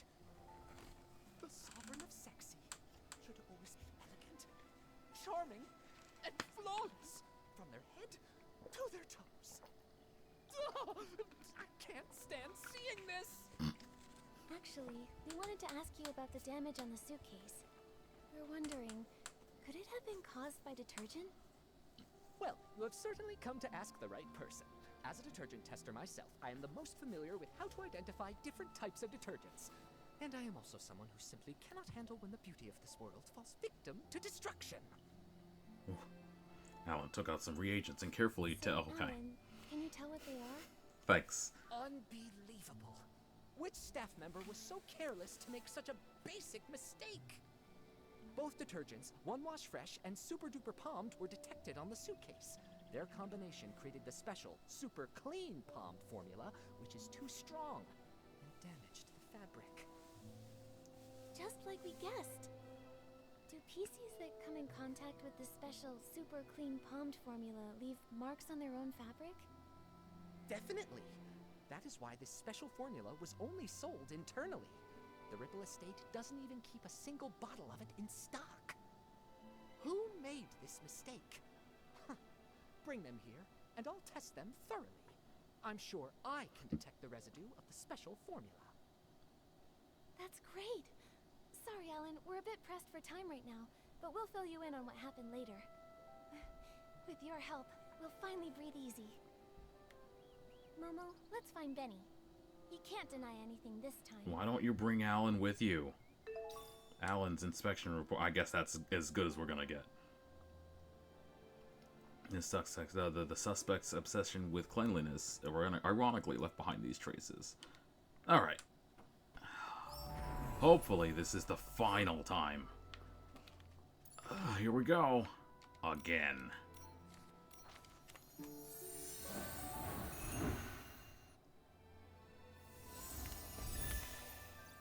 No? No. You cannot moment capture during teleportation. Well, shucks. Where are we going? We're going this way.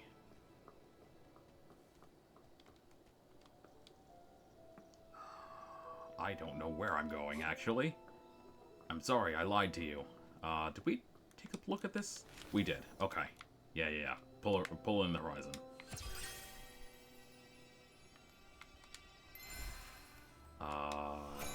I'm gonna take this Wisteriosol while I'm here, because I don't normally come over here all that often.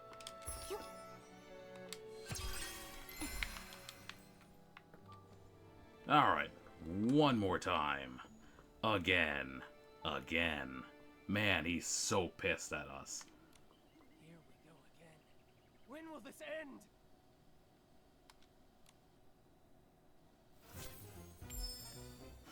Port 7. We've brought solid evidence this time. There's nowhere left to run. Tell us everything about Threadstar's plot. How angry are you going to be at us this time? No way. You're just trying to trick me. You really think I'd believe you? How many times do I have to repeat myself? I've got nothing to do with Threadstar. So desperate that you're spouting obvious lies? Detective Nikki, finish him off! How many... Wait. It's the end of the line, you rag. This is just an option for Momo to spout some cool lines. No way. You're just trying to trick me. You really think I'd believe you? How many times do I have to repeat myself? I've got nothing to do with Threadstar. Let's see.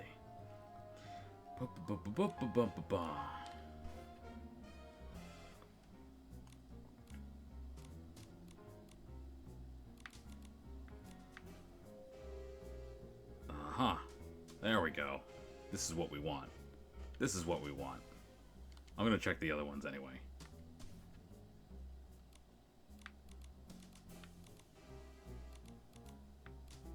Yeah, no, that's not that one. Neatly arranged detergents. This isn't going to do anything.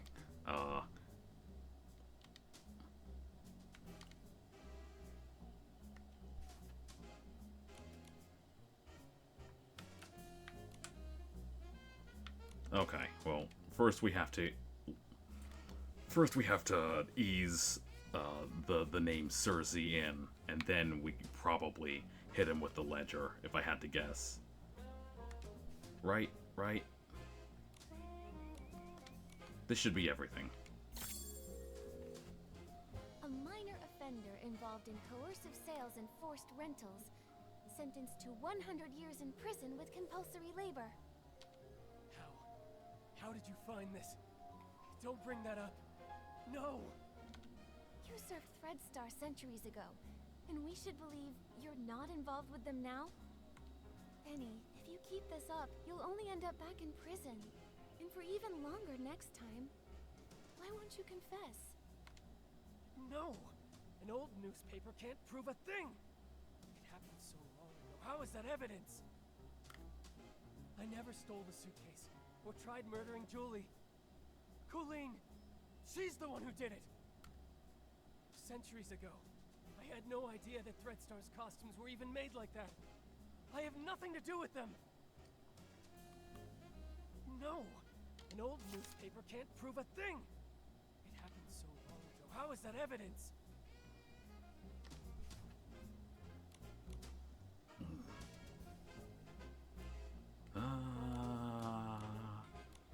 Hold up.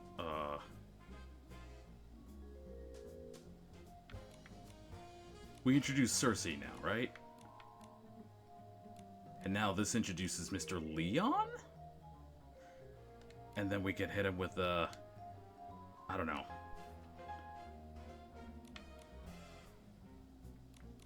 No, this is a really old one.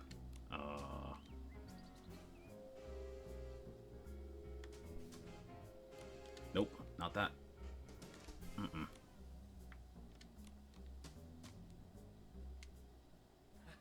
No proof? Then let me go. You sure you want to imprison me for 100 years? That's not it. Oh no, I'm out of order. An old newspaper can't prove a thing. It happened so long ago. How is that evidence? Oh, he's about to crack. Come on. No. I never stole this. We wouldn't bother coming back if we had no solid proof. Nikki, finish him off. Why are you so bloodthirsty all of a sudden? Stop this. I never stole the suitcase or tried murdering Julie. Colleen, she's the one who did it. Hold up.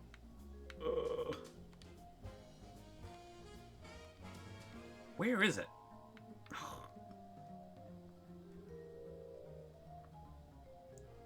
Do we hit him with the neatly arranged detergents?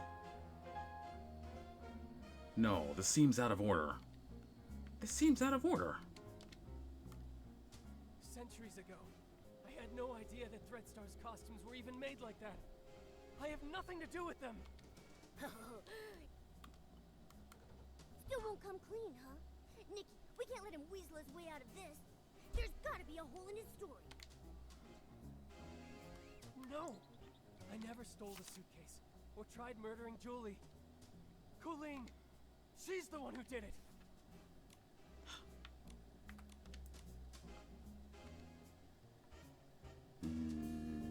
Nope.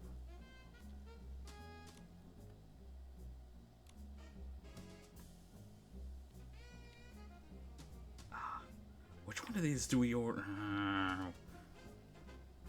I think what gets me the most is that there's clearly a logic that's supposed to be followed here, and I can't see it worth a damn. Like, I know this and this are both relevant, but I don't know in which order to do it.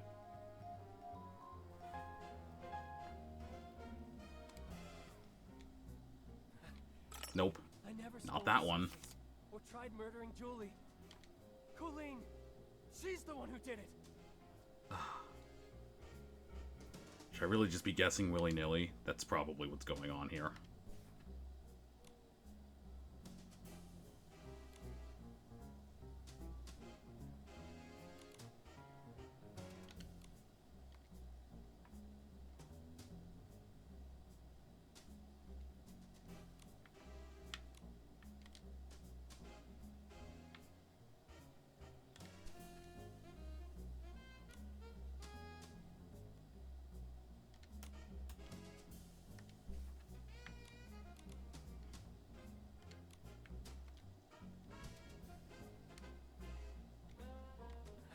That's not it. That's not it. Neither of them were correct. Holy shit. Colleen, she's the one who did it.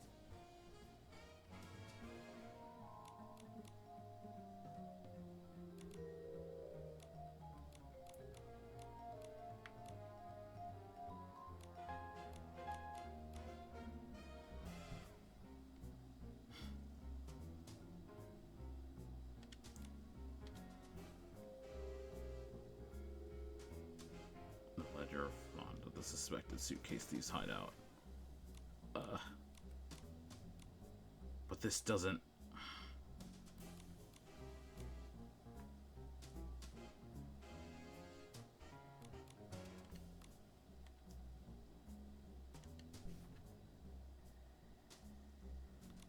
Why did you give me Squeaky's testimony and not what we found out with Leora?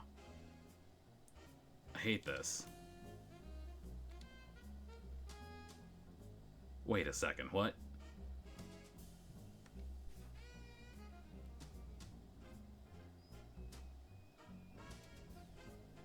One wash fresh and super duper pumped. This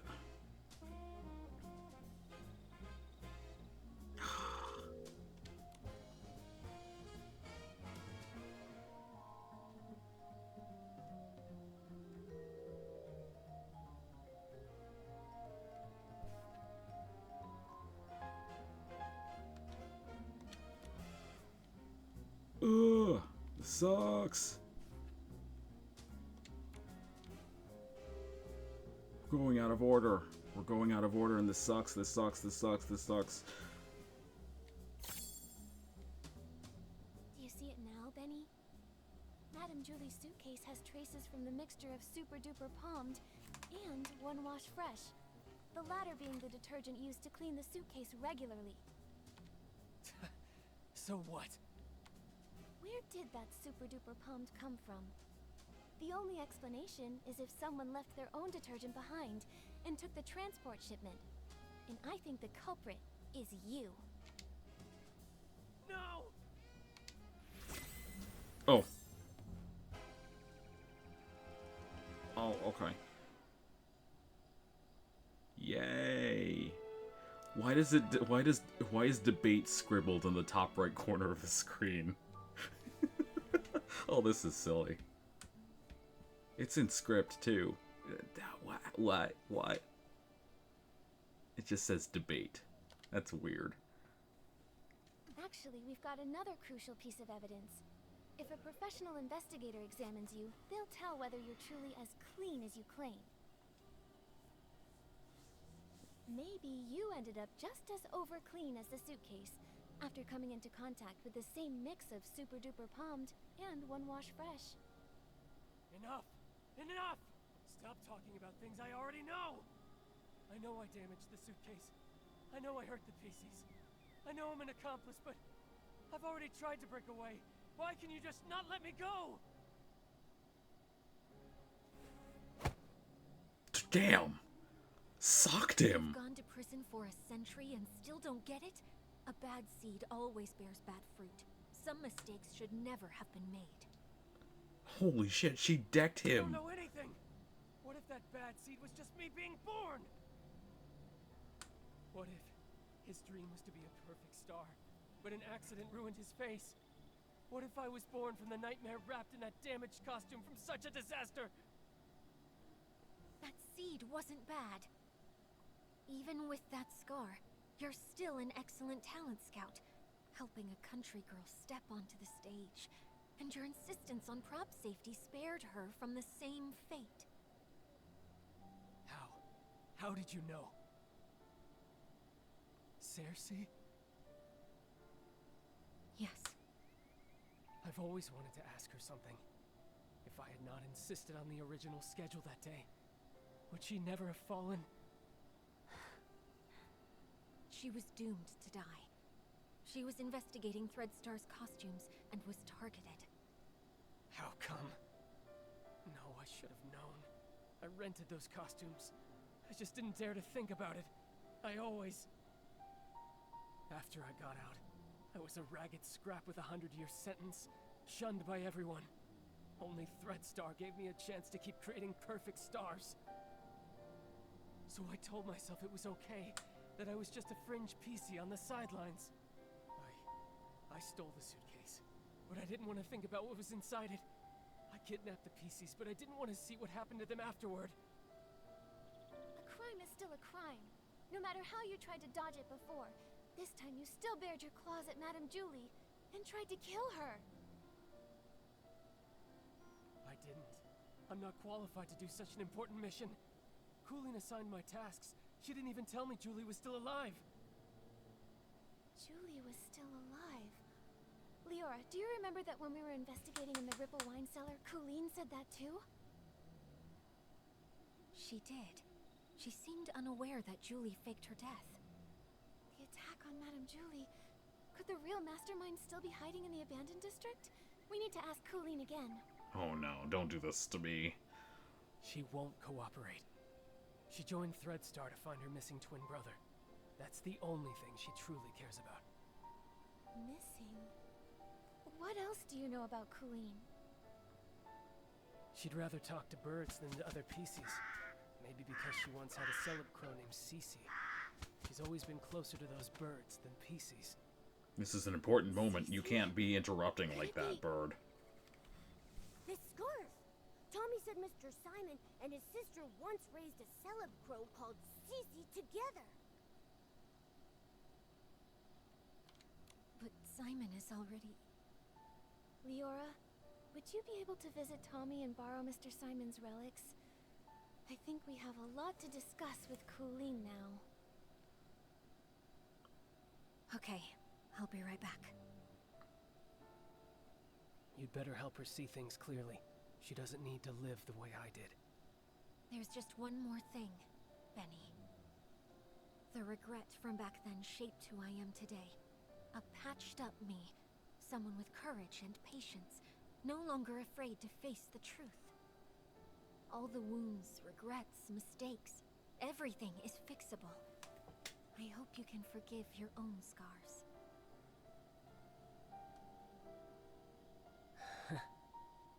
If only Leora had told Benny this sooner. Benny's done so many bad things, no one's going to forgive him. Maybe what Leora meant was that having regrets and flaws doesn't mean that life has to end. It's never too late to start mending, you know? Still, the worst of it is Threadstar. This time, we have to put an end to their crimes for good. Finally. Question Coolin. Oh, forgive me. Huh. Too late for that. Far too late.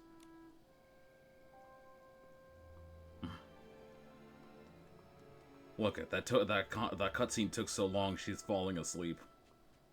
There's no need for this. Okay, here we go. This again? Ask away. You're wasting your time. That's where you're wrong. We've discovered something we'd like to show you.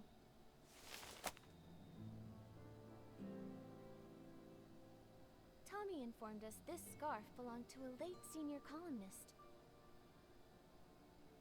was on his way home, planning to give this scarf with its subtle bird embroidery to his sister. Because they once raised a celeb crow named Piecey. Where is he? What do you mean by late senior columnist? I'm sorry, Colleen. What Tommy encountered was a Piecey that had been born from that person's clothing. His name is Simon. We were able to locate his whereabouts within your ledger.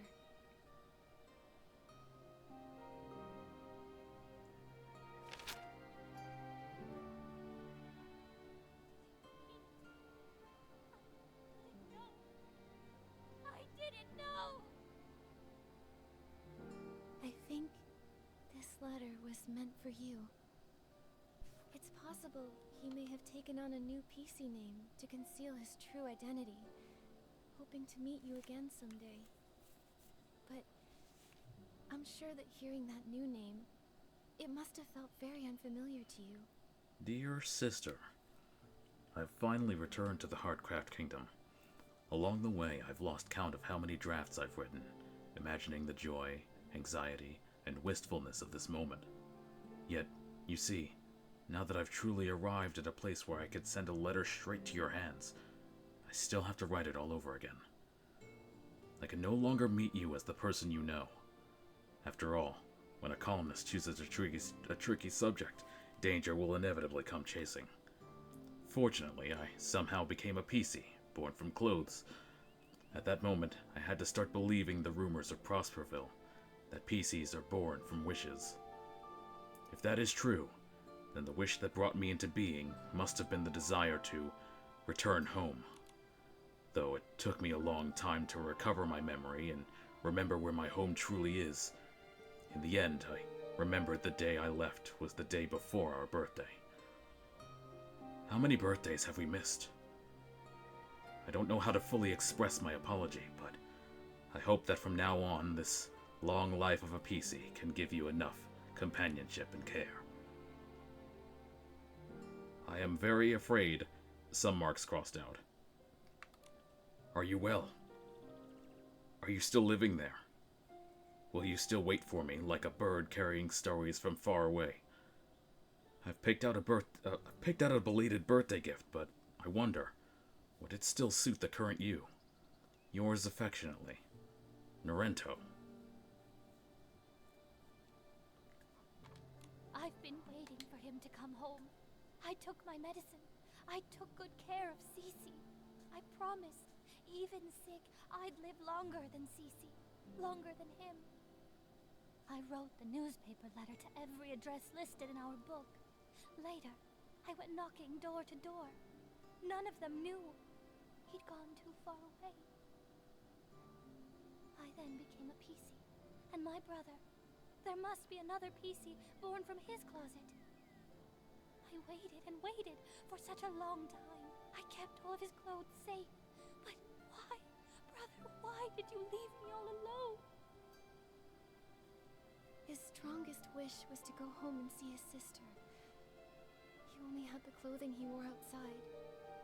The road home was too long. Why did you think joining Threadstar would help you find your brother? The final costume, the forbidden outfit, can capture every gaze and control every mind. So many people walk the streets of Sichi and beyond. There are so many cities that are just like it. I won't be able to find my brother in all of that. Unless the outfit's finished. Whoever wears it only needs to stand on the stage and ask one question for me. That's all. The forbidden outfit. So that's Threadstar's ultimate goal? That's absolutely crazy! You knew full well that it was an evil power. Beyond all that, you were fully aware that the Pieceys you ordered to be kidnapped had loved ones who would be devastated, their hearts broken because of your actions. You know that pain better than anyone.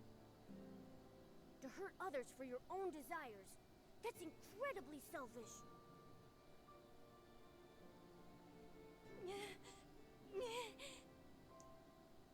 Enough of this, Colleen. Don't you ever commit these evil acts again. I'm sorry.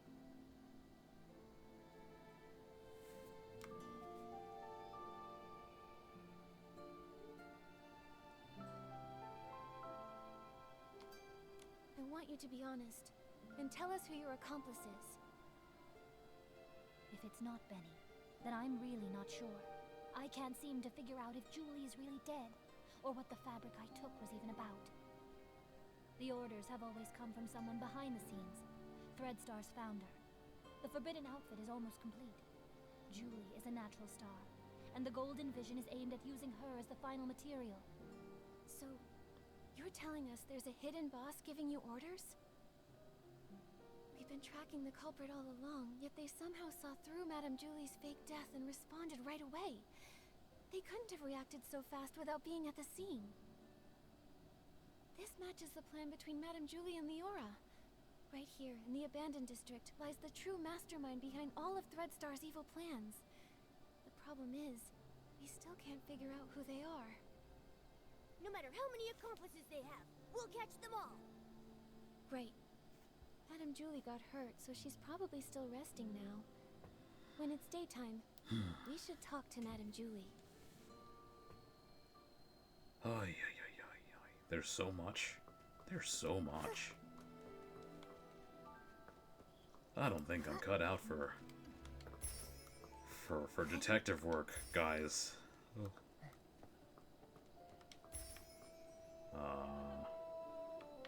Okay. Let's see. Do I have anything to do other than that? Nope. Where's the Mira crown still? Oh, it's because of that. Okay. There we go.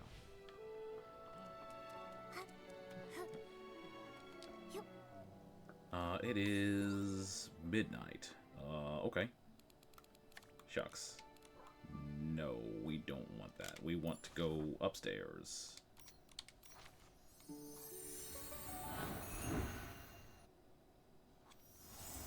That is not upstairs.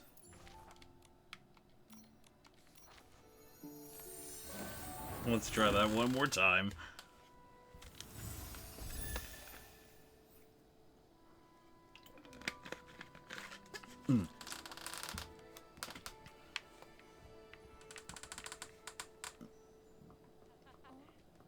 That's Timothy. Okay.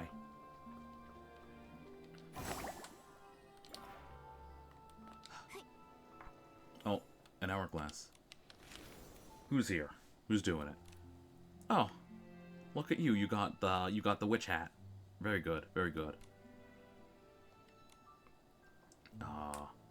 Incidentally, how many things do I have? Oh, that's a lot. Hell, that's all. Oh, let's cash in. Hell, we're not gonna have enough, obviously. Well, we're gonna get like 10. That's enough for another 10 pull. We might be able to do something with this, but the pull rate is so pitifully low that we'll need more than that. We will need more. Anyway.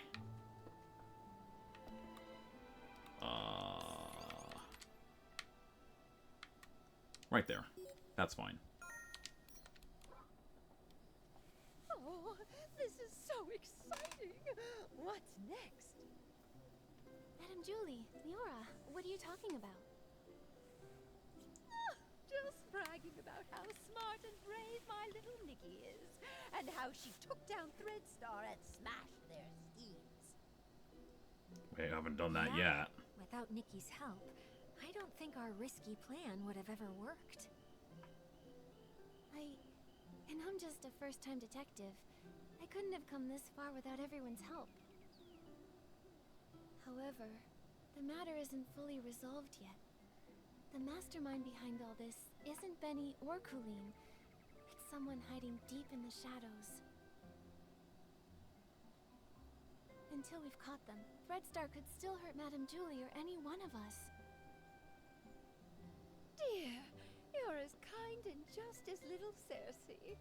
I really like you. But it can't always be you running around for me. Now it's my turn to pitch in. Do you have an idea, Julie? My little Cersei, do you remember our masterpiece. As the rain falls, as the flowers bloom. I've seen reports about it. It was a play starring Circe and Juliet. That's right. Rain won't hold back my steps. Let the storm rage even harder. I'm setting out to find clear skies. That's what the elder sister said to her younger sister when she left Rain City behind. Yes, and then it goes. But sister, they say beyond the city lies only deeper darkness. How will you pass through the clouds? How will you withstand the lightning? We are the sorceresses, and we ride our brooms. Look, the storm clouds lit by lightning. I'll pierce through them, pierce through the storm. Oh, okay. Long for clear skies, only proven with your eyes. Only proven with your eyes. Yeah. That's Eventually. right. Julie won't go down easy. Oh. Madam Julie. It's really great to have you back. Oh. Okay. Oh, that's all thanks to my little Nikki. If she hadn't caught the remaining Threadstar remnants, I wouldn't be standing here today. Everyone can relax now. The last of Threadstar's remnants, Benny and Colleen, have already been captured. Ripple Estate is safe once more. Oh. Oh, okay. How dare they try to take Julie down? I should have defeated her, just me! This is staged. No shame. This is staged. The raindrops creating ripples are the rhythm of my dance. Only through celebration may we drive the darkness away. Friends, let's celebrate together. The Ripple Estate soiree is about to begin. Yay! Oh, there's a piano. When We the could play that. mastermind thinks we've lowered our guard and tries to strike Julie again. We'll get them right away and end this forever. The hell? There we go. Okay. The final case. Okay, this has to be the last one, right? Right. This has to be the last one.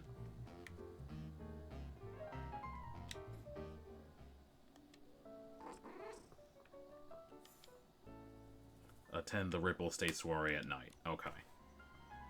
Such overconfident fools thinking they can defeat Julie. Not a chance. Sheldon, do we still need to queue up to challenge Madame Julie? Okay, she talks to us and it's gonna be like, are you ready for the Ripple Estate soiree? Oh, I can't wait to see how that mysterious guest plans to dance with me. I see. Okay.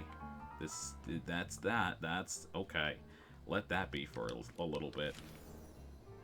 What's going on here? There's a door. Thank you for showing me the door. I don't know, y'all. Should I go in? Or is it a trap? Neat. There you go. Before we do, let's see if there are any side quests that we missed. Not the market. Not Rinrider Mill. Not the Stellar Fishing Ground. Stone Crown? Not immediately apparent. There are some side quests that only appear once you're in the right area. Waterspouts Observatory. I don't remember seeing that one, actually. Alright, finally, let's actually check the quest list. I think it's here? Nope. Here? Nope, got those. Photo investigation. Oh. Melodious Golden Season Symphony. Let's do a couple of these while we're at it. Oh, we haven't been here yet. Old Cellar Fragrance. To expand detergent production, Jenny and her friends are planning to restart the old cellar area from before the catastrophe, but, and I can't scroll down to see any further. Oh, this event will be unlocked after completing Sin in the Suitcase. Okay, so we did this already. We could. While we wait for that to happen. And we get 120 for each one? Dude! That's crazy. There's 5 of them, so that's 600 altogether. How about you? Immerse in the golden... Oh. With fiery dance steps, ignite the sex. Tonight the revelry begins. Okay. Oh, we can do that whenever? Okay. So it's like... It's almost like a rematch, except it's not a rematch. Choo-choo... Train Conductor. Junior Conductor set off. That's one of the side quests that we unlocked when we first started the season. Did this one already. Right? We did this one. So we can claim those. That's fine. Golden Piecey Train. We did this one too. Those are done. Harvest Chronicles. Where are these?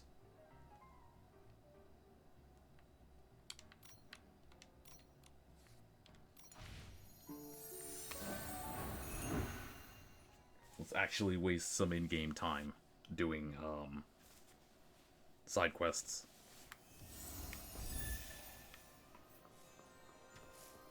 How many fruits in the barrel? The answer's not what you think it is. Is it a flight fruit or wolf fruit? I'm totally confused. This fruit is pale yellow and round. It must be a wolf fruit. The flight fruit looks different. It's small and round and also kind of pale yellow? Huh. There are so many fruits, I can't really tell the difference.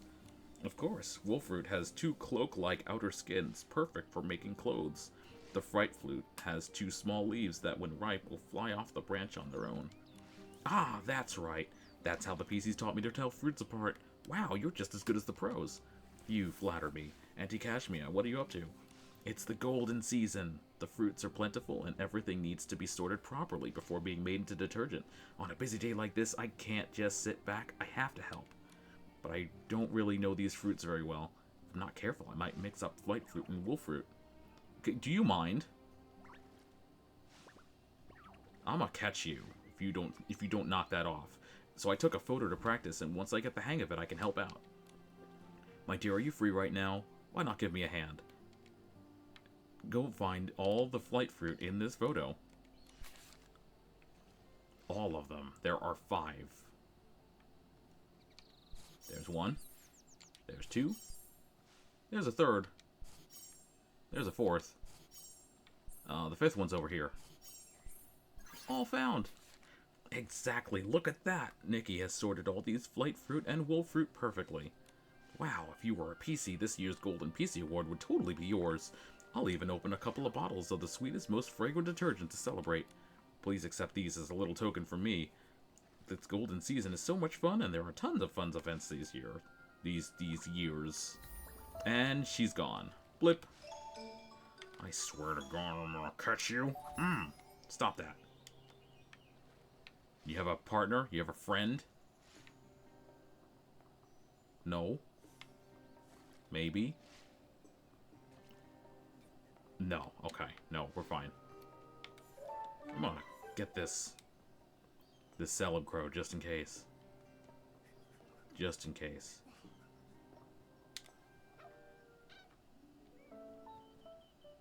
Crow. Ow. Those claws really hurt. How dare you? Dancing with fire. Oh, I see. Interesting. Interesting composition. It's super wide. Is there a way to do that? It's really wide. Did they crop it? I gotta find out a way to do that. Maybe it depends on your monitor.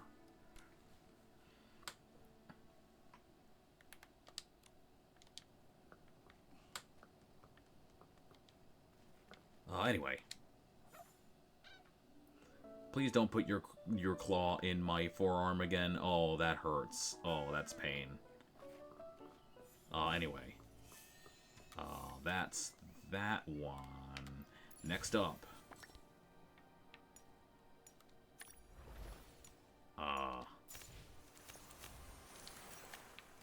Slow and steady.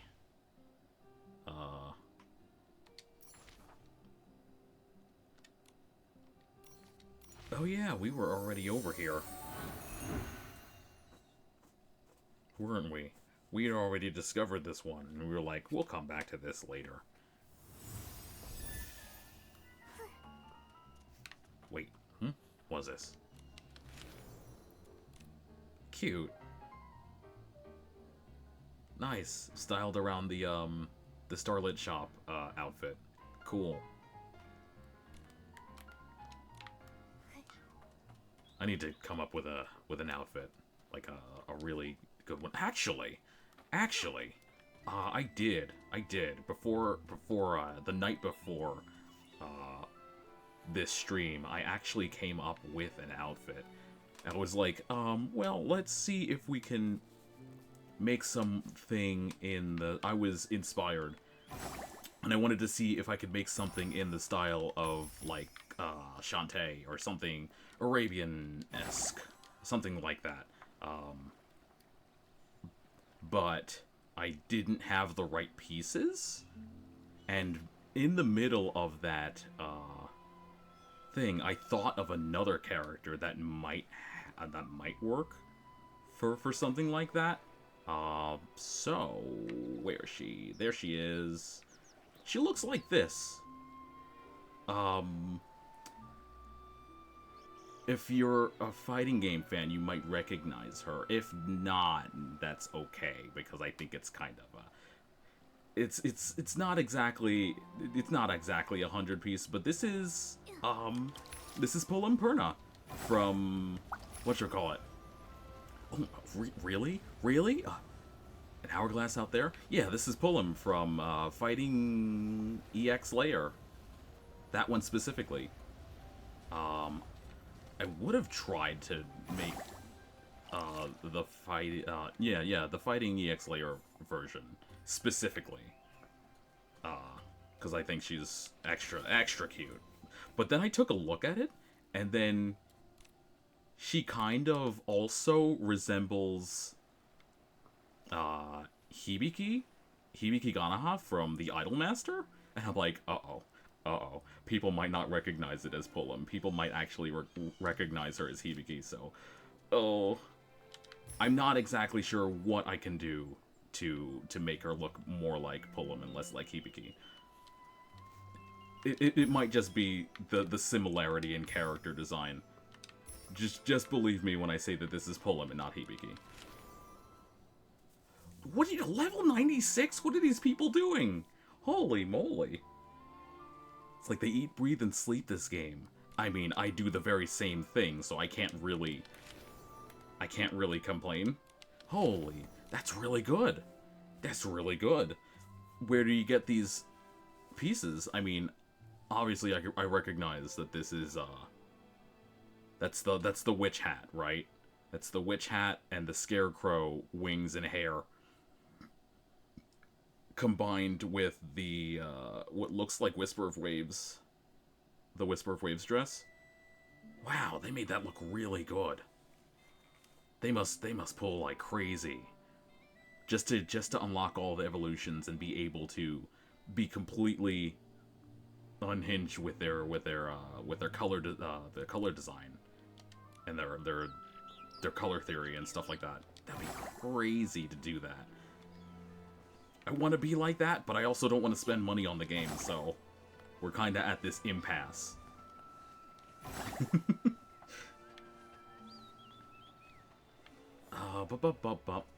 What was I doing? You. Was it you? Yes, it was you. Step and press. Round and round. Quick feet. Don't slow down. Light on the left, heavy on the right. Squeeze out the fragrance. Sweet and bright. And... I forget the rest. Maybe I should take a little break. No, I have to remember it quickly. By the Silvergale. Learning to juice is so hard. My threads are already coming loose. Don't push yourself too hard. A short break might help you to do even better. Must keep going. I'm not listening. You can't make me. The juice pressing event won't wait for me. If I only learned it after the harvest ends, it'll be too late. Oh, the juice pressing. Is that all you're talking about? Please. We've seen it too. So many pieces juicing energetically with different styles. There's even a boom boom juice pressing competition. We took part in it and we won. Long ago, Madame Julie led the pieces to press juice together, washing away the gray sadness. Now, during the golden season, the Piecey's joy becomes golden sadness. No, I'm joking. I'm joking. It becomes golden precious brews. The air smells like harvest, sweet and bustling, like it's been melted by the sun. But it's so tiring. The air? The air is tiring? But Frizzy loves it. He's got way more energy than me. 10 full stacks of it. Frizzy definitely want to join the bestie juice pressing event. Frizzy always plays with me and never minds that I'm slow. This time I want to learn juicing for him, invite him, and surprise him. I want to learn the quick steps. One morning I saw 2 Pieceys. Their footwork was so fast and strong, but the sun was so bright and I couldn't see clearly. Quick, powerful steps. That sounds just like the precision style Pieceys. How about we take a few photos? Then you can practice anytime. Really? Thank you, Nikki. Last time I saw them was in the morning, near the Ripple Estate fruit racks. Here we go. We're going. Over here?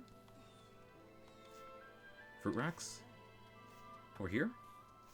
These two. No, that's Alan. Where are the fruit racks? Somewhere in here, right? There's the fruit. Roll your threads, work twice as hard. Is it you two? It's not you two. Okay. Huh. Oh, a picture of Nikki and the Sovereign of Sexy. Why didn't you say so?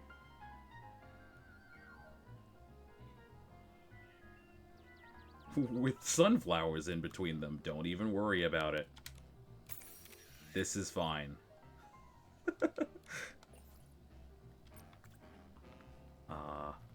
Is it you two? No, you're not even stepping. What's going on? Oh. Psh. Over here. But I don't see any. These two? No.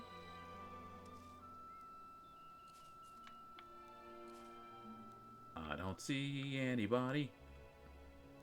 Not here.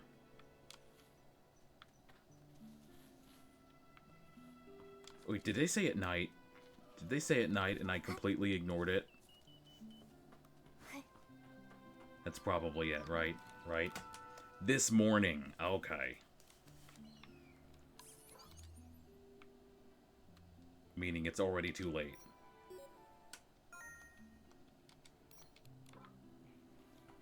Ba-ba-da-ba-ba-da-ba-ba-da-ba-da-bum. You two, I want to take a nice bath. Not these two. Stop it.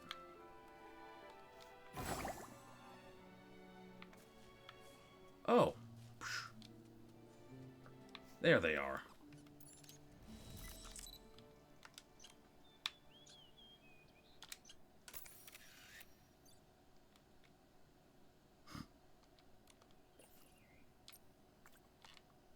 Sure.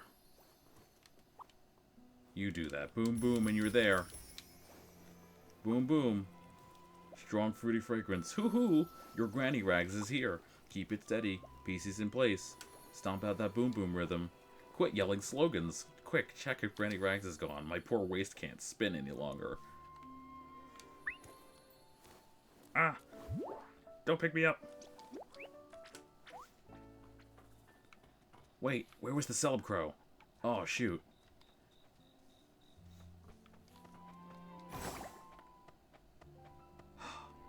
You know what I just realized? The celeb crow that I pet, I didn't try to bring him over. Darn, I forgot.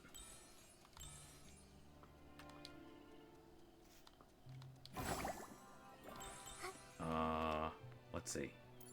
Where are the celeb crows?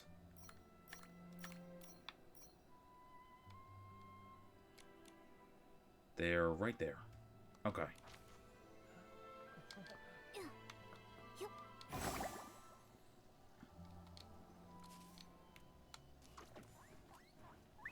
Oh. Oh, let's give it a shot. Okay.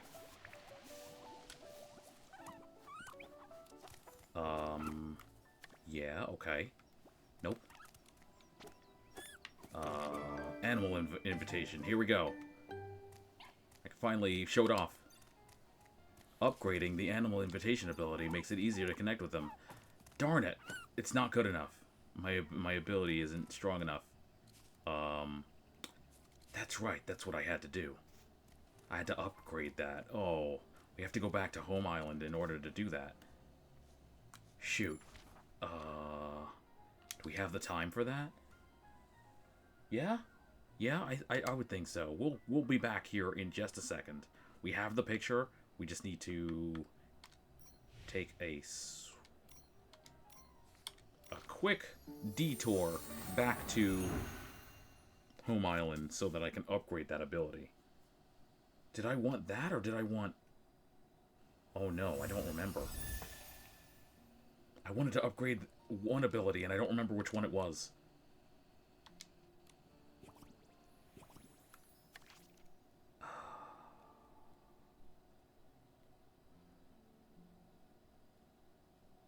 Was it fish keeping, or was it animal invitation?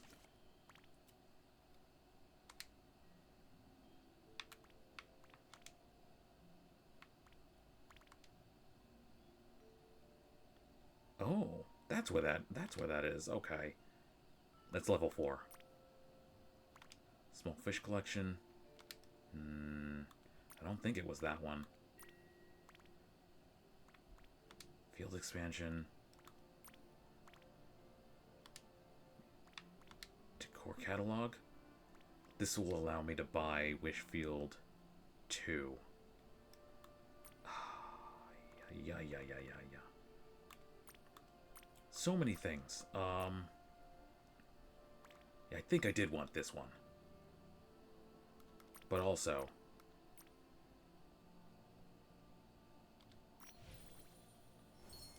Yeah. Okay. Thank you. We're going back.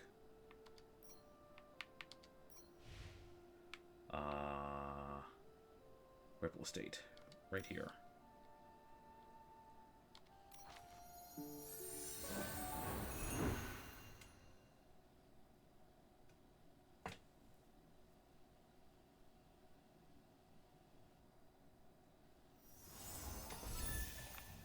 Okay. Are you still... Where are you? Ah, there you are. Okay, let's try this again. But I did! Ugh. Wait a second. Is Suspenders Weasel... Is Suspenders Weasel... brown or blue?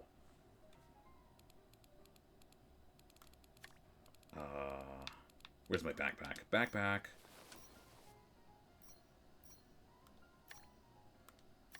Not there.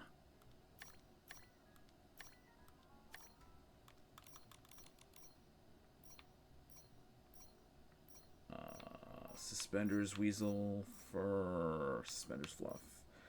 Oh, Suspenders Fluff is blue. Okay, that's the problem. But we can get Brow Cat. We can get Bowler Fluff. Hooded Feather. Cellar Feather can work too, but I mean, do we have room for that now? I don't think that we do, but we can give it a shot. Let's see. I still need to find the crow. Where's Crow? Crow is over there. Crow is all over there. I could probably only catch one of them. Nope. None of them. I needed to be from over here. Would I be able to walk up here? No? Oh, that's tough. That's tough. You won't be able to get those. Not immediately, anyway.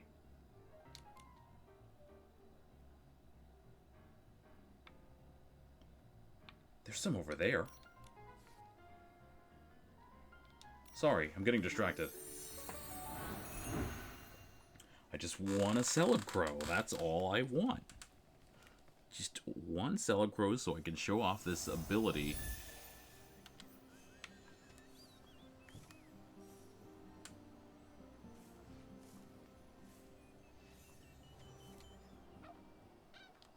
Okay.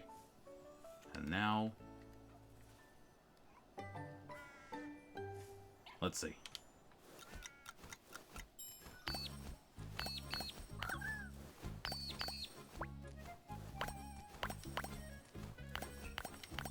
There we go. Friendship letter. Okay. Can't wait to see you there, buddy. And the other's like, hey, you did it. Congratulations. Anyway.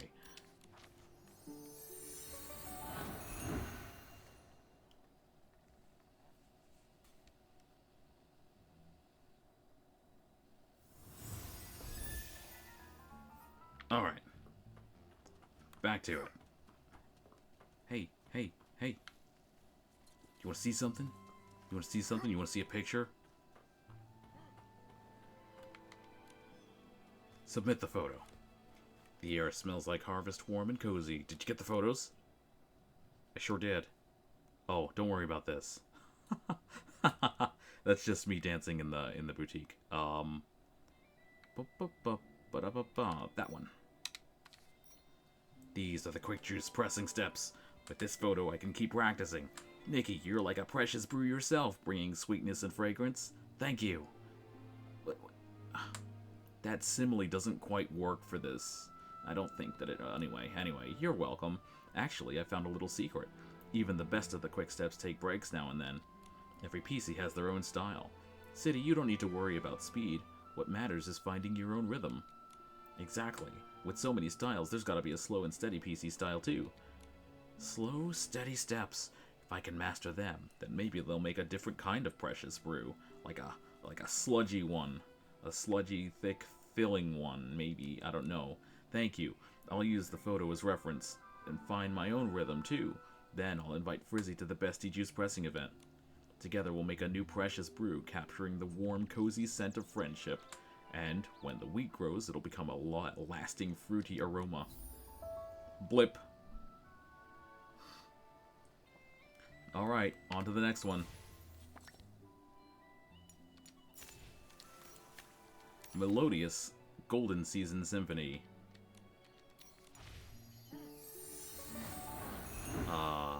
Yeah, we're probably playing the violin again. Let's see. What have we got? What have we got? It's over here. Boom, boom, boom, boom, boom. Secret harvest method. Secret harvest method. Does it involve music? Only you can tell. There aren't many wheat heads this time, and the grains aren't very full. That's odd. My secret harvest method should work. Maybe it's because I kept messing up the rhythm during practice. Practice? Parker, are you rehearsing for something? Oh, hey. It's not a rehearsal. I'm testing my musical harvest method. The idea is to inspire the wheat with music, help it grow strong and healthy, and to produce plenty of heads of wheat. Too bad my playing keeps falling out of rhythm, so the effect isn't very noticeable yet. Interesting that you're trying something new. I say go for it, but don't hold your breath. What an amazing idea. Even though I don't quite understand how it works, it sounds really impressive. Hey, a sharp eye. My musical harvest method is actually well-founded. Long ago, there was a time when the wheat wouldn't just wouldn't ripen, and everyone was worried. Luckily, the Silver Gale heard their wishes and brought songs of abundance to the village. To the flowing melody, everyone forgot their worries and couldn't help but dance around the bonfire. Even the wheat was touched by the music and ripened in an instant. Wait, isn't that just a legend? Yes, it's my absolute favorite story that Uncle Carson told me. And I have even more evidence. It was Madame Julie's dance that awakened the Stoneheart and created the first Sky Pass. If the Stoneheart can be inspired by dance, then I can use music to move the wheat and help it grow faster. That actually makes sense, in a weird, logical leap kind of way. Hehe, human girl, I remember you play the violin beautifully. Can you perform a piece for my wheat? Sure, I'm not sure if it'll help, but I'll love to give it a try. Great, with you playing, I'll feel much more confident. Once you're ready... Here we go. What have we got? Stonewoods in Flight. Oh,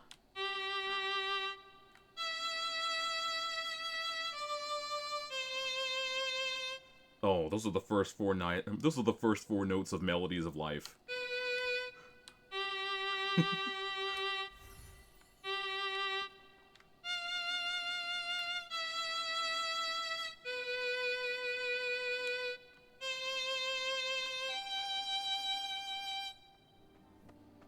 The gentle music drifted. Okay. Wow, that was way too fast. Congratulations on a successful performance. I don't notice a difference, but if it helps your nerves, then good. What a perfect performance. The best version I've ever heard. But why hasn't it affected the wheat? Maybe that story was about celebrating after the harvest. In the Prosperville era, people would gather around the bonfire, singing, dancing, and playing music to celebrate, right? Yes, Uncle Carson told me that too. People used to celebrate the golden season back then. Many of our current celebrations actually come from that time, like the press-off competition, the Thuddy Squash exhibition, and the Harvest Express. Oh, that's quite a lot. But I've always been curious, why do Pieceys celebrate the harvest too? They don't seem to need to eat wheat anymore, right? Even if they don't eat it, seeing the wheat turns golden always warms our hearts. Worms? The last time the wheat fields lay fallow was back when the stone trees grew tall and wild. The Pieceys had just been born, our memories were all jumbled, and we didn't even know the others existed. Back then, my mood was as bleak as the fields. I wandered in a daze, always on edge, afraid the giant stones might come crashing down, or that the stone trees would run wild again. And then it was Madame Julie who helped everyone, right? Yes. She awakened the Stoneheart with her dance, creating the first Sky Pass, and gradually everyone's lives returned to normal. These fields rippled, and golden fields appeared again. When the first crop of wheat matured after the disaster, Ripple Estate produced its first bottle of detergent, and the abandoned district became lively again, marking the very first golden season. I see now. Back then, it wasn't just the fields that lay fallow. You lost hope for the future, too.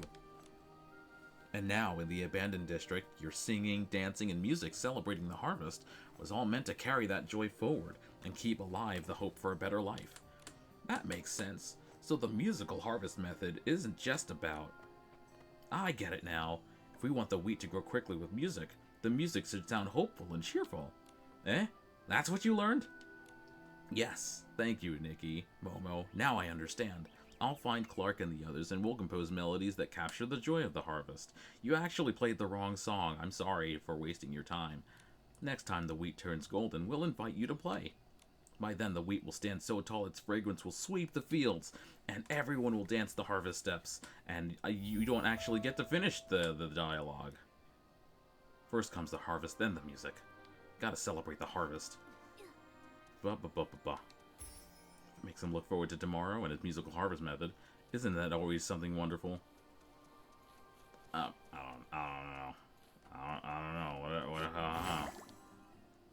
Well, there's something. You can jump to conclusions. You can jump to conclusions all you want. There's nothing over here. Yeah, we should be jumping to the next side quest. There are no extra side quests. Okay, we could jump into that. The choo-choo train. We still haven't done this yet. We should go and find out what that's about.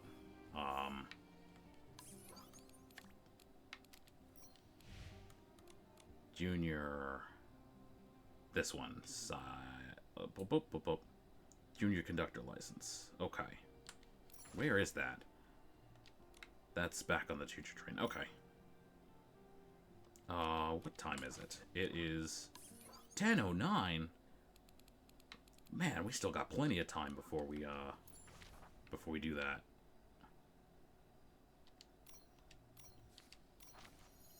There's still so much to do. All of the things we need to do.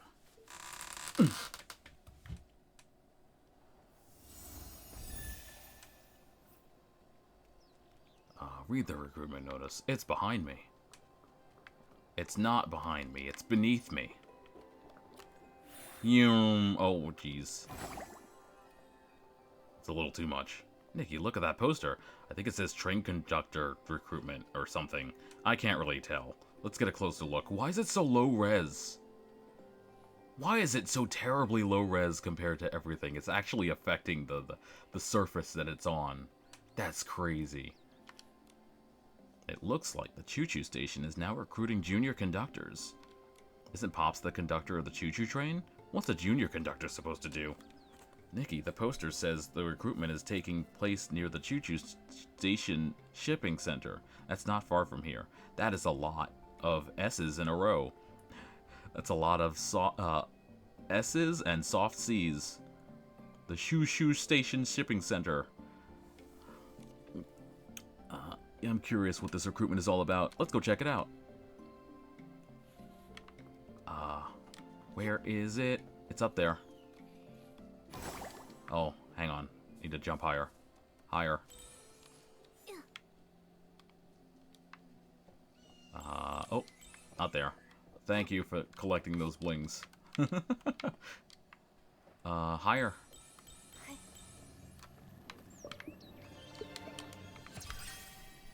There we go. Hi, what's up? It's so lively here. Look at all the Pieceys applying over by Nana and Sunny. They must be Pieceys in charge of recruitment. Talk.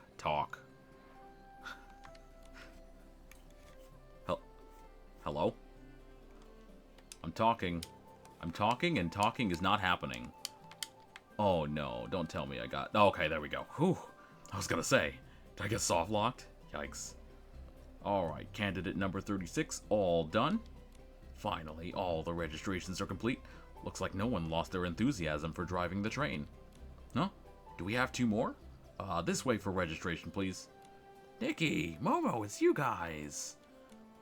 Why are you looking at the ground again? Hi, Momo and I heard you're recruiting junior conductors? That's right, Nikki. Do you want to apply? If you pass the choo-choo station's assessment, you can become a junior conductor and drive the train yourself. Isn't old Fanny Packy the one who drives the choo-choo train? Yes, the official driver is still old Fanny Packy. This recruitment is more like a special program. At first, we wanted to hire another full-time driver.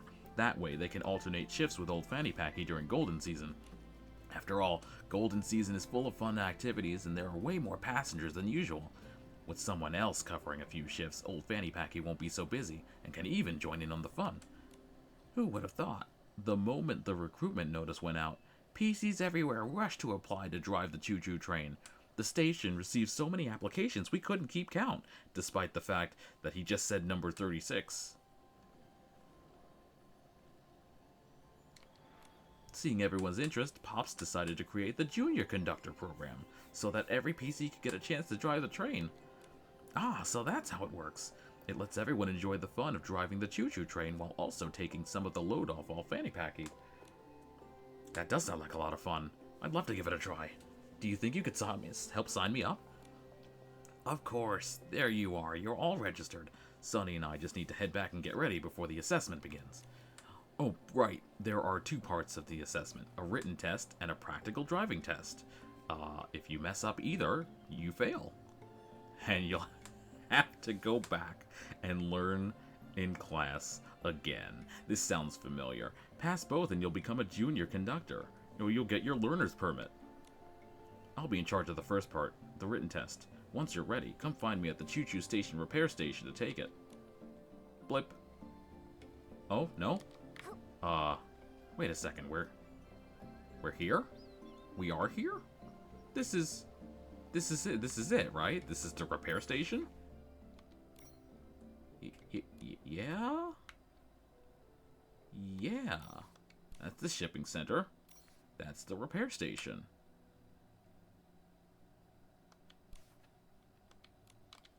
Okay. Let's do it. Before the test begins, let me go over some things you'll need to know. This written test checks how well candidates know the choo-choo train operating manual. All questions are multiple choice, and you must get them all correct to pass. If you want to check the manual once we're ready, okay. Help yourself. Follow traffic regulations. Safely drive along the designated route to ensure the safety of okay. This sounds exactly like driving, actually. Adjust gears promptly according to the speed limit signs, and follow the horn, no horn instructions as indicated. If you encounter the following obstacles, take the corresponding action immediately. Floating crates, smash through them at high speed and continue. What? Groups of Monroe fins. Sound the horn to drive them away, then continue. Giant Monroe fins, stop and wait until they swim away before proceeding. In case of train malfunction, immediately notify the responsible staff. Suspend all passenger and cargo transport and resume only after repair and safety confirmation. Strictly prohibited using detergent while on duty. It really is their alcohol. Violators will have their certification revoked and may only resume after driving after recertification. Damn. Okay. Let's begin. Here's the first question. When driving the train through a no-whistle zone, what should you do? Now for the second question. Which of the following counts as proper conduct?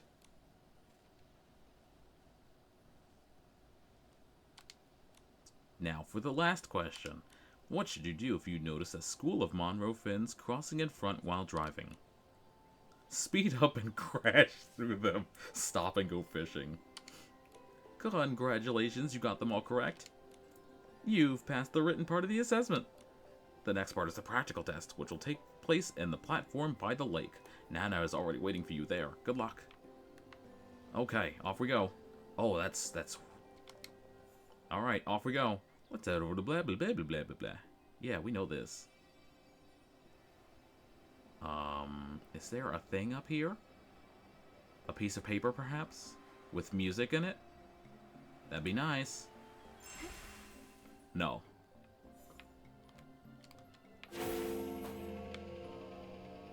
You can ring the bell, though. That's nice. No. Nothing up here. Phew. Okay. Hello. It's time to learn how to drive. Congratulations on passing the written test. I knew you could do it. Once you pass the practical driving test, you'll earn your certificate and officially become a junior conductor. By the way, there have been quite a few Monroe fins in the lake lately, which makes driving a bit trickier. During the test, stay alert and adjust your driving strategy as needed. Thanks, I'll keep my eyes peeled. But why have there been so many Monroe fins in the lake lately? Because the croakers drove them away. Actually, Monroe fins have always been spotted in the abandoned district, just not very often. I hear they're obsessed with chasing anything they find sexy, so this time they're probably chasing Madame Julie. So why were they in the Well of Fortune at all? What drove them to the Well of Fortune? I don't know. So even Monroe fins are fans of the Sovereign of Sexy. But with them swimming all over the lake, won't they accidentally collide with a choo-choo train? Don't worry. If you encounter a school of small Monroe fins, just blow the whistle and they'll swim away. But if it's a big Monroe fin, you'll need to stop and wait until it swims off before continuing. Small fish sound the whistle, big fish stop the train. Thanks, I've got it. Good luck with the test. Alright, let's do it.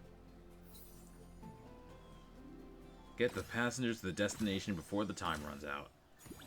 Okay. When driving the train, you can control the speed. And, oh no, the timer's going. Alright. High, low, stop, and reverse. During the journey, adjust your speed according to the various signs, and flexibly respond to various obstacles. Stopping the train within the designated area before the countdown ends counts as successful. Alright, off we go.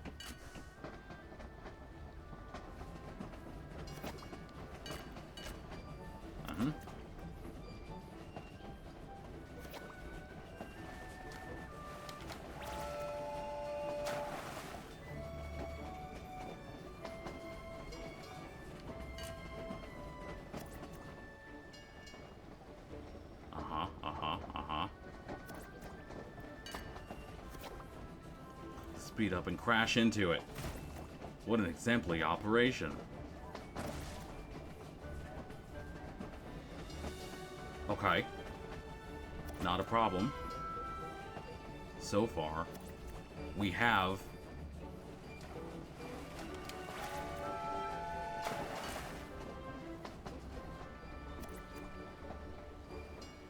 unfortunately we're going really slow.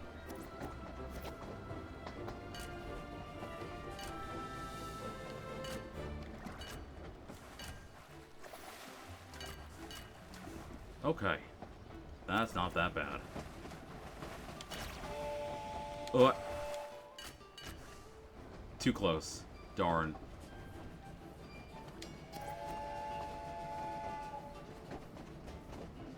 No, we still have plenty of time.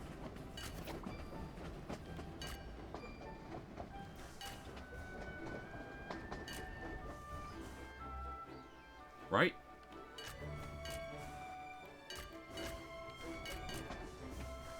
Hello? Oh, okay, there we go. What the heck? Total passengers carried. You did it. Okay. Let's keep going. Now that we have more time. Take it or leave it. I mean, thank you. I admire your efficiency. Unexpectedly steady.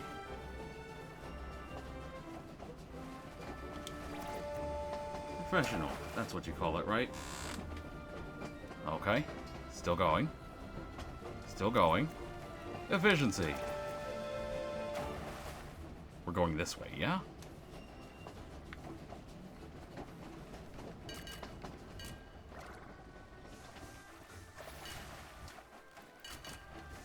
Okay. Not bad. That's what you call it, right? Professional.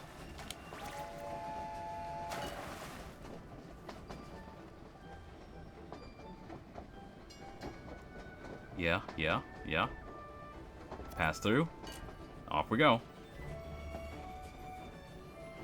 And a little more. A little more. There we go. Easy. One more.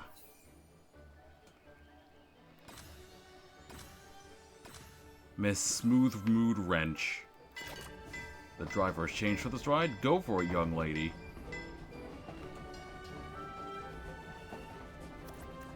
Steady and safe. I feel so relaxed. Very good.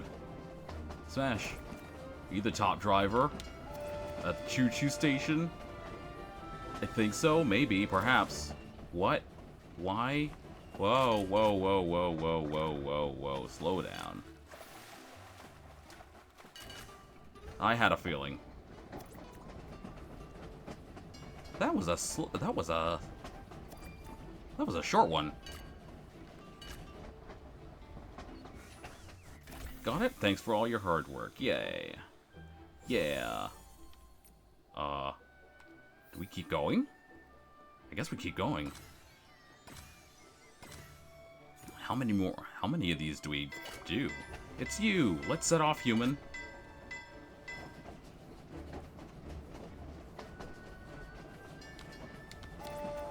Driving a train fun. Oh. I want to jump too. No horn. Horn. Is it different from playing a game?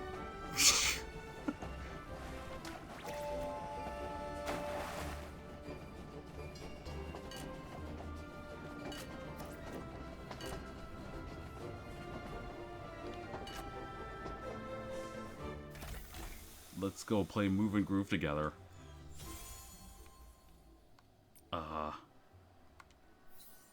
We just keep going? We just keep going then, huh? How many of these do we go? Here we go. It's Caleb. Hi, I recognize you. With farming, you have to be careful to succeed. Yeah. Okay. Got a perfect score for me. Look at you. You're...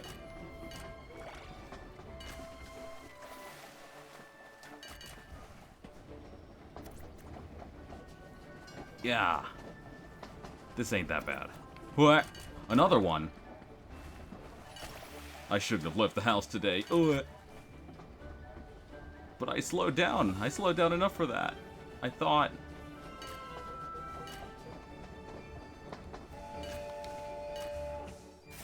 Thank you, Nikki. I've got to get back to the fields, too. That wasn't so bad.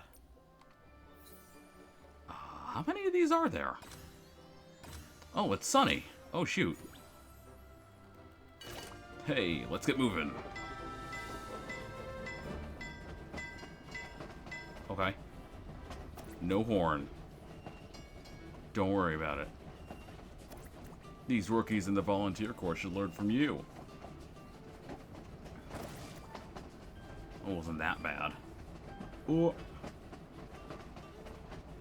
The signs are starting to get obscured by fog and rock formations. Nicely handled. I don't see any Monroe Finns around. I think we're good. Which means they're going to ambush me. Here they come.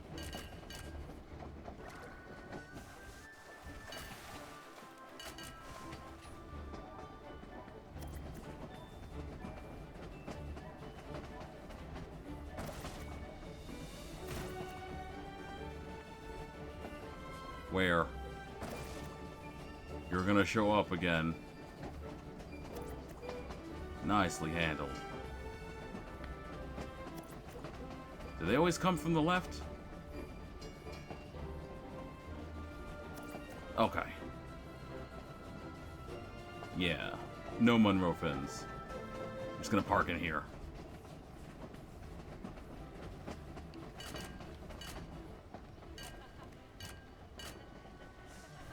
There we go. Not bad. Almost as good as old Fanny Packy. You did it. Do we just keep going? I guess we keep going. There's gotta be a stop to this somewhere. Hey, let's get moving.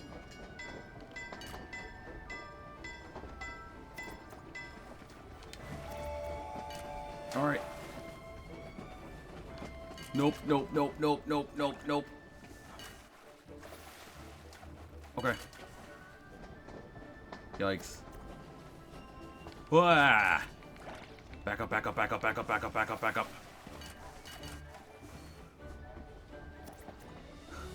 Huh.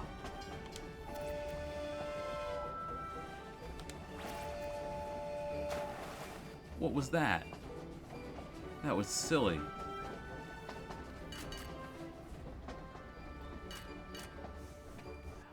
Oh, we're back. I think we did it. The wind is picking up. Momo, be careful. Don't blow away. Yeah, we did it. We only bumped into a couple of Monroe Finns. We're fine. The candidate drove without any unexpected incidents, followed all requirements, and successfully completed the journey. The results are in. You have passed. Congratulations. Here is your junior conductor certificate. Keep it safe. From now on, you are a member of the Choo-Choo Station team. Don't worry that my voice changed in between before and after. Welcome to the Choo-Choo Station team. If you ever feel like driving, just come find me at the platform. Looking forward to driving with you, Nikki. But you weren't there. Oh, hey. Let's go. Oh, no, wait, I can't jump onto the... Darn. I can't jump on, they won't let me. No, come back. Oh, I can. Momo's already here. That's where did he come from? He's just sitting, he's just hanging out. No big deal. How did that happen? How did that happen?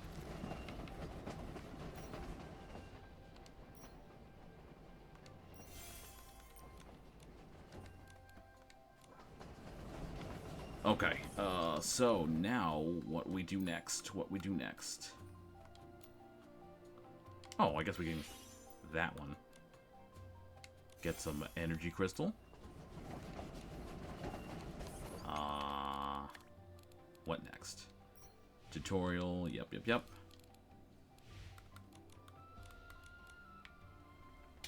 We still have some time to kill. So let's... nope, that's not it. 3 routes of Choo-Choo Conductor without getting off the train. Yep. That's that one. And Harvest Abundance. We got that one too. So now we can unlock everything and get the entire outfit all in one go. Grain Path. She compared different hues again and again under the dim lamplight, as though the path itself were lost to her. Twin nails. Not bad. Oh, that, I wonder if you can dye that. That might be interesting to play with. When she awoke from her dream, her heart grew calm. Pushing aside her heavy book, she bent over her desk and began to sketch. Oh, nice shoes. Doesn't go with the rest of the outfit, but nice shoes. Mary Jane's, I think they're called? The ones without, whatchamacallit? The ones without, laces.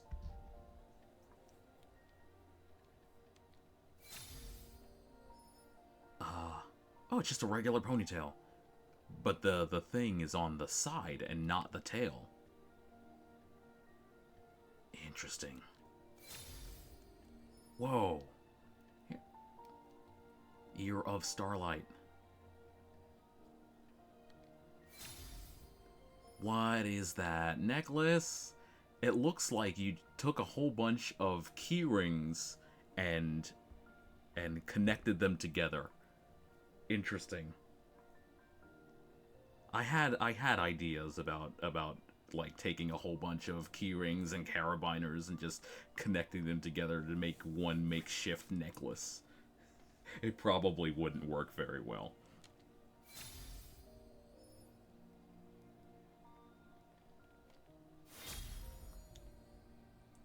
There you go. It's complete. We got all of that, and then we got some extra stuff afterwards. Oops.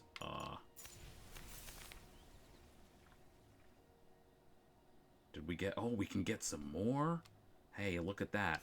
And we can get some extra things from Layla's lab now that we have 4 pictures and not just 1. Very good.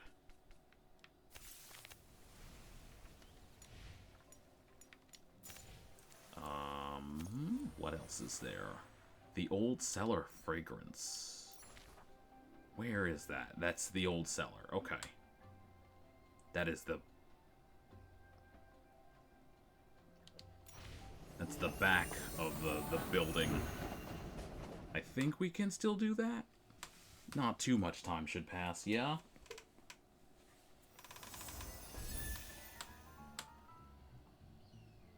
Alright. Let's give it a go. Okay. Pass through ancient passageways and venture into the heart of the cave depths. The waters here rise and fall in cycles. Okay, so we do this again.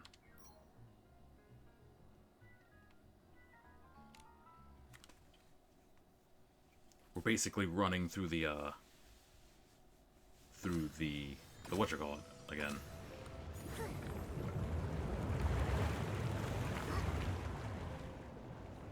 Huh. Interesting. Then the water goes back up.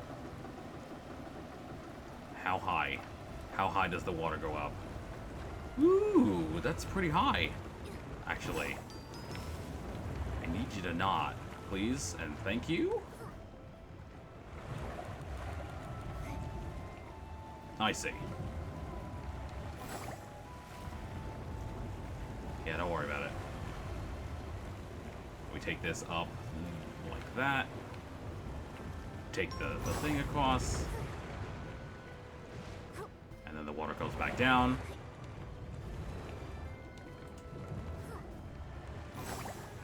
We can skip a step. We can skip a step, it's fine.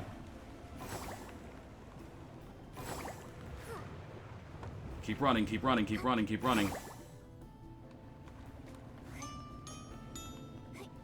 Keep running, keep running, keep running. Don't worry about it. S-lings, no one told me you were gonna be here. Stop it. I could just avoid them if I wanted a high enough time. Oh, that's not gonna happen.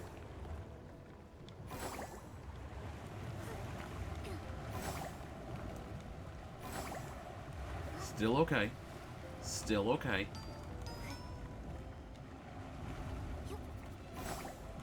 Oh no!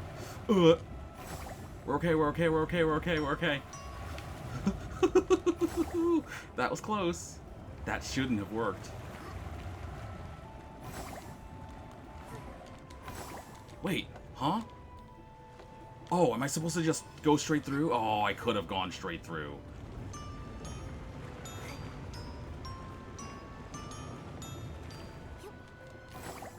That's what it is. Okay. Yeah. I should have just gone straight through. That loop is to kill some time.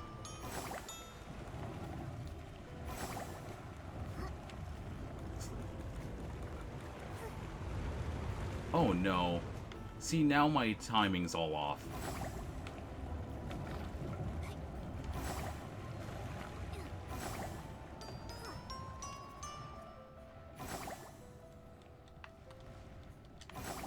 Gotta go over here. Over here. S-ling. No one really cares about you. Can I make that jump? Yes, I can. Alright. No, we're fine. We're fine. Go, go, go, go, go, go, go.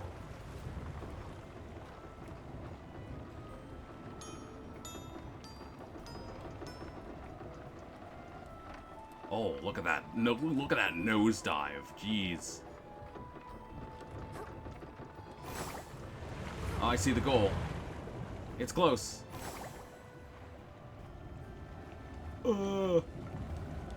Keep going.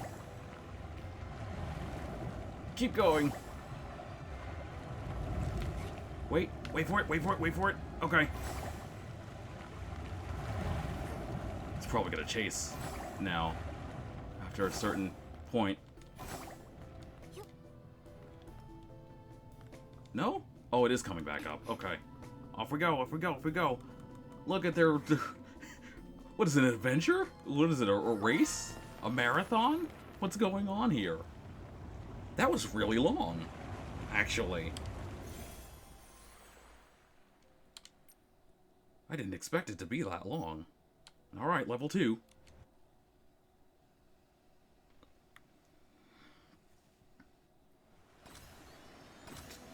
One.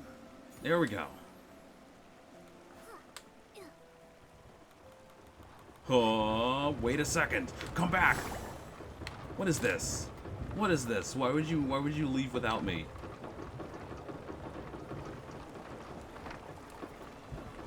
Are they all like that? Okay, they're just going. Okay.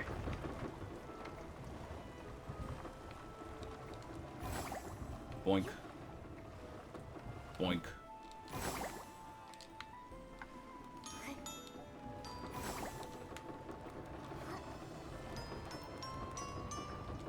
Alright. Yeah, okay.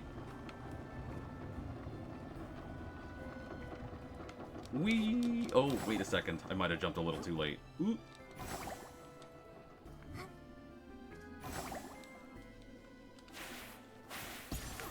No one needs to worry about you. Please come back. No, we're fine. We are A-okay. That was close. We're going this way.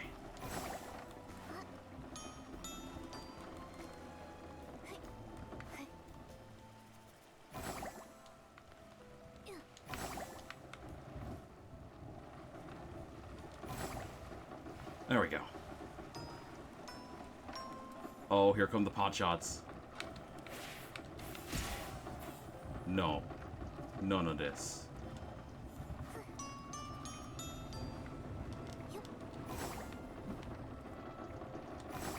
Alright.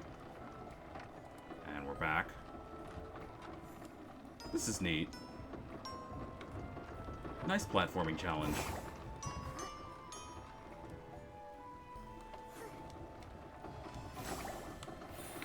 Oh, okay. No, we're fine. That was kind of risky, but it worked.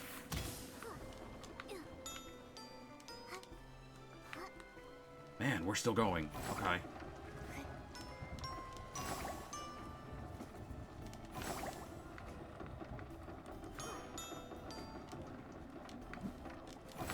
Nice. We made it. What? Do I have to jump off? I have to jump off. I have to jump off into another one. Oh, shit. Here we go. Here we go. Here we go.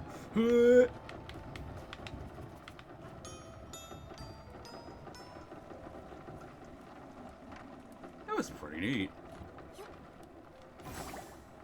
Hey, I'm down for platforming challenges like this.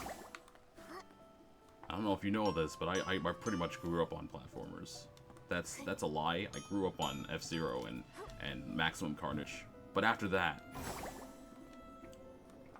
like the PlayStation era, I started growing up with platformers. Crash Bandicoot, Tomba, stuff like that.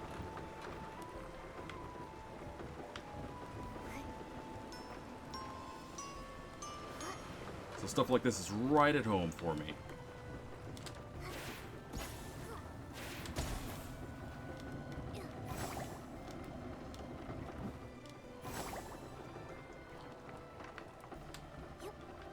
What?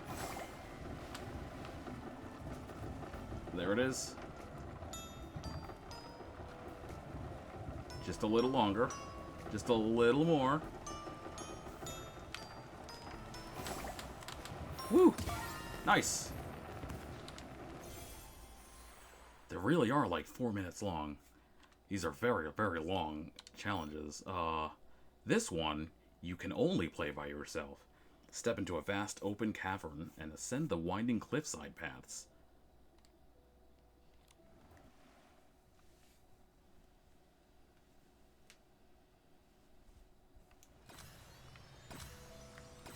Alright, off we go. Where are we going? We're going this way. Alright, more pot shots. Here we go.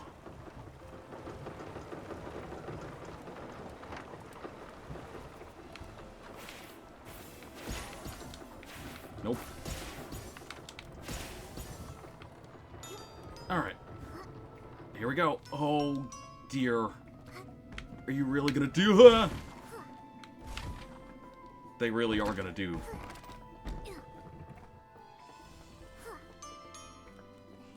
They really just Sonic Generations to me. Damn. I can't believe it.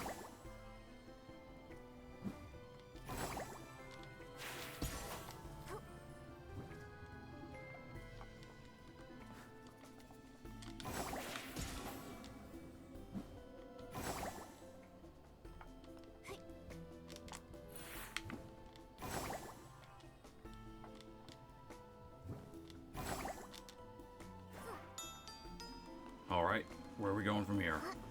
And 2 more panels? Bring it on.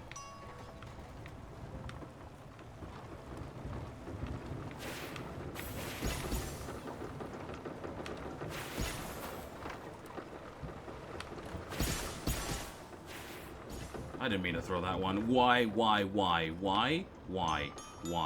Oh, I hate this. I hate this.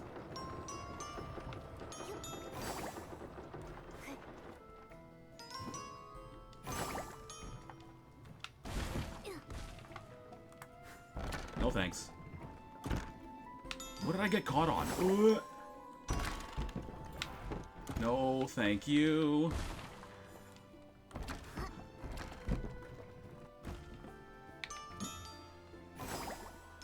Am I able to dive kick here? No, not without turning 90 degrees for whatever reason. So I can't plunge. I just have to let it go.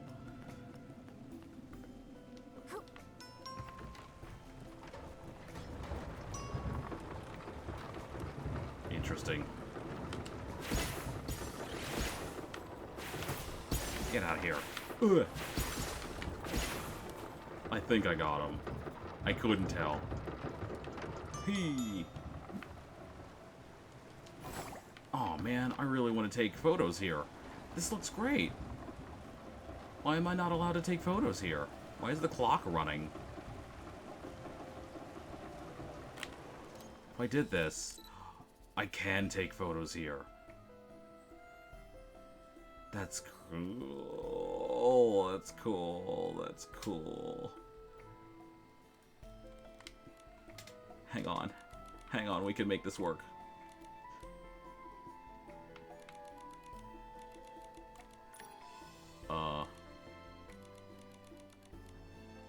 I'm gonna make this real quick.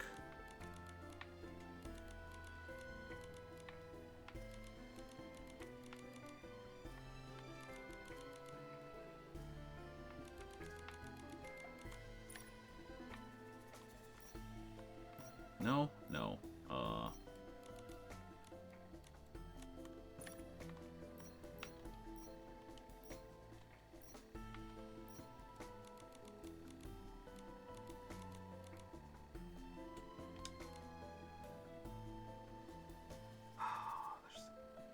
There's something here.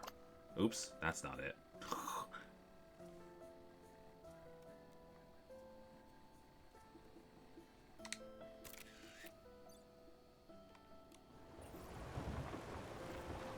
Something like that.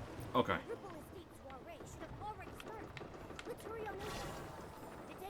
Hey, hey, hey. No, I'm in the middle of this now.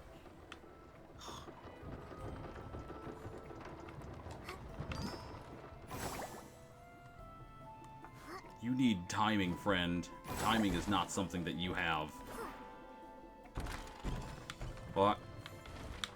Okay, no, we're fine.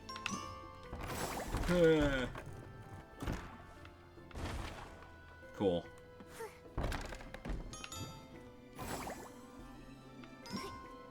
Oh, we're already past 4 minutes. What the heck?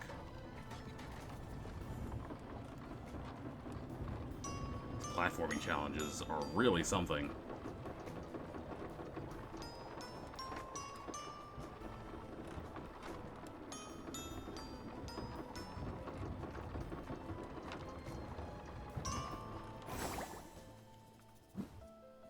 Oh, where am I?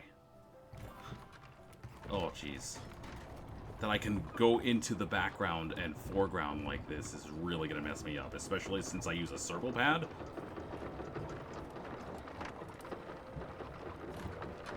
Oh, that's cool. Splash. Oh, I love this area. What the hell? Oh, I want to take so many pictures here. You're kidding me. I can't take pictures here? You're joking. That's so cool. That's so cool. This is incredible. What? No, you can't do this to me. Come on.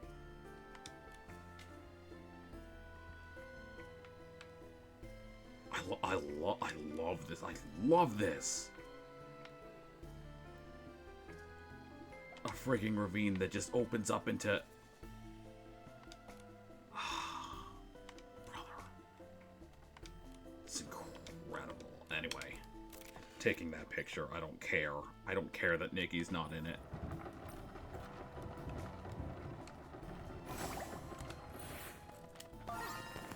Six minutes, 34 seconds. Holy shit. That was a lot. That was very, very long. Level 4, double dash. Where's 7? Where's we? Quickly switch to the right track and navigate the obstacles ahead.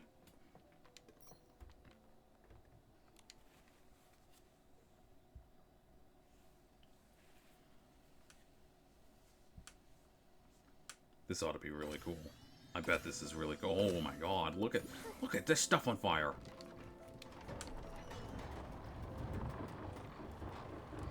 This is like the Ghost Train, but even more challenging. Hey. Hey.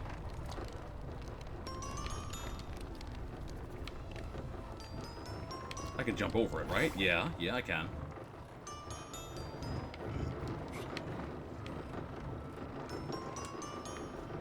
Okay. What are we looking at? What are we looking at? Oh, you're going ahead a little bit. No? You're doing that? Oh, goodness. What was that? Hold up. Where are we going? We're going this way, because this is where the blings are.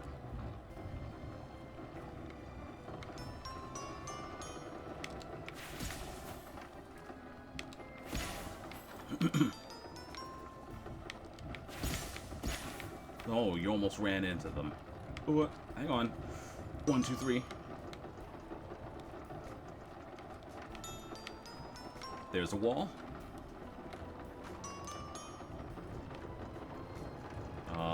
Don't worry about them.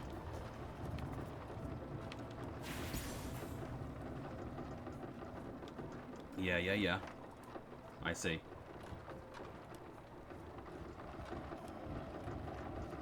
Jump down here.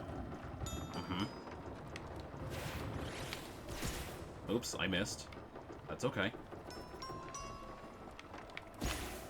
You have to be really close. Ooh. Jump. Whew. Oh, barrels. Oh no, this is bad. Oh no, this is bad.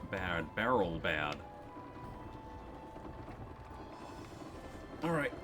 Gotta find out how to get through this. 1, 2, 3, 4. 1, 2. Oh, there's more. There's more. Oh god. Oh no. We're okay.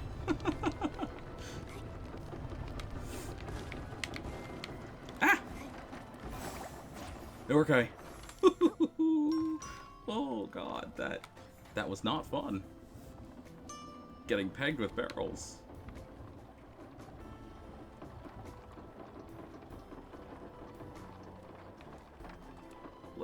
A little faster, please. Please, a little faster. Please, a little faster. Okay. I'm gonna go over here. Why do I feel like I'm playing that one level from Cybertrack? Sonic Adventure 3. Not Sonic Adventure 3, Sonic Advance 3.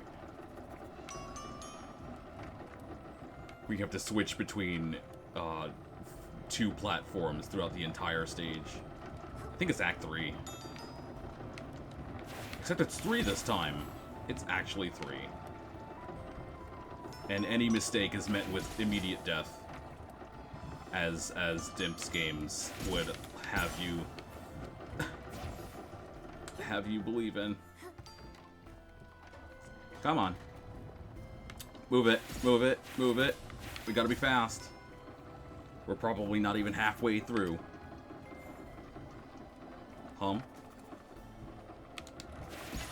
Where are you? Oh, there you are.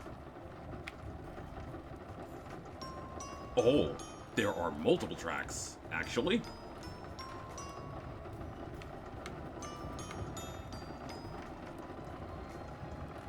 That's a lot of tracks. But we're only going between these two. I see. Why? Why would you... What would be the purpose of even taking those other tracks? Actually, we should go!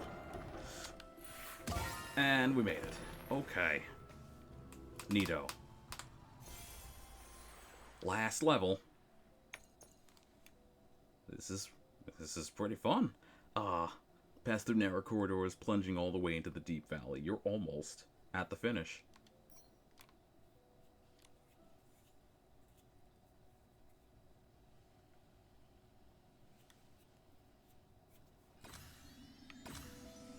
Okay.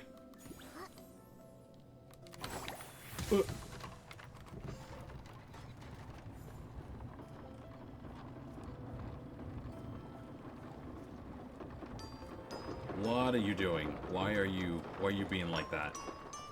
You make me think like you're gonna fall apart or something. Oh god, 2D mode again. Where? Okay, no, we're fine.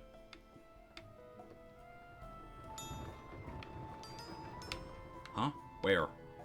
Where? Okay, there you are.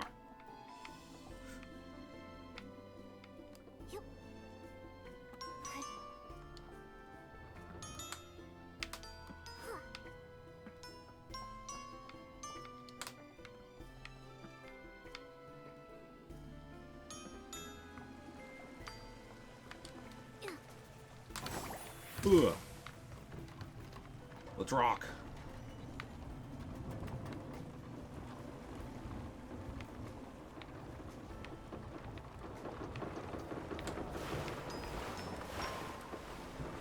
Ain't got time to sit around.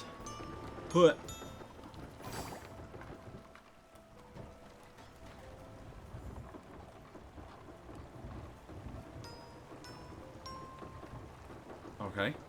Okay. Huh. Interesting that I was floating along with it.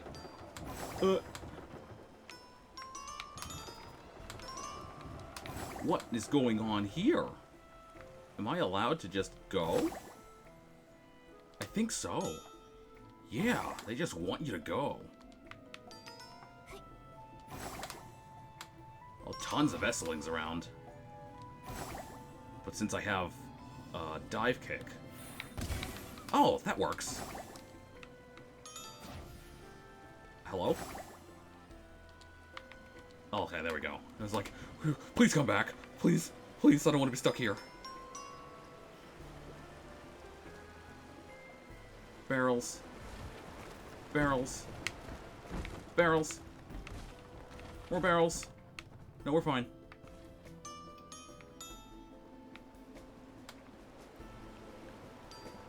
Alright. Alright. Brace yourself. Woo! Yeah. This does feel like a Sonic level. If you slow it down a little bit. What is going on here? What? What? What? What? Okay, I'll jump over. We'll go over here.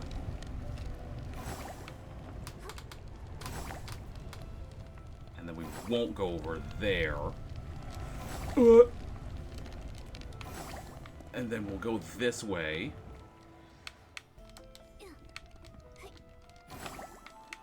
We'll slowly. Very, very slowly gauge where we're going. Just head in a direction and not worry about it too much. Barrels. Why are you like this? I'm dashing this way. Can't stop me. Phew, feeling good.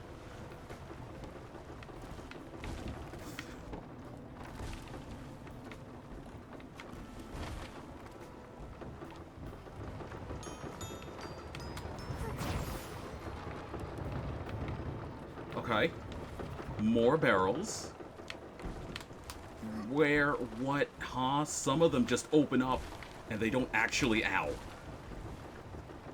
Some of them just open up and they don't have any barrels falling through. Mean. Oh. Oh. What? Oh, they sent me all the way back here? Oh, that's so mean. Oh, that's really mean. Oh, that's incredibly mean.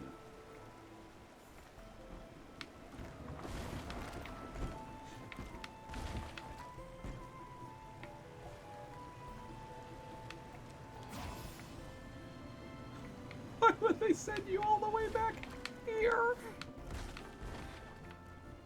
All I wanted to do was dive kick to the finish. That's all I wanted.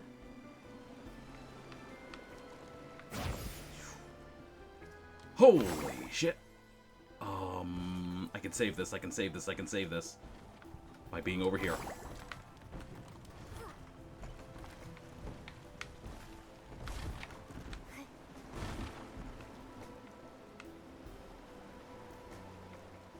Okay, we're fine. We're fine. Don't be dumb. Oh, you're so dumb! Oh, you're so dumb. I really wanted to dive kick into the thing, but the whatchamacallit was too... The angle was wrong. Oh boy. It's daytime again. It's daytime again. How did this happen?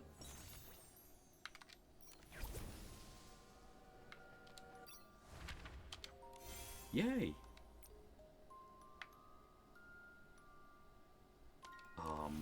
Can we? Can we dye it? Let's find out. You can. Yeah, it's dyeable. That isn't dyeable. But that isn't a part of the outfit. Socks, yeah. The shoes, yeah. Yeah, everything's dyeable. Cool. Cool. I'm glad we're coming across stuff like dyeable 3-star outfits. That's great. Okay. Do we have anything else to do before we tackle the final?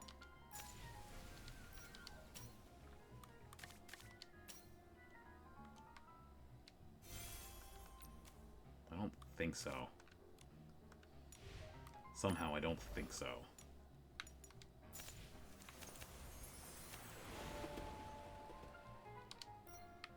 Drive the choo-choo train to carry passengers one time, but I did this! I did this! You can't tell me I didn't do that. It must be part of something else. Now that I finally have the thing, they want me to do it again. Limited time reward. Okay. Maybe once by yourself and then once with a friend. Alright, I think we're out of things to do. So, at long last... No.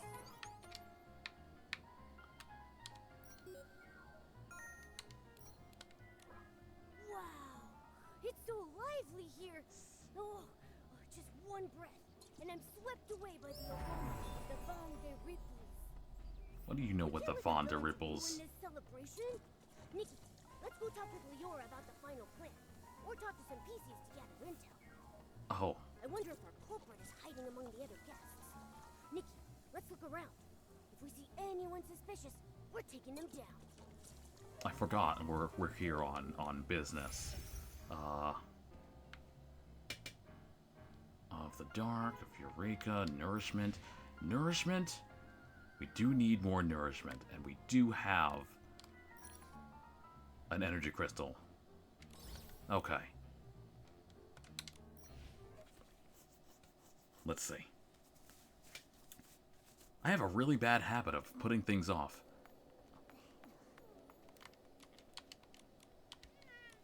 What have we got? 1, 2, 3. I think I have enough. I have enough. No, not that. You. Yeah? Yeah, we finally hit 18,000. Holy shit. 18,000 insight on this. I can finally acquire this. Okay, last one. 25,000, yeah. Ooh. We're not quite there yet. But we're almost as high as the fishing insight. Really. We're almost there. We're just 3 more nodes.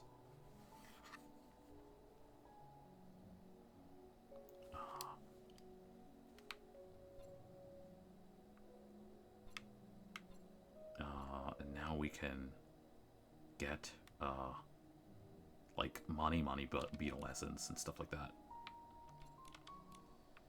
If we need to. We probably do need to. But I don't know what for yet. There's so many items in this game. Holy shit. There's so many items in this game. Okay. Let's go talk to people. Gather information on the other Pieceys. Those cursed straws? Why? Just because it's Julie? Just because they're draped over Julie, they suddenly become the pinnacle of sexy fashion? Let me tell you the truth. It's the tears of us losers that lifted her onto that pedestal. What are you talking about?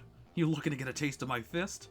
Oh no, what Sheldon meant is that Madame Julie's charm comes naturally, and that her sexy dances are boldest statement.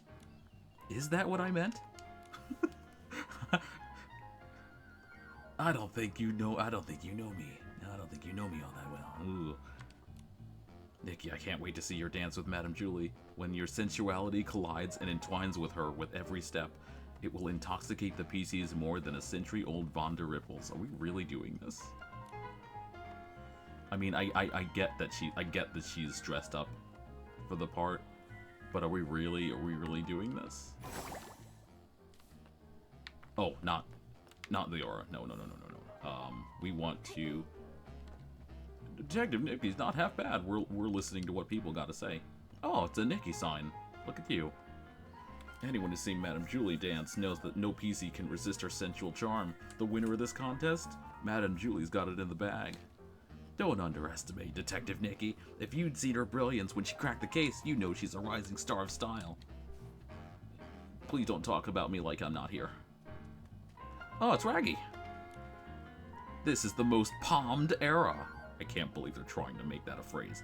Thank you, Madame Julie, for bringing us back to our former glory. Though I've never seen it myself, I believe in Madame Julie. She definitely wants everyone in the abandoned district to come together and celebrate a bountiful harvest. Here's to Julie, to Prosperville, to the Ripple Estate soiree. These bottles, they definitely don't look like bottles. They look more like, dressings. Like that one next to the lantern looks like barbecue, not barbecue sauce, like Tabasco sauce. And then the one next to it looks like barbecue sauce. Like, what are we doing here?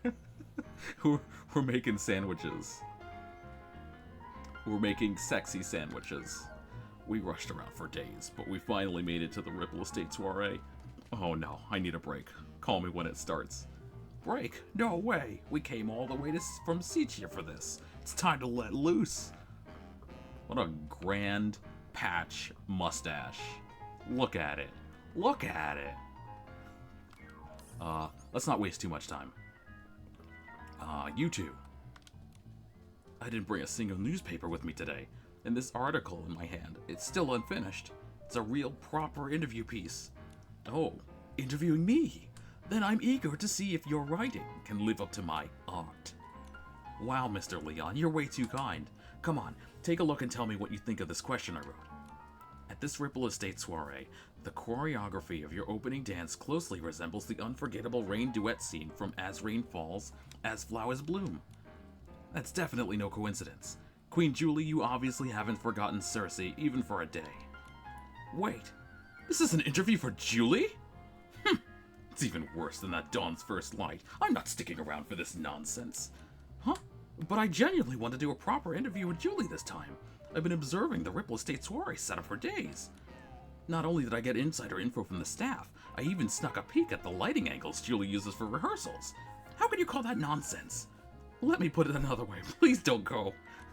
Mr. Tommy, maybe you should first learn to see art with your eyes and practice honesty without selfishness. Ooh.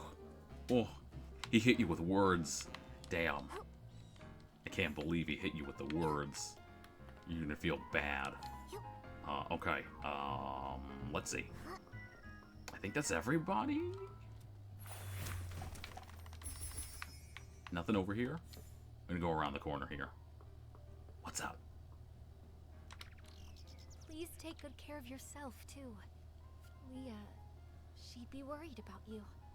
Don't worry. Hi, everyone. Miss Scarlet, how's your recovery going? I'll be okay. Injuries happen all the time.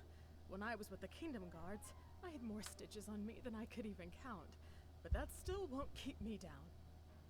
But you're not fully healed yet. Are you sure you want to join the mission?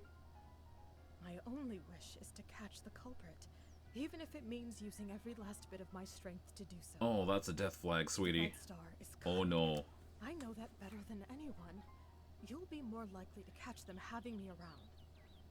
Tell me the details. How are you planning to use Julie as bait to trap the culprit?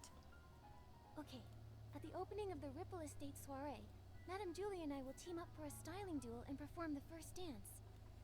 I've already passed the co-performer auditions, and I've earned the Sovereign of Sexy medal.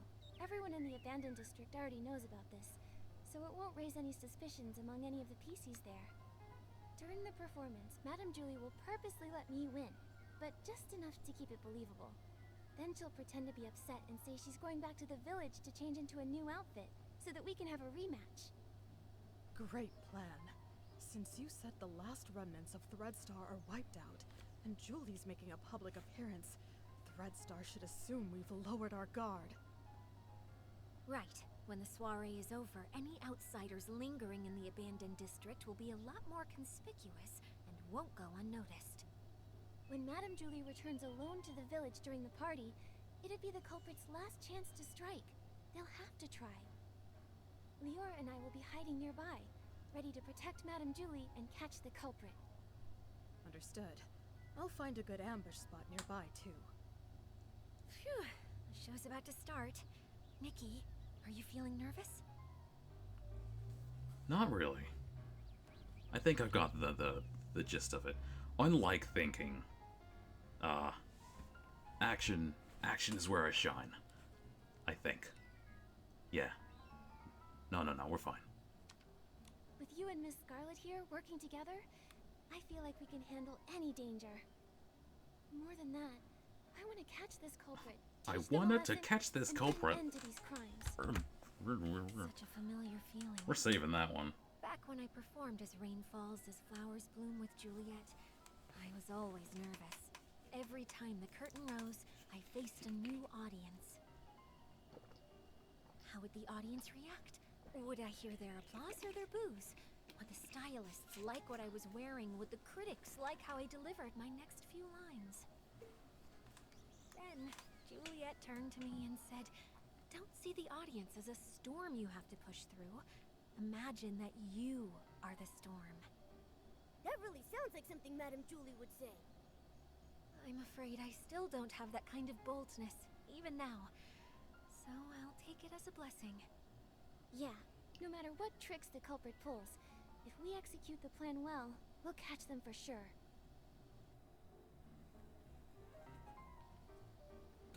Okay. Let's keep it going. Yeah. Perform the Ripple Dance to begin the Ripple State Soiree! Exclamation mark. Oh, they're really excited about this one. Alright.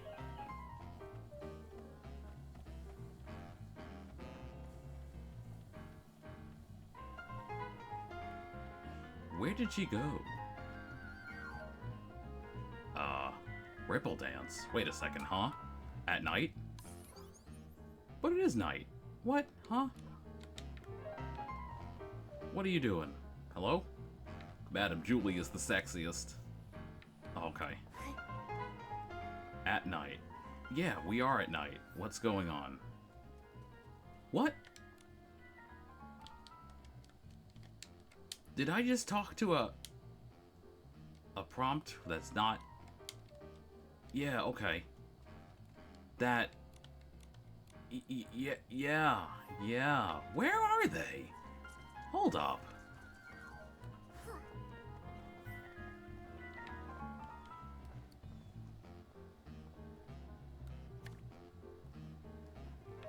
I'm not sure what's going on here. Shouldn't something have started? Supposed to dance, right? There's no dance going on here. There's no dance going on here. Wait, do I have to ripple dance? Do I have a ripple dance?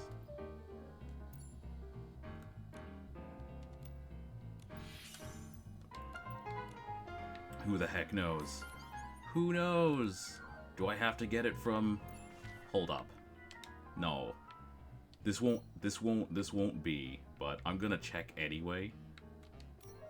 If only to reset the area. Since I have the gears for Layla's shop. Oh, it's raining.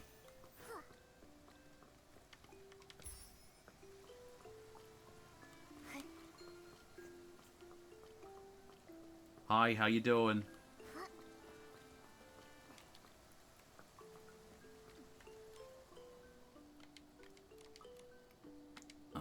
Let's see. What do we have? No? No, okay. None of them are called the Ripple Dance. Makes sense.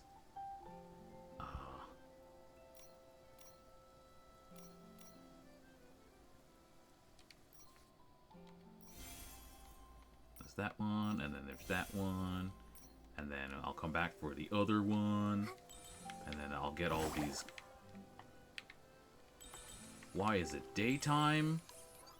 Why is it daytime?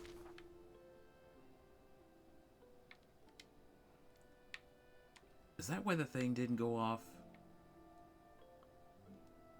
Because it told me that it was nighttime, and it looked like it was nighttime. But maybe it was secretly daytime. Ooh, spooky. It's over. Let's try that again.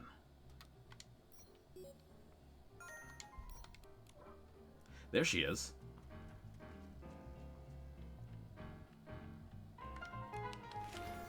Cover girl, put the bass in your walk.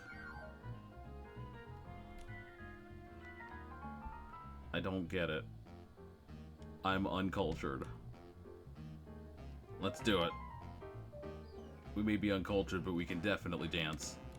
Dear little Nikki, my dance partner. Are you ready? Let's unleash our passion together and light up this sexy night. Light up the sex. No one's gonna get that. Sexy, fresh, formal. You know what that means. It's time for Whisper of Waves. Oh my god, that's a huge ass score. Wow. I kind of want to match with her, though. I'm not sure that I can. She has all red, and I have all blue. Actually, that could work.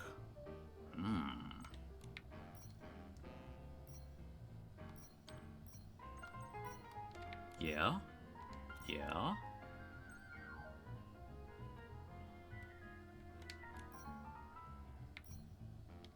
It really is just this. Okay. Alright. Okay. You definitely put too much. You put too much into Whisper of Waves. And now that's all that you're ever gonna look at. Alright. Okay. I see you.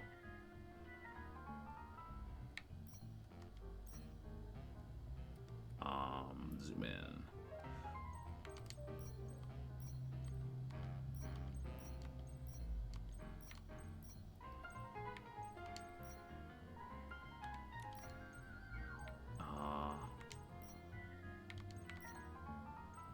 I don't have any blue. Purple. Not quite. Not quite.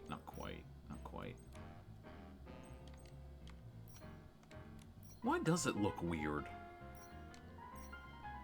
Having any color other than brown or black. Even if they don't match the color of the hair. That's so weird.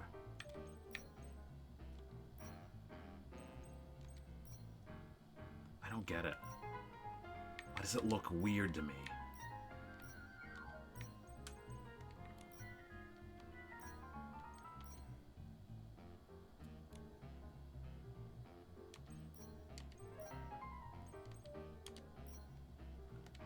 So you want sexy? Let's go for sexy.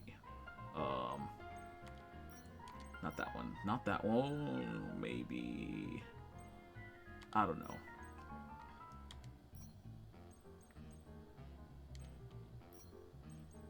Shoot. What would it be? It would be that one, but it doesn't match the whatchamacallits. Something like that would probably be the best. Exotic.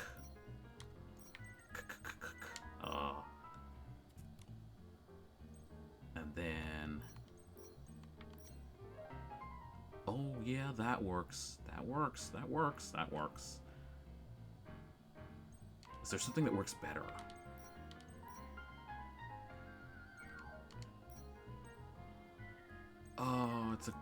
Oh, it's a tough choice. Oh, it's a tough choice. Oh, it's a tough choice. I kind of want to, yeah, I want to use that. Yeah.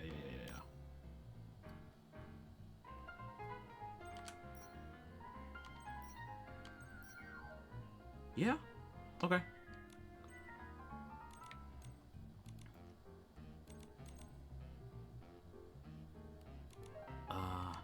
No?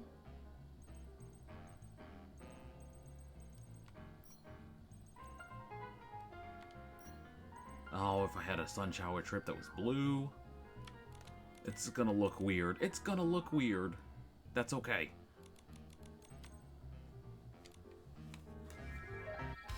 Here we go.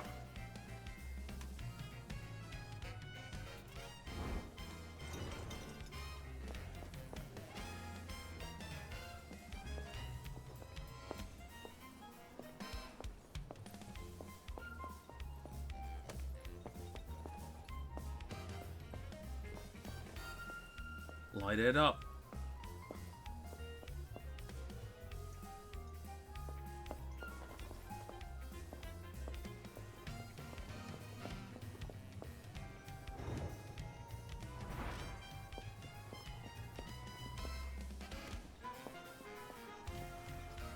I know she said she was going to throw the match, but...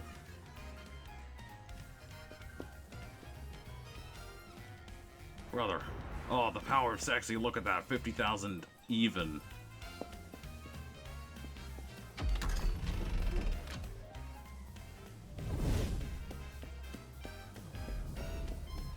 Look at him go. By the Silver Gale. A performance this amazing isn't complete without you. You are my brilliant partner who makes my heart race. Oh, we got two resonite crystals. Very good. Good. That was probably like level 5, if I had to guess. Win level 5. She was holding back. There's gonna be a rematch, kind of like Adarina and the Banshee later on. That's probably gonna be like level 11, possibly level 12, since it's been so long. Oh, my feet are stuck in the ground. Please help. My feet, I'm stuck in the ground. Oh, it's been ages since I've had this much fun. One more dance, just one more. Madam Julie, I've already beaten you once in front of everyone. I don't want to look like I'm disrespecting the Ripple Estate. Oh, what nonsense. Do you think I, Julie, am afraid to lose? Don't underestimate the Sovereign of Sexy. I've still got an ace up my sleeve. Gordon made me an outfit that's full of whim. Once I pick it up from the village, I'll unleash my final move, the Raindrop Dance, and then we'll have another round. After everyone's watchful eyes, Julie hurriedly left. I've never seen Madame Julie this eager to win. Have you ever seen Madame Julie lose? This is her first time facing as strong an opponent as Miss Nikki. One round's not enough. Exactly. Come on. Let's grab some more detergents. There'll be more exciting performances later. I keep forgetting their detergents. Well, then I'll wait for Madame Julie to return from the village for another dance. Oh my god. Nikki's performance is so stilted. It's hilarious. Right. Let's head to Prosperville now.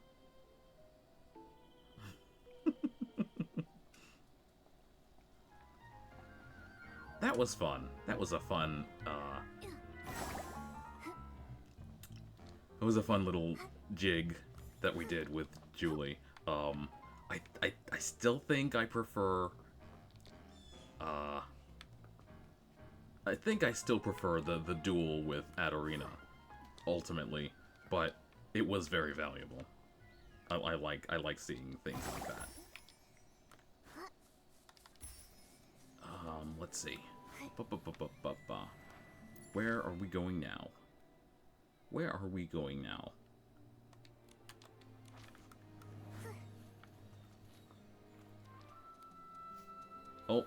S-lings. Dive kick them. I got one. Don't worry about it. Yeah, we're going to Prosperville, which is this way. All the way out.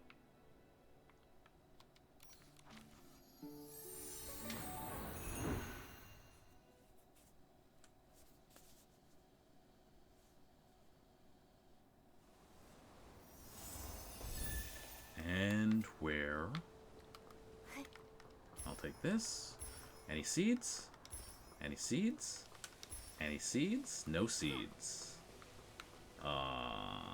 Need to go this way. Up and over the wall. Oh. Where are we going? We don't want to go directly into that. Please and thank you.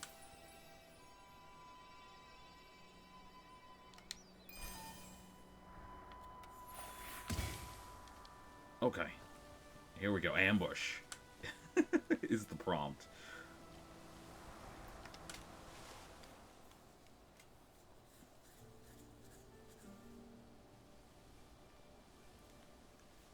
She stands in the rain, atop the tallest spire in the Rain City. The downpour is swallowing the horizon.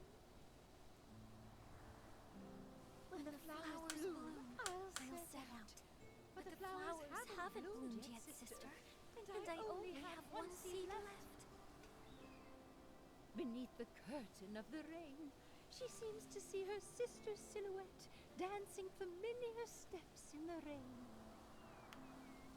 Raindrops fall, sister dances on, ripples splash where her feet touch, the city's reflection glows.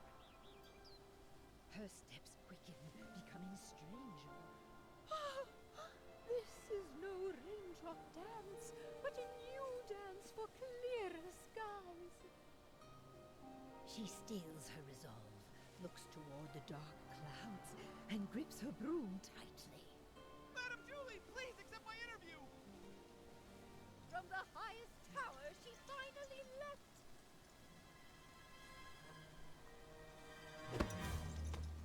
Oh. What a nuisance. Catch him! Oh. She will pass through the storm. She will find clear skies. After him. Rain will fall. Flowers will bloom. Oh, look at that. There it is.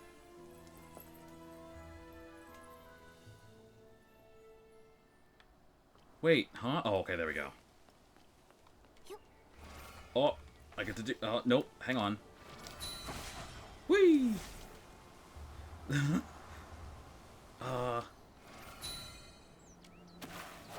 There we go.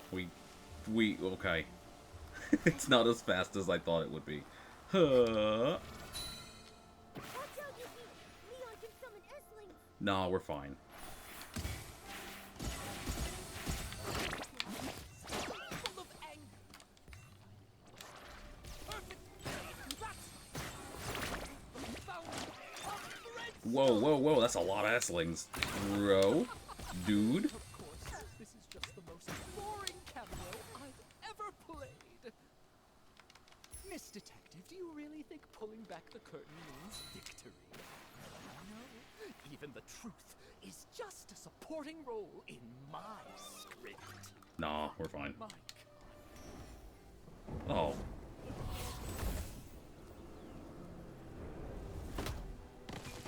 Oh no, backhand.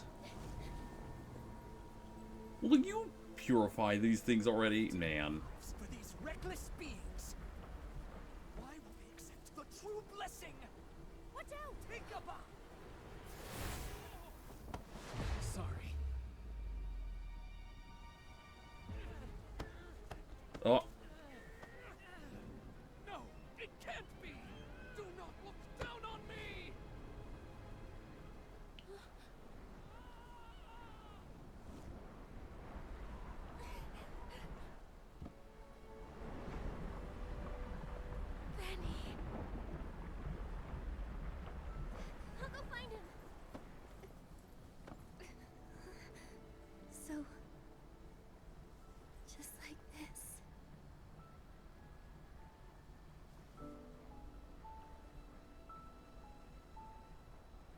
small flower braids in rows.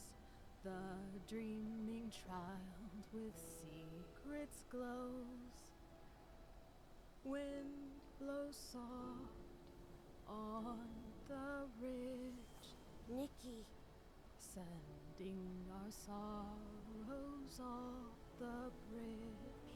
Birds leave their nest and fly so high. Clouds they will pass quietly by. Sing all day long this ancient song. A few days later.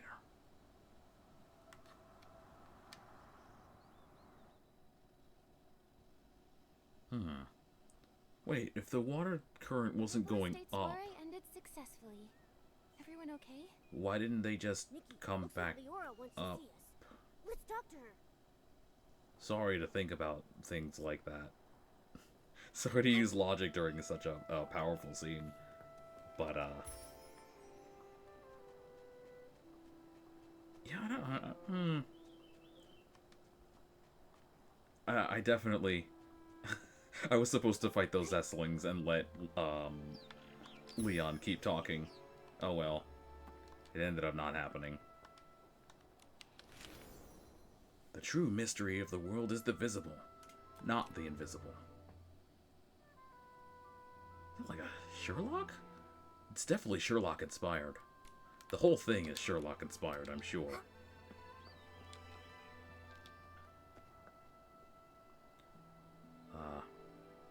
The good news, Pullum is not sick after being in the rain for that long.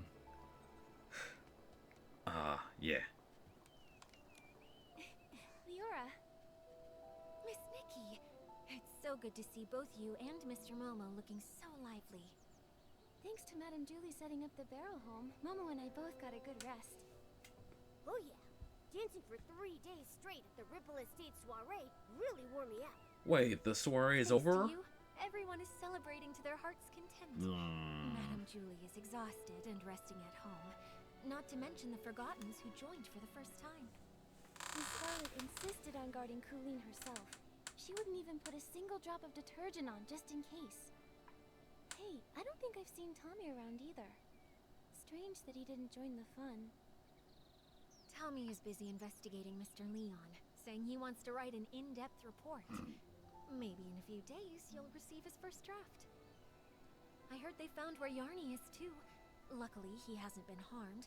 Miss Scarlet contacted the Kingdom Guards, and they'll bring him back soon. Miss Nikki, I actually stopped by to say goodbye to you. Wait, you're leaving already? Yes, now that Threadstar's conspiracy has been thwarted, and my wish to become a Piecey has been fulfilled, I've got no reason to stay in the abandoned district. How have you been these past few days? I'll be okay, Miss Nikki. I will remember Benny. I think he would want me to remember him in that way, as a friend who sacrificed himself for others. Not exactly good, but not completely bad either. Maybe I'll write to him. Wait, so Mr. Leon survived, but Benny didn't? Letters from different Oh, that's corners of the lame. continent, telling him that even an imperfect being can still find other ways to live. Yes, the wind has stopped, and the birds can finally fly free. Leora, I believe you'll also find your own dream on the road. Do you mind if we see you off? Of course. I may not be as good at showing feelings as Madame Julie, but Miss Nikki, though we haven't known each other for long, you should know that you're the human I respect and like the most. I am hoping to set off with your blessing. I plan to leave before sunrise. Please meet me at the Ripple Estate platform. A journey brought by the train must also end with the train. Okay, well it is.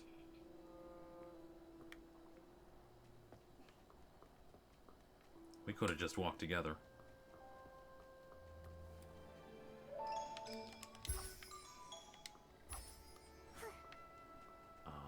Oh, it's over there. Oh, that's how this whole thing started, isn't it? Zoom!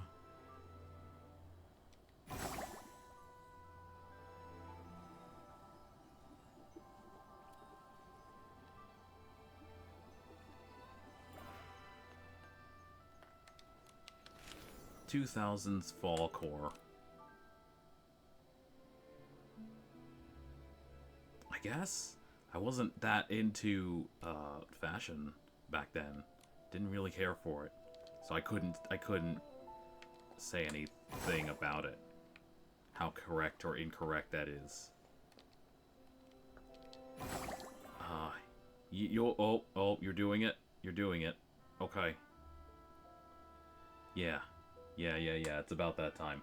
Hey, at least let me finish this last thing. Let me finish this last one. You're not gonna let me finish this last one.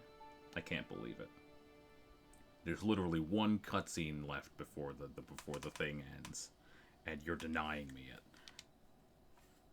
it. Incredible.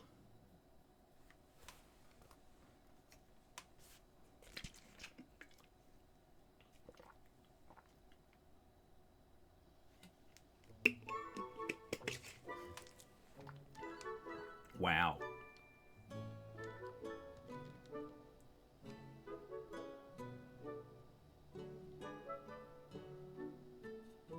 Oh, this is the song. Gateway connection disconnected. Oh no, that's actually bad. Probably really bad. What the heck? I just realized that this is the song that they were singing the entire time. Now I have a newfound appreciation for it, but also what the hell? 999 MS. You're lying to me. You're lying to me. What is this gateway disconnected nonsense?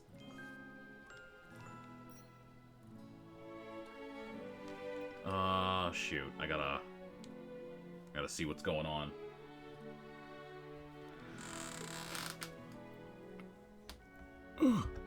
What's going on? Why are you like this?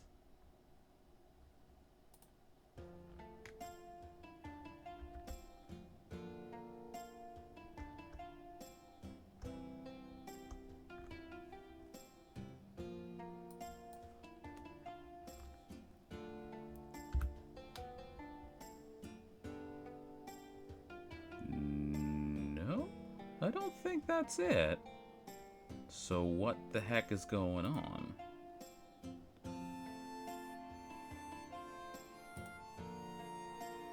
That's fine.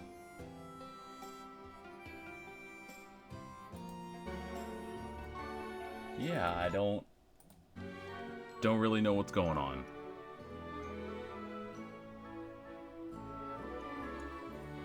Oh no, come on. Not like this. Brother. Alright. Let's try this. Gotta see what's going on.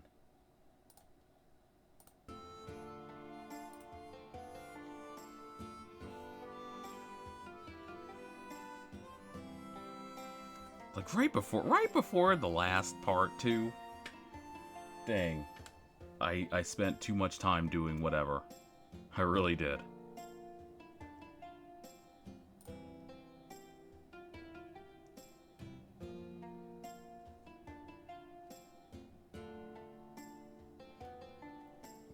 I guess in the meantime we could find someone to raid after we play this one last cutscene. Again, it doesn't seem very wise to right after it's 6 in the morning. Who is streaming Nikki at 6 in the morning? It looks like someone.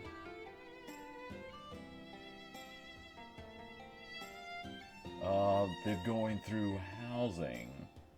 Do we do that? Can we do that?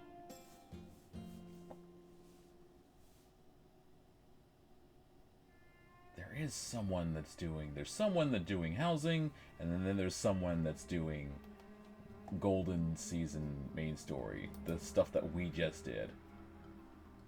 Let's take a look.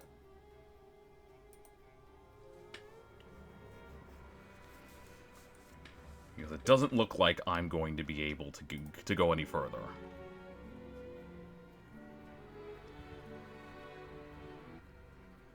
Oh, I might have spoken too soon. Hold up.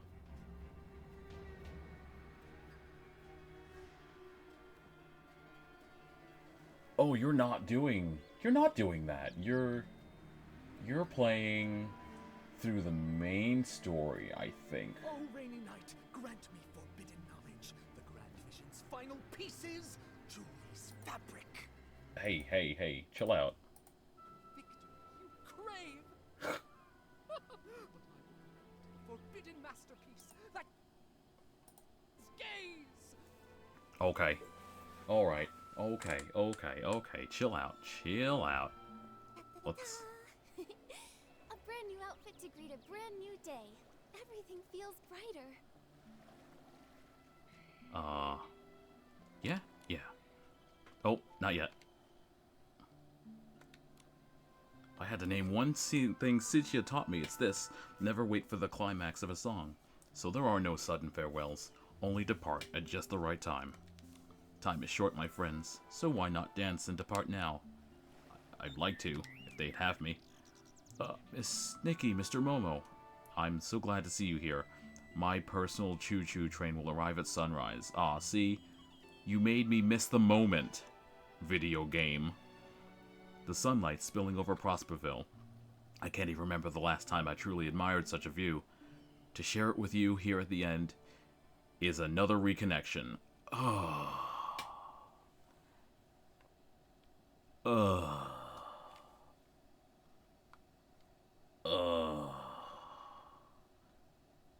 lame. Thank you. I haven't decided where I'll go yet, but that's alright. With light wings, one can always find the direction of the wind, right? Oh, I gotta wait. Here we go.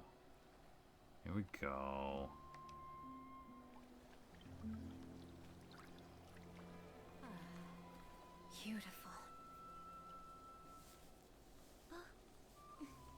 I've been meaning to ask, what's the ending of As Rain Falls, As Flowers Bloom? Oh, my dear girl. That one was written by Juliet and Cersei together. She clenches the tiny broom as small as herself, fighting desperately against the storm. Magic surges forth. Beneath the pouring rain, the final seed explodes, bursting in a fierce bloom. The wind paves her way. The petals guide her. As she breaks through the clouds, silence overtakes all. The sunrise casts its light upon the earth. There she sees the first clear sky. Excellent story. Leah would have loved it. Look, the train is here.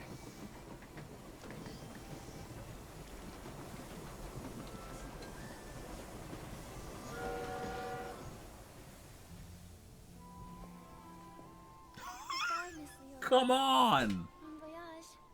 Travel safely. The cutscene's still playing. Nikki and I will both miss you. You two. I'll miss you both so much. This is lame. Laura, at times like this, you know I always have too much to say. I'm just gonna let it go like this then. I'll skip the fuss and simply wish you never-ending joy and freedom that knows no bounds. Oh, never mind.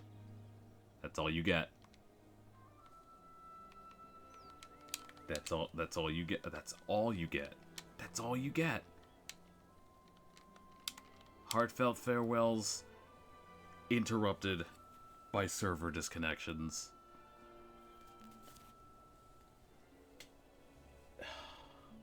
Man. Why do I hear knocking? What? The cutscene's still going.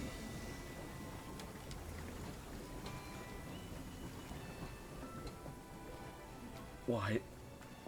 But why? But why? Why did the cutscene still go?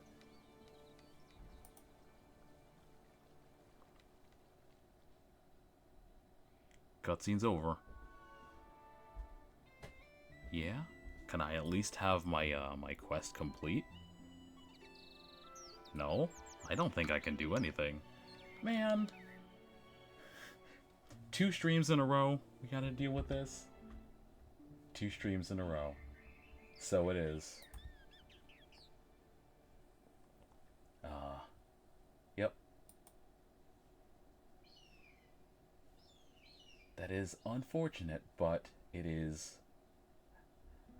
No, I hate that phrase. I hate that phrase. I hate that phrase. I will not say it is how it is. Because it could have always been something different. And that's how we'll end the stream, I think. Let's go. Let's go raid a guy. Or a girl. We're not sure.